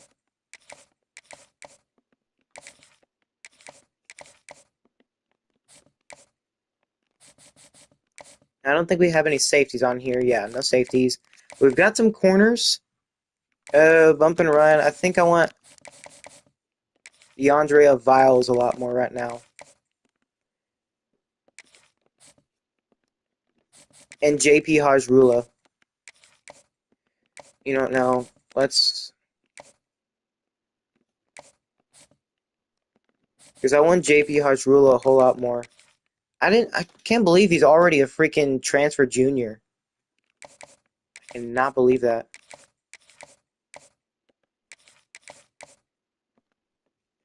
Okay, we need to go find some other position that doesn't need it. Obviously, we are in a position battle, or a battle for Jermaine Keys. Western Kentucky, I don't imagine they're going to have much success in getting him. Adrian Maddox were behind for him, so yeah. I guess 5 hours is fine. To whoever. You know, let's go to DeAndre Viles, give him 5 hours. But I do want to get JP a whole lot. I really want to get him.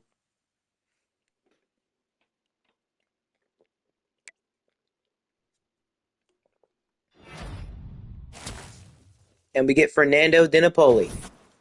That is great. But Joe Settle. Okay, we are up to first on JP. We're only at 3-star school sale somehow. I don't know. Okay. I feel like I'm okay with not getting one. If we don't get the tight ends, I'm not it's not the worst thing in the world. I mean, obviously Lorenzo Shockey graduated. I don't think any other tight end left. I could be wrong. Anthony Nunn or Kevin Lasco. No, wait a second. That was one of the guys we started to go after. No, Adrian Maddox. We lost out on him. Okay, well, at least that gives us 215 hours to spend. Ibrahim. I mean, playing time wouldn't be bad, but he likes to coach Prestige. I mean, we don't desperately need a QB, but we are pretty far behind. I'm going to put 50. But yeah, QB is not like the thing that we need the most right now. It's not.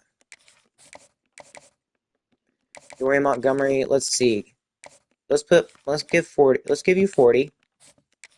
Max Davy, you'll get plenty of playing time. And we can also put 5 more hours into you. Malachi Landry,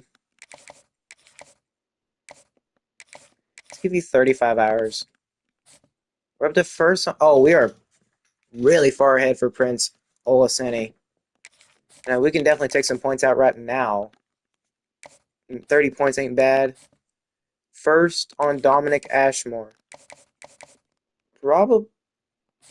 Okay, we definitely need to put some hours into some of these guys. Yeah, Nick Ashweek. Or Nick Weeks. I don't know where I got Ash Weeks. Oh, probably from Ashmore. Sua Choi. Let's go 50. You like pro potential? I think I know your hard sell, but I don't think I'm allowed to do hard sell right now. Yeah, I can't do hard sell, so I'm just gonna do 50. Because I can almost guarantee you I can guess his hard sell. We are up to first on JP though. Bring him on a visit. What do you like? You like proximity to home. I wonder if you like pro potential. It's okay, proximity to home should be fine. Let's put 50 into you. Let's give you 50 hours, and obviously we can put points into the other corners. Quarterback, obviously we put 50 into. We could bring him on a visit, but quarterback isn't the thing we need most right now. It is not. We've already got our QB. We can't bring these guys on a visit, can we? No.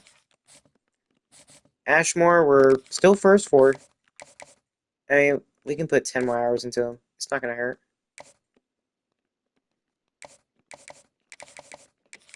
I mean, I want another fast running back.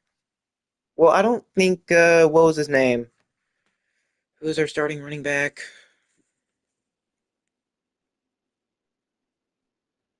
Coco Fanine.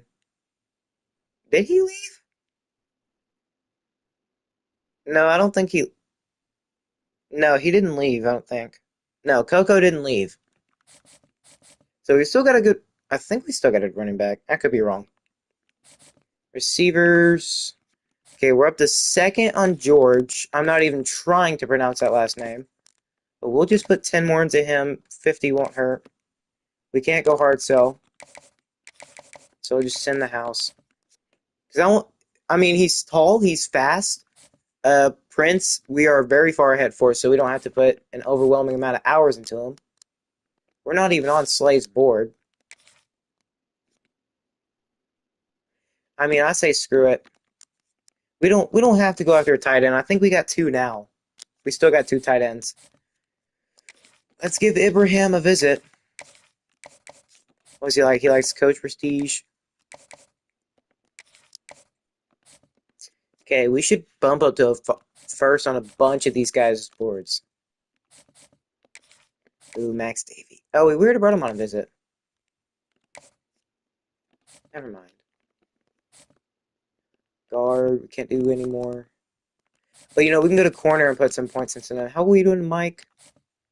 Okay, you know what? No, we're putting 5 into Paul Goodley. We don't have John Sweet anymore, so there's nothing we can do about it. Because John Sweet was a former 5-star corner. Crowther, okay. And those five-star linemen still have not committed.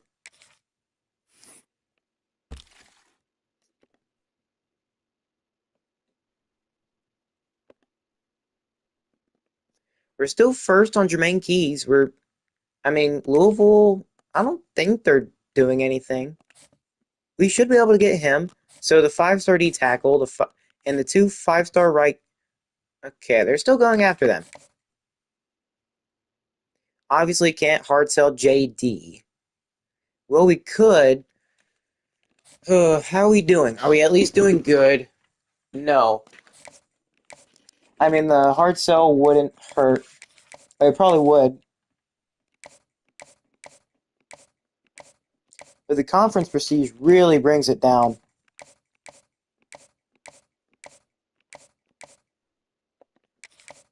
Championship contender and pro potential should bring it up drastically. So we should be able to get JD. We're close with Louisville for Jermaine Keys. We don't have his hard sell. No, we do have his hard sell. And it should be good. So we should get Jermaine Keys next week. We should get... Oh, we've already got Fernando. We should be able to get JD Samaya next week. And then Parker Thorne, do we have his hard sell? I don't know if he's lasting that long. But his hard sell... I don't think it's worth it hard selling him.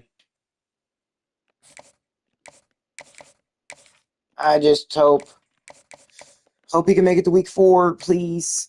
Just please make it to week 4. Oh, we are first on Ibrahim. That is perfect. Oh, we need some corners bad. Let me guess. Oh, we're still 4th on him.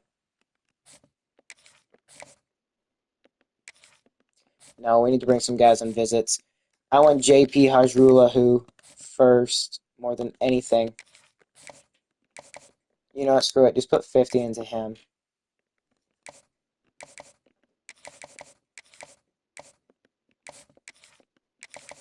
$25. At least 50. So we can put 10 into him. Yeah, we can put 10 into him. We can bring one person on a visit.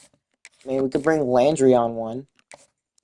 What does he like? He likes playing style. We've got good playing style, so we'd probably get bumped up to first for him.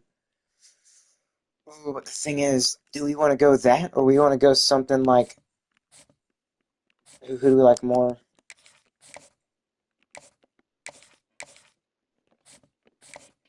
He likes brand exposure. Of course he does.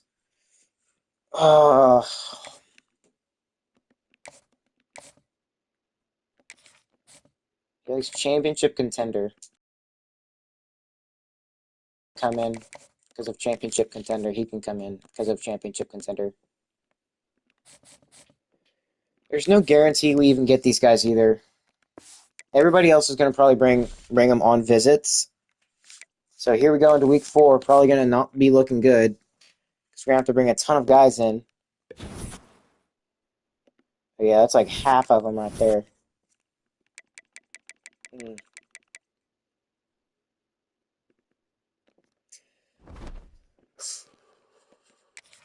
It's not like we need a ton. It's just we need to get some more top guys again. We're still first on Parker Thorne. We're very freaking close on Jermaine Keys. Louisville's not doing anything. We have 50 into Jermaine, so I don't know why he's not already committed. Okay, we should be able to get these 3 5-stars, I believe. I don't see Boise State getting him. I don't see Arizona State getting him. And I don't see Louisville sneaking away with him. We moved down to 2nd for Ibrahim. We brought him on a visit. Week 2 should have been a whole lot better. I guess now is the hard sell time. We're going to have to hope this hard sell works. It's 2 A pluses and a D plus.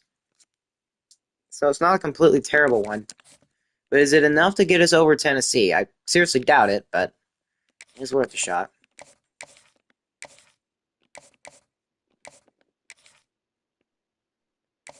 And Max Davy goes to Pitt. We fall for Perez, and we can't bring him on a visit. So the only thing we can hope to do is potentially be like championship contender. Okay, we should be able to hard sell him.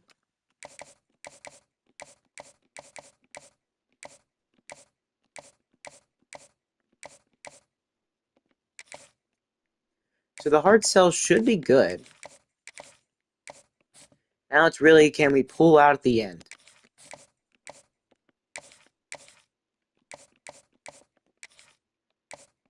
That's really what it's about.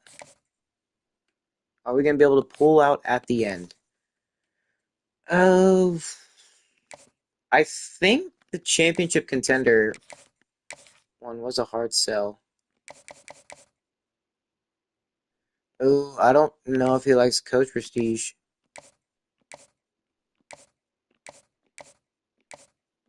Because we know he likes or wait a second. Okay, that could work. Because, I mean, that's the only one it could be, right? That's the only one it should be. That's the only one it could be, and the only one it should be. Ooh, I don't know. Nick Week says no playing time, even though he hasn't been worrying about that the entire time.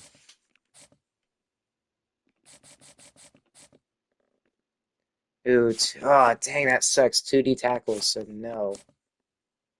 Sterling Nealon. We're still first on JP, which we should get him to come in. That shouldn't be an issue. I feel confident about this. Hard sell for JP. Oh, yeah, we should. Oh, yeah. Oh, frick yeah. That hard sell should work like a freaking charm. Darian Ludwig, of course he's worried about freaking playing time. Of course he is. We can still bring him on a visit. Do we know his hard sell at all? Brand exposure championship contender. Please tell me it's not like conference prestige or something.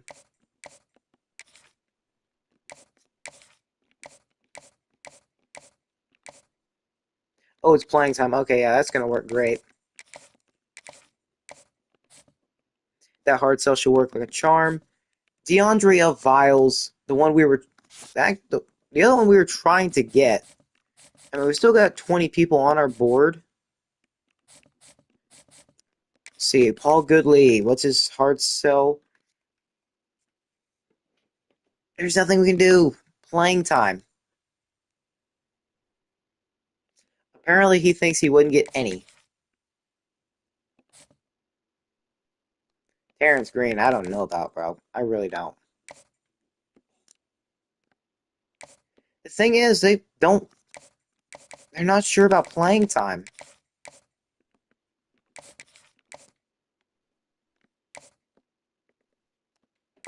And the thing is, we can't hard sell him on playing time either. Paul Goodley, he would 100% get playing time with us.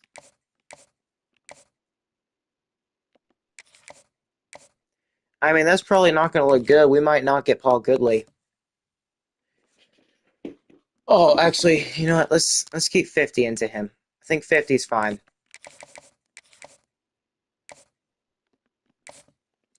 We don't know his hard sell, unfortunately. And I can't imagine. I can't. The thing is, playing time. Why does it, like, on week 4 of the transfer portal period, like, playing time almost always goes down to, like, an F for everybody. It goes down, okay, not for everybody, but for most people, it goes down to an F. Like Malachi Landry, like, buddy, you're going to get playing time. So I think we already went through his hard sell. What about you? We've got 10 hours left. Oh, we've already put him on his. What about yours? I think we've already done that.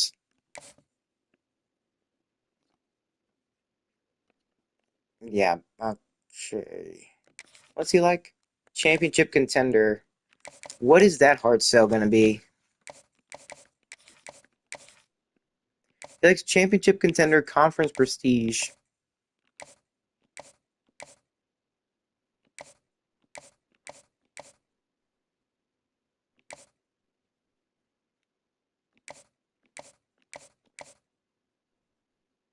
Oh, I mean, that's not a bad one. Sunday player ain't a bad one.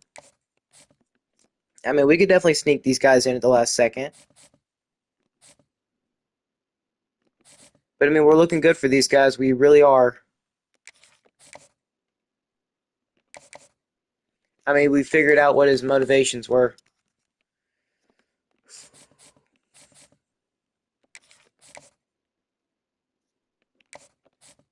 His playing style. I mean, we could take a shot in the dark and say he likes those three.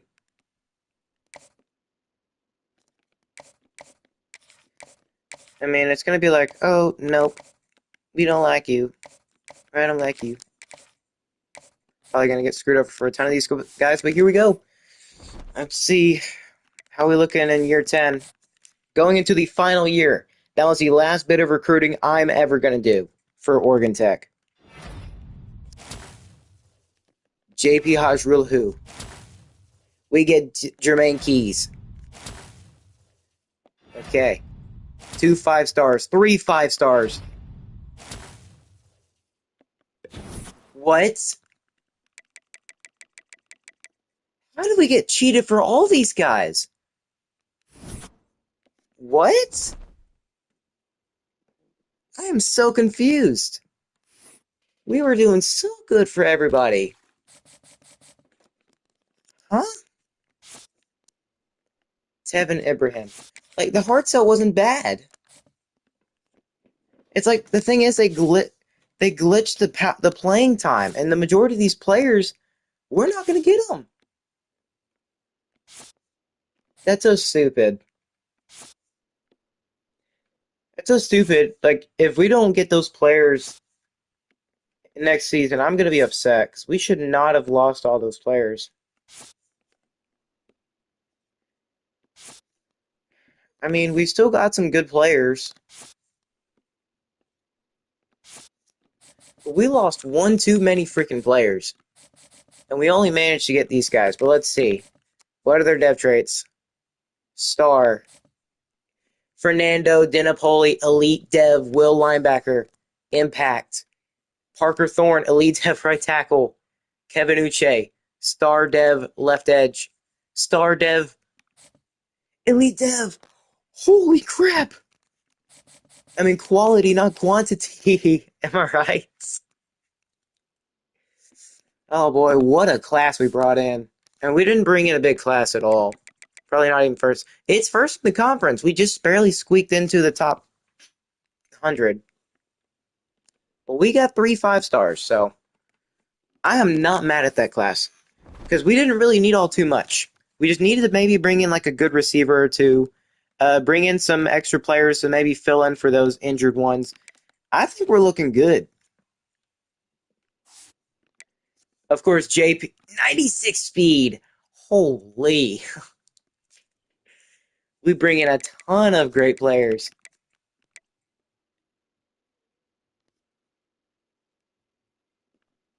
Holy crap. Oh yeah, and Coco Fanine's still here. What's the receiving core looking like now? Paul, Kalik Pierre. Okay. I mean, the only guy we got at receiving core was Paulus Olaseni. Okay, we're still decently fast. We don't really have any slow receivers. We got 2 tight ends. We definitely need to move some of the right tackles over. You know what? Parker Thorne. You, good sir, can go over to left tackle. You'd be a better guard. Now, we need left tackle.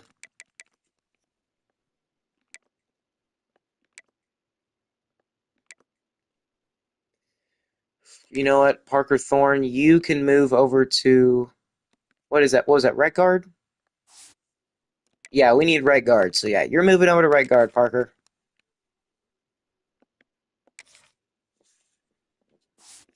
Yeah, Oregon Tech is so set up for the future.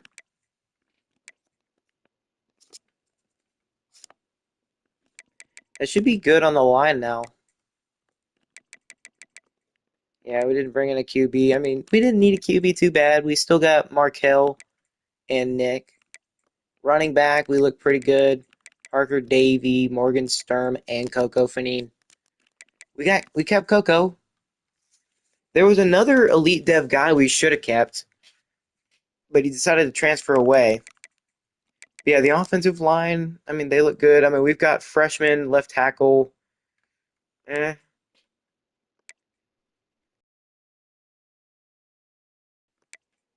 It's just, I don't think this team's going to be 99 overall. The offensive line ain't good enough for it. Edge rusher. Yeah, this team probably won't even be 90 overall, if I had to guess. Let's see, Sam linebacker. I don't think Trayvon Ahmad's going to be there.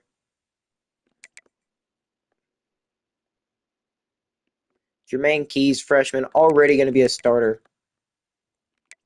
Freaking stud. Ooh. We don't have a good mic. This team is, if I had to guess, this team will probably be like a mid 80, like 84 overall team. Hmm.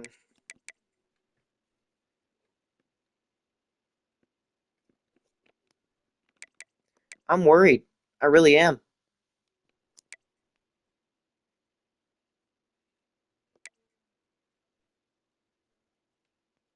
I am actually pretty freaking worried about this team.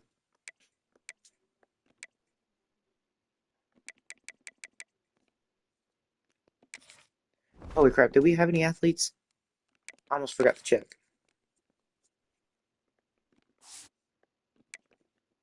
Okay, no, we don't, so I wasted my time.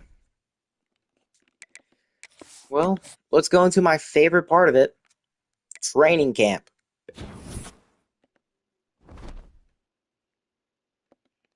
Nobody got a dev upgrade. Markel only getting 25.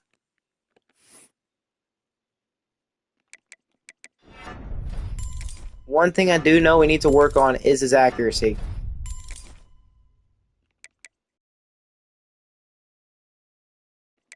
Okay, he's up to a 91 overall and boost ball security. I mean, we don't need that. We need his accuracy.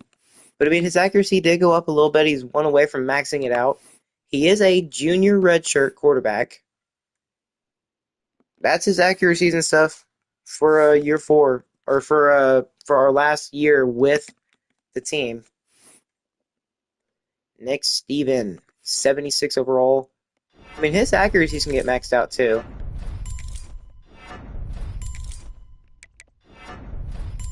He's an 81 overall. He's not terrible. He can be a serviceable quarterback if he has to. Coco Fanine, disappointing amount of points.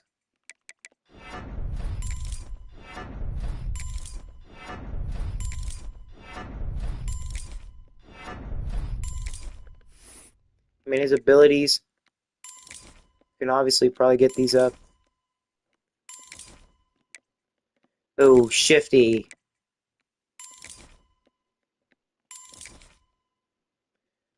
What does he need? Change of direction. Oh, he needs his speed improved. Yeah, we can't do that. So he's got silver shifty. So Coco should be really good at juking, and he should be able to break up a little bit. Or break away a little bit better. 91 overall. Morgan Sturm. He's already maxed his speed out.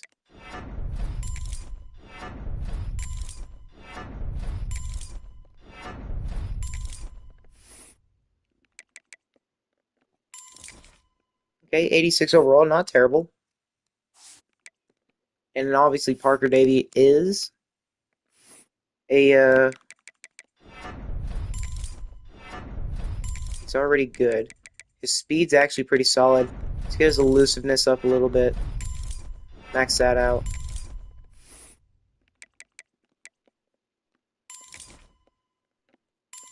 He's got silver sidestep. Okay, we've got yet another good juking running back. So this are probably our best running back group we've ever had. Now receiving core. We no longer have our 5-star receiver. So I think it's the first time in like a long time we don't have a 5-star on our team.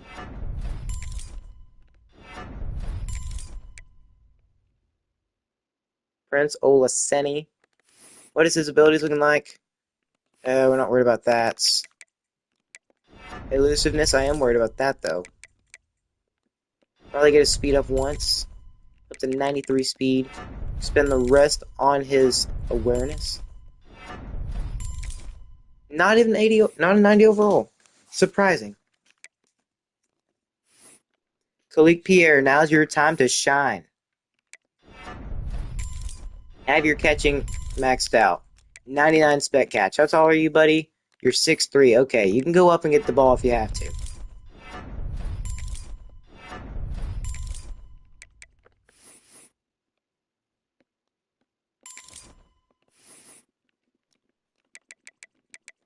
He's got really good route running. Okay, 88 overall. Not bad.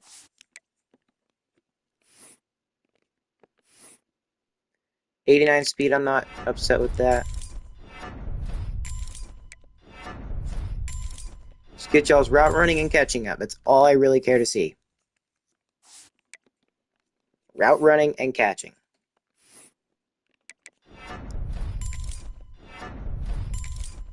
Your IQ doesn't have to immediately be good. Just as long as y'all got good enough route running and good enough speed, then we're in business. Then we can work. Leon Applewhite.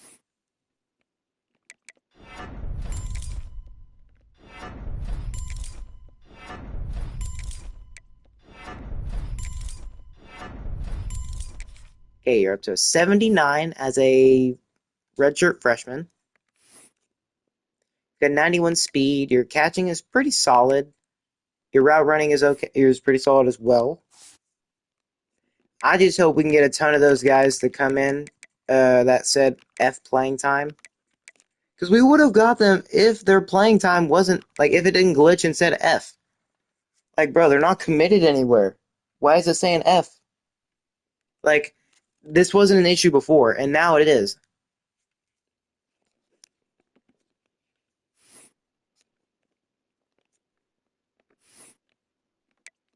Let's get Kevin Lasco's stuff up.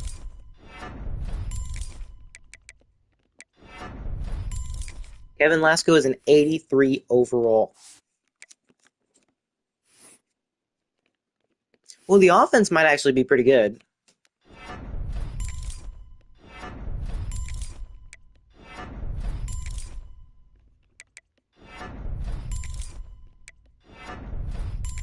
Oh, crap, he's an 82 overall.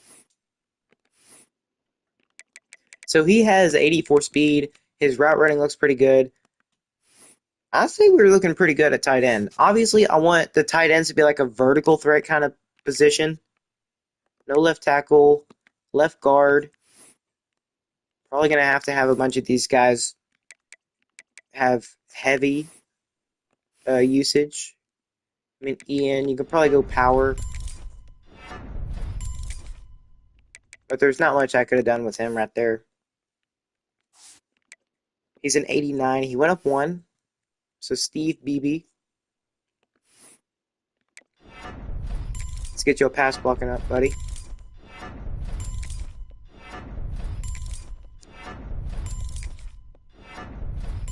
Because if I'm going to be losing, if I'm going to be having sack errors,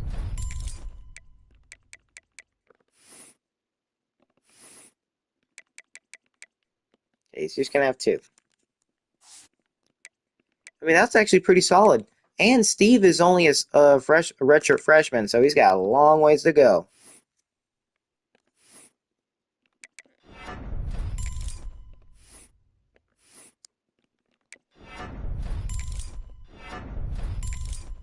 He's going to max out his run blocking.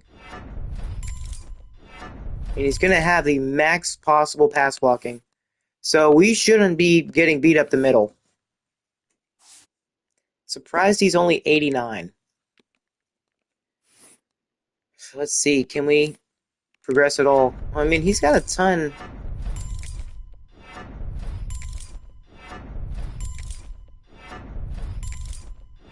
I'm just going to work on his pass blocking.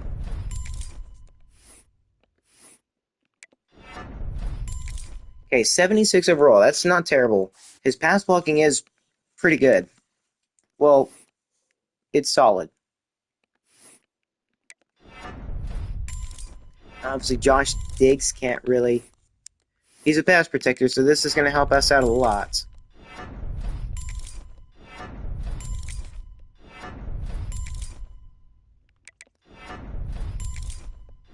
He's already an 80 overall. Wow. Okay, maybe we aren't as bad off as I thought. He went from a 69 to an 81. And he's like a pass-heavy block guy. Okay, the O-line might not be as bad as I thought. And Deontay Freiermuth. You know, let's max out your pass blocking first. You're a pass blocker as well, in your raw strength.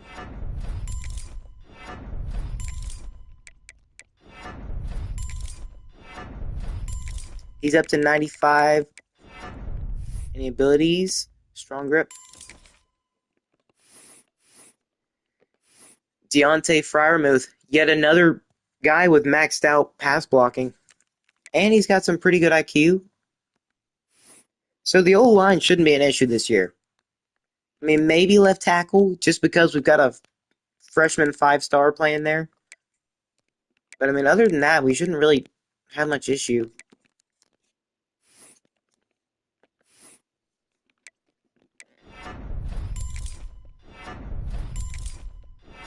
Now, I want most of these guys to have pass blocking. And then obviously, once I get that up to 80, let's go run blocking. Just to get his overall up.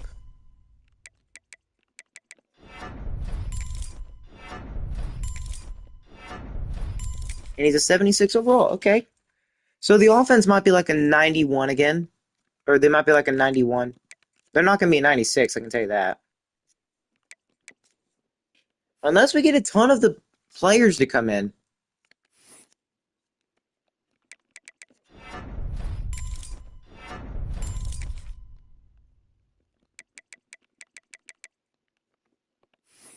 David Baca, unfortunately, not successful. Even yeah, he's normal dev. He was a part of that class where we got he got 3 5-stars. 2 of them were normal. 1 was an impact, which I don't know how that's possible.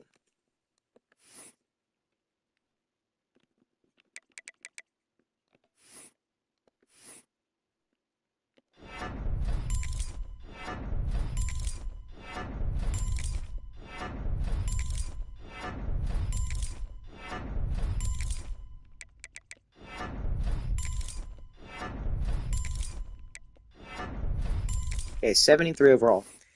You got to mix it up. Because usually you can tell by their archetype, like how to develop them.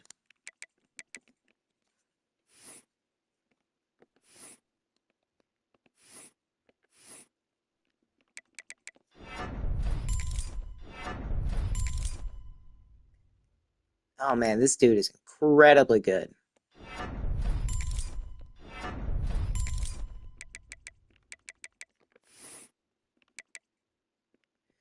I mean, we don't really get many sacks anyways, so I'm gonna go IQ. Because his awareness is not that high.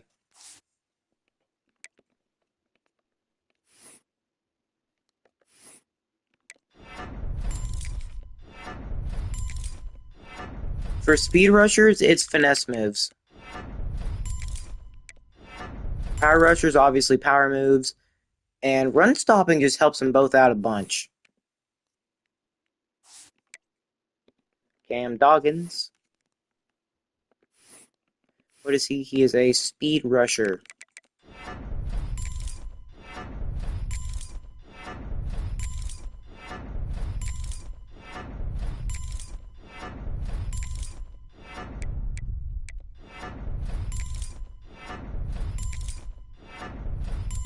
Okay, 73 overall.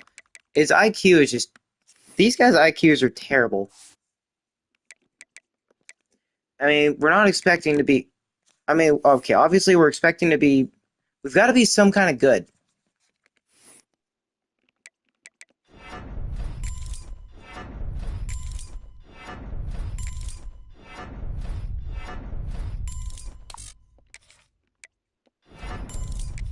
Okay, Willie Compass up to 75. I think I'm more worried about how these guys play. Because if they play good, I'm not worried at all. But if they don't, then I'm gonna have issues. That's how you build these players up. Like, depending on how you play, do you sim it or do you actually play?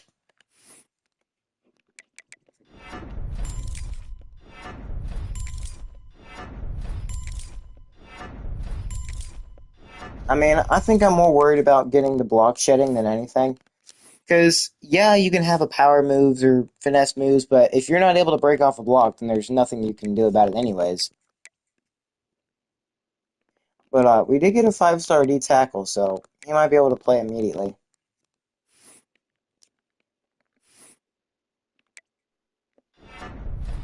Did want to work on pass coverage with Trayvon. What is he, a thumper? Yeah.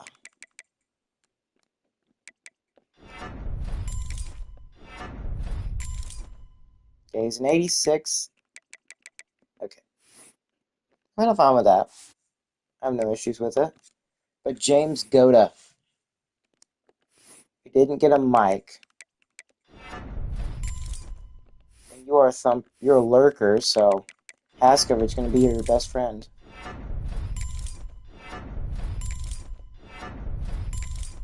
Okay, you've got 84 zones, so that's not terrible.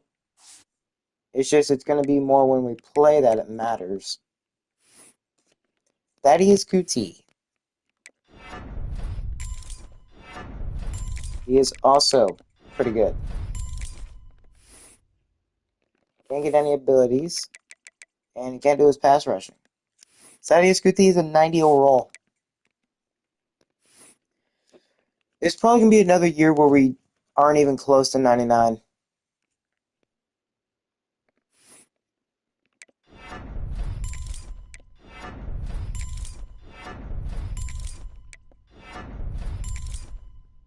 Okay, 76. Cliff is a 76. JP Hajrulahu. JP Hajrulahu. Let's get your zone coverage up.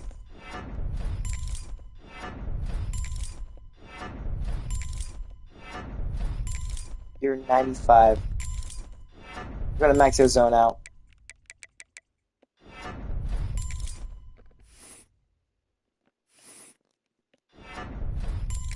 He's a 99 overall corner. Like, bro. He is just insanely good. He's maxed out his zone. We should not ever lose any coverage with him.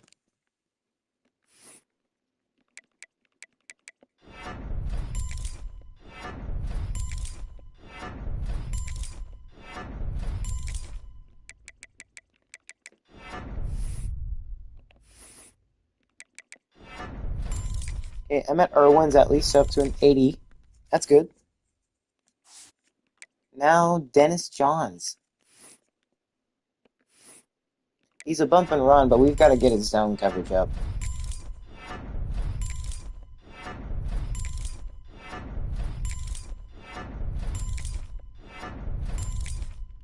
He just straight up has no ability.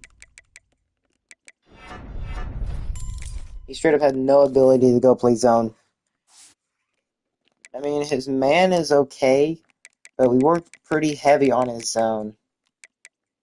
And even now, his zone's still just barely as good as his man. I just hope we brought in a lot more than it said we did.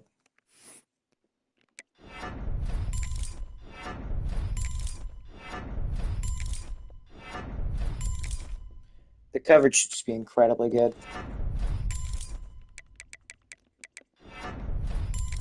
86 overall. Yeah, yet another great player with, or another player with, like, insanely good coverage.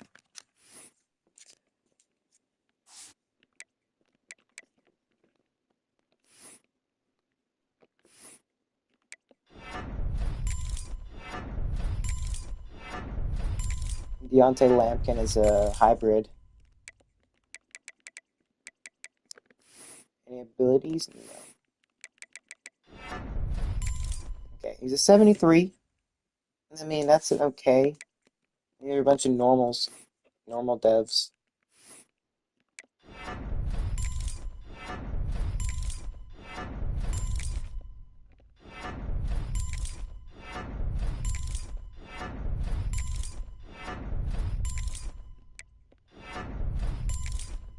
He's up to a 70 at the least.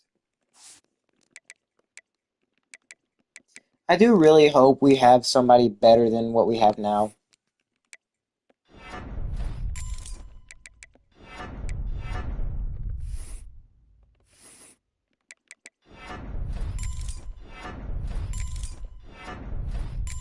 Okay, 80, 81 overall. Not terrible. I mean, I think the defense will still be pretty solid, but I think for the most part, it'll be like an 88, 87 overall, maybe 86.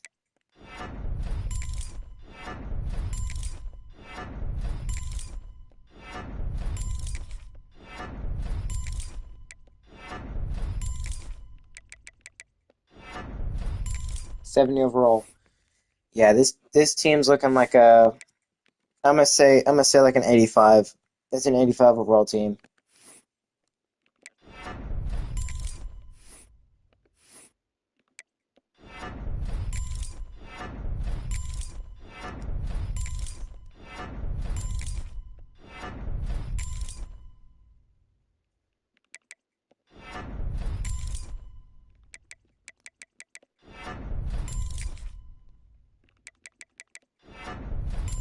Okay, 72 overall. Let's get the kicker. Increases kick power.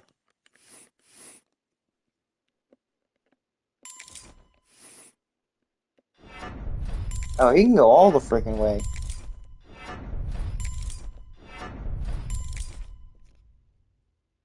95 kick power, 84 accuracy. And he's got silver deep range, so it helps him have easier accuracy timing on deep field goals. I mean, if we need to get into a field goal situation, he's got 95 kick power. He's got plenty of leg to go.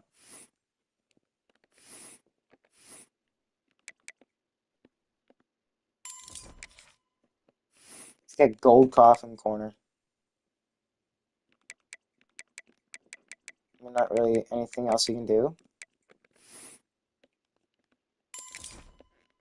I mean, we don't really need him to kick field goals. I mean, it's 91 kick power, 81 accuracy. Yeah, we don't need you to kick field goals, buddy. All right. Should be the whole team done.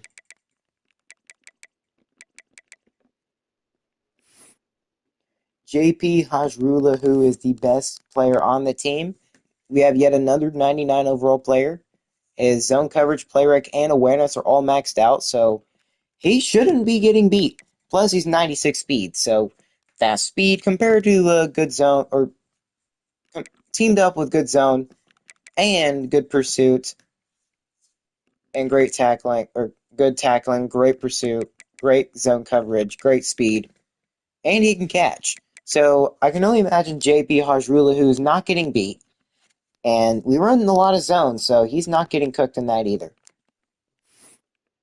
He's basically he's like a fast version of Damian Boone. Damian Boone.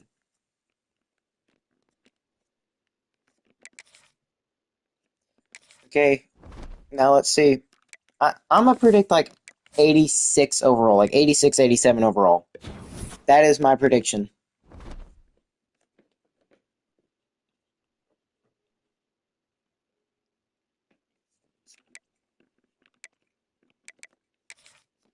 How many guys we got this year? 48. Okay. Let's see. What is our overall? I'm gonna say 86. Oh crap. I didn't really think we were that good. No, we are good. We're apparently really good. 99 overall, or 97 overall. Well, we're gonna need it because I think we actually got a bunch more people because I didn't think that team was that good. We did. We did get a ton more people. Like Nick Weeks. What was his speed? He has 93 speed. Oh, Lord. Yeah, they can't cheat us out without, you know what? Make him even faster, why not? Oh my god, bro. I knew there wasn't any way we were gonna not have a bunch of those players come in. Surely he wasn't the only one. Darren Ludwig, of course. What is he? He has a pure power. So, I mean, we're gonna go run stopping.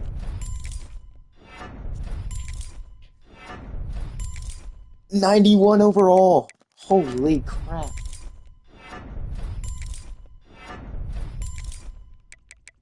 Oh my god, bro. I knew we got more than just that one player. Did we get any more? That's the real question. The answer is no, we didn't get any more. We're not pushing our luck. That's still a really good group of guys to get. Offense looks just insanely good. Like two really good running backs. So if Nick Weeks goes down, we still got Coco Fanine to come in and ball out. We should have a very, very fun year 10.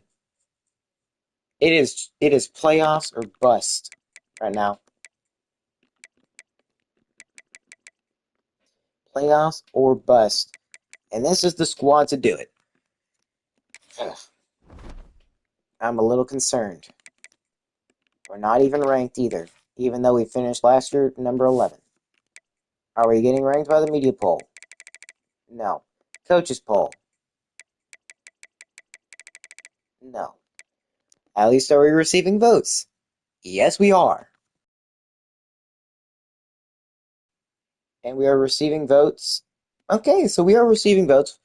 So it's not like our great season last year has gone unnoticed. So we are receiving votes. Let me check the conference real quick. I want to see if we got any Heisman contenders. And, well, everybody is pretty much gone back down because they don't want to get anybody better than a freaking. They don't want to get it better than a 2-star. Which, whenever I control one of them, that is going to change. Now, hopefully, Oregon Tech doesn't fall down and do as bad as. Hopefully, they don't do that bad as the other teams. Hopefully, they actually have successful years. Because Oregon Tech is way too good of a team to go down. But I mean, the conference is sucking yet again. But this is the last year we can go win a national championship. So, we can't afford a loss now. No Heisman contenders.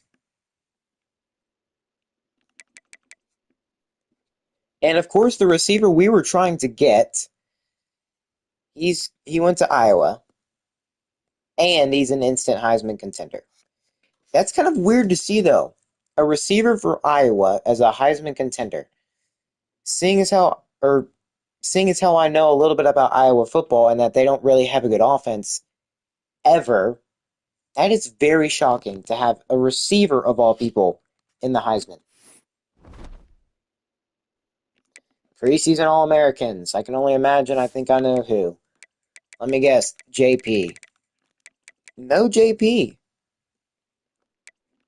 Is he at least on second team? No. He's a 99 overall, and you're just straight up disrespecting him. We see how it is. But look at this. Most of our players, I mean, even our freshman 5-star right tackle or left tackle, JD Samaya, he's the best in the conference. And yeah, JB Hajrulahu. Like I said, I wanted to bring him in, and, well, it was a good idea. Second team, we have most of them. Vernon Brutus for them. Emmanuel Rosa. I mean, yeah, we don't have a backup left tackle. Don't have a backup center. Uh, as a freshman, D tackle. Jermaine Keys, 79 overall. So he is the best on the team. So if he's worried about playing time, he's not going to have to worry about that for long. But now I can't recruit anybody. I am not allowed to go recruit anybody myself. That's completely up to the computer. As you'll see here, I'm going to go turn on auto recruiting. I just got to make sure to change it up before I advance or go to the other team. Auto recruit players. I have no hand in the recruiting anymore. I mean, I might add some players to start off, just so the computer can actually put them on there, but the computer ain't going after anybody that, or the auto recruiting ain't going after anybody that isn't already a favorite for us. So we gotta hope we have some 5 stars on there. And we do have 5 stars on here. We have several.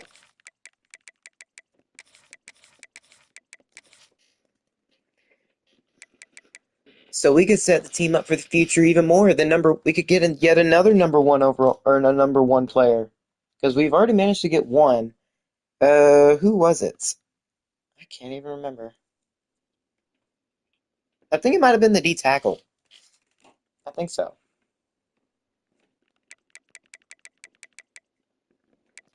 But yeah, let's go check. Let's check to see what we're looking like with these guys.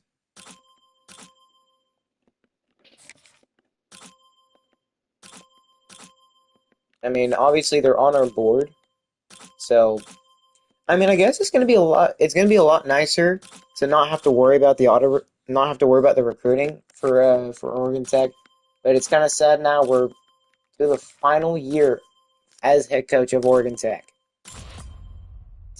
Ooh, Enrique Hendricks is a bust. But look at that. It took us 10 years to actually be able to build that up.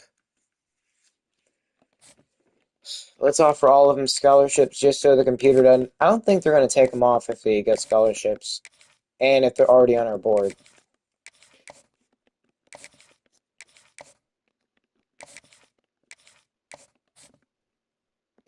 But now let's go look. Let's go look to see how bad our schedule is going to end up being.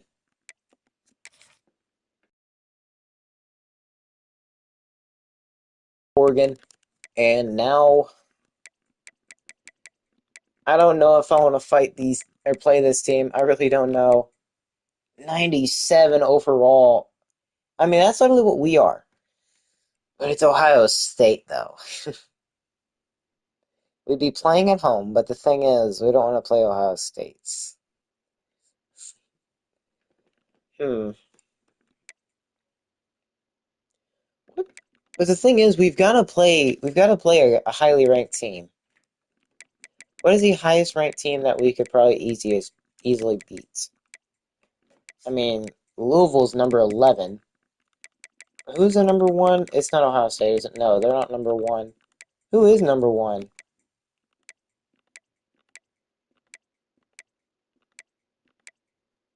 Who the frick is number one? Alabama. Ooh, we're much better than Alabama. We can actually probably beat them. They're number two, so if we can't find the number one, if we don't want to face the number one, we're not facing the number one. I mean, we're not facing Ohio State, but Alabama's coming to our field. I don't want to deal with that freaking, 4 straight home games. Ooh, okay.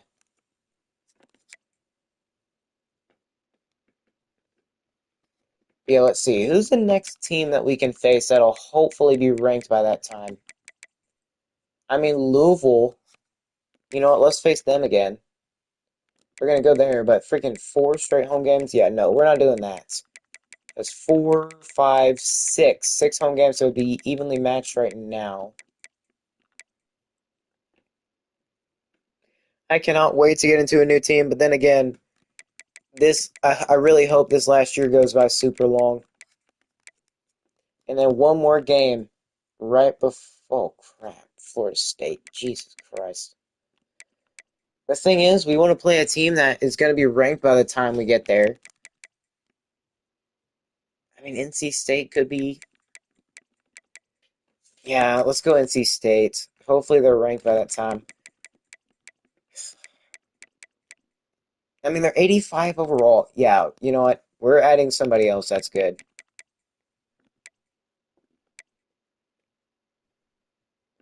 I don't want to go into Death Valley. I really don't. You know what? I do think LSU can be ranked by then.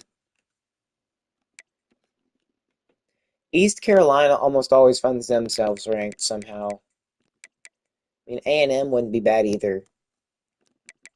Oh, that's a tough decision. I mean, LSU has such a great defense, but we've got two really good two really fast and good running backs. So even if one goes down, the other will come in and fill in pretty good. A&M's number 7, LSU's number 8.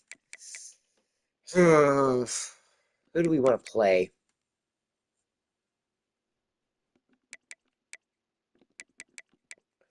I don't want to do Georgia. I do not want to do Georgia. I want to do I want to do either LSU or Texas A&M.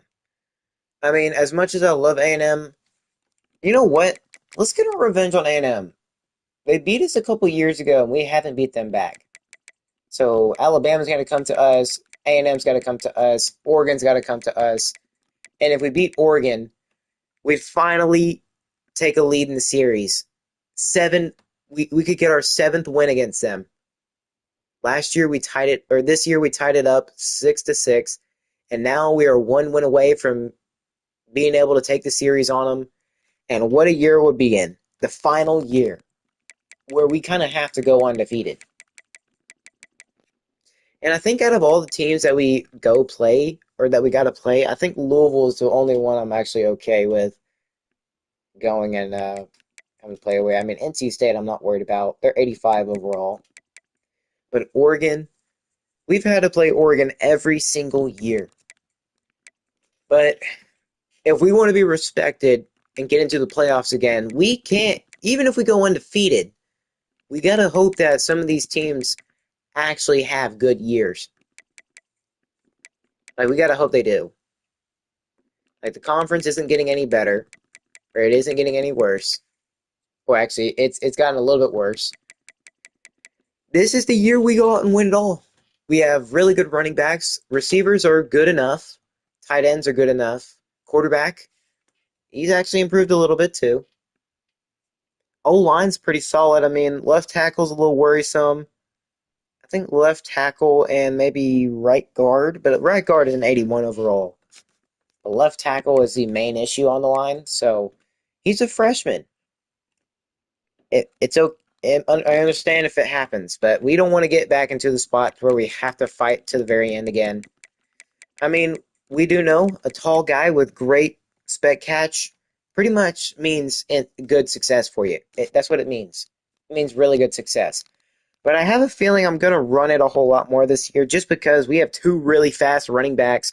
Our starting running back, Nick, he's we improved his speed from 93 to 95, and his elusiveness is a little bit better. If we have to, Coco Fanine will probably end up coming in, and he's got some good abilities. Our defense is also really good. We've got a 99 overall corner with 99 zone, 99 play rec, 99 awareness, 96 speed, 95 excel. His man is pretty good too, like 90 something. He's really freaking good, is what I'm trying to say. And his name's JP Hajrulahu. And what's funny about that is we tried recruiting him before. Now, I don't remember if it was when he was in the class or not, but I do remember trying to get JP Hajrulahu, which is why we brought him in, and why he's a 99 overall. So, we're going to have our big and heavy hitters hit pretty hard. Otherwise, we could be looking at pretty bad stuff.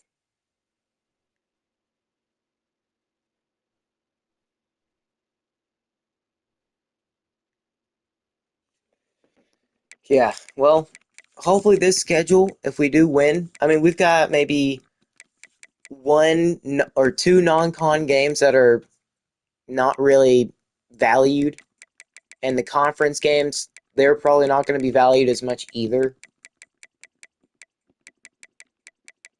But but yeah, that's what the conference looking like this year. If we win every game, go undefeated, which that's going to be a very tall task. Because if we don't go undefeated and we lose like 1 or 2 games, no matter how good these guys are, I don't think it's going to matter. Because we come from the worst conference, and even if we go undefeated in non-con or just in undefeated in general, it doesn't seem like we're making the playoffs. So we need to have challenges this year. We need NC State to be good. We need A&M, Louisville, Oregon, Alabama. We need all those schools to be good to start off. And I think they very much are. Or maybe, you know what, let's no. Because we're doing auto recruiting, so we don't gotta worry about recruiting. I can imagine year 10 is gonna go by pretty quickly. Like the videos, like the stream's not gonna be nearly as long as the ones I've been doing recently, or the ones that I have been doing. I can imagine it's gonna be like Uh, so it'd be like I'm gonna say like maybe 2 or 3 hours long. I imagine that's how long year 10 is gonna be. And all I'm gonna say is that it's gonna fly by quick. And if we don't win, then Coach Cuban ends his career on a terrible year. But he's been having some pretty good years. You're just coming off of an undefeated season. Well, I guess not undefeated. We lost in the bowl game. But we have won the Pac-12, the Pac-6 for 6 straight years. And we're nearly about to reach the limit on how many years you can look back. Just to think where we started from. 2025 is when the Pac-12 got an overdue or it got an overdue rebranding to the Pac-6. Added a bunch of teams. We went 6-7 our first year. Then we pretty much never looked back, having double-digit wins literally every single year. We have yet to truly have a true undefeated season. Back in 2030, we didn't make the playoffs and we went 13-1. 2033, we went undefeated, didn't make the playoffs. And what's funny about that is we've made the Sun Bowl for 5 straight years. I don't know what it is. I don't know if we can play any other bowl game, but it seems like the Tony the Tiger Sun Bowl is the only one that Oregon Tech's allowed to play in. So, I don't know what the deal is with that. I don't know if that's something how the game's made or whatever. I don't know if that's how it's programmed or not. But 2034, the last year of Coach Cuban's career.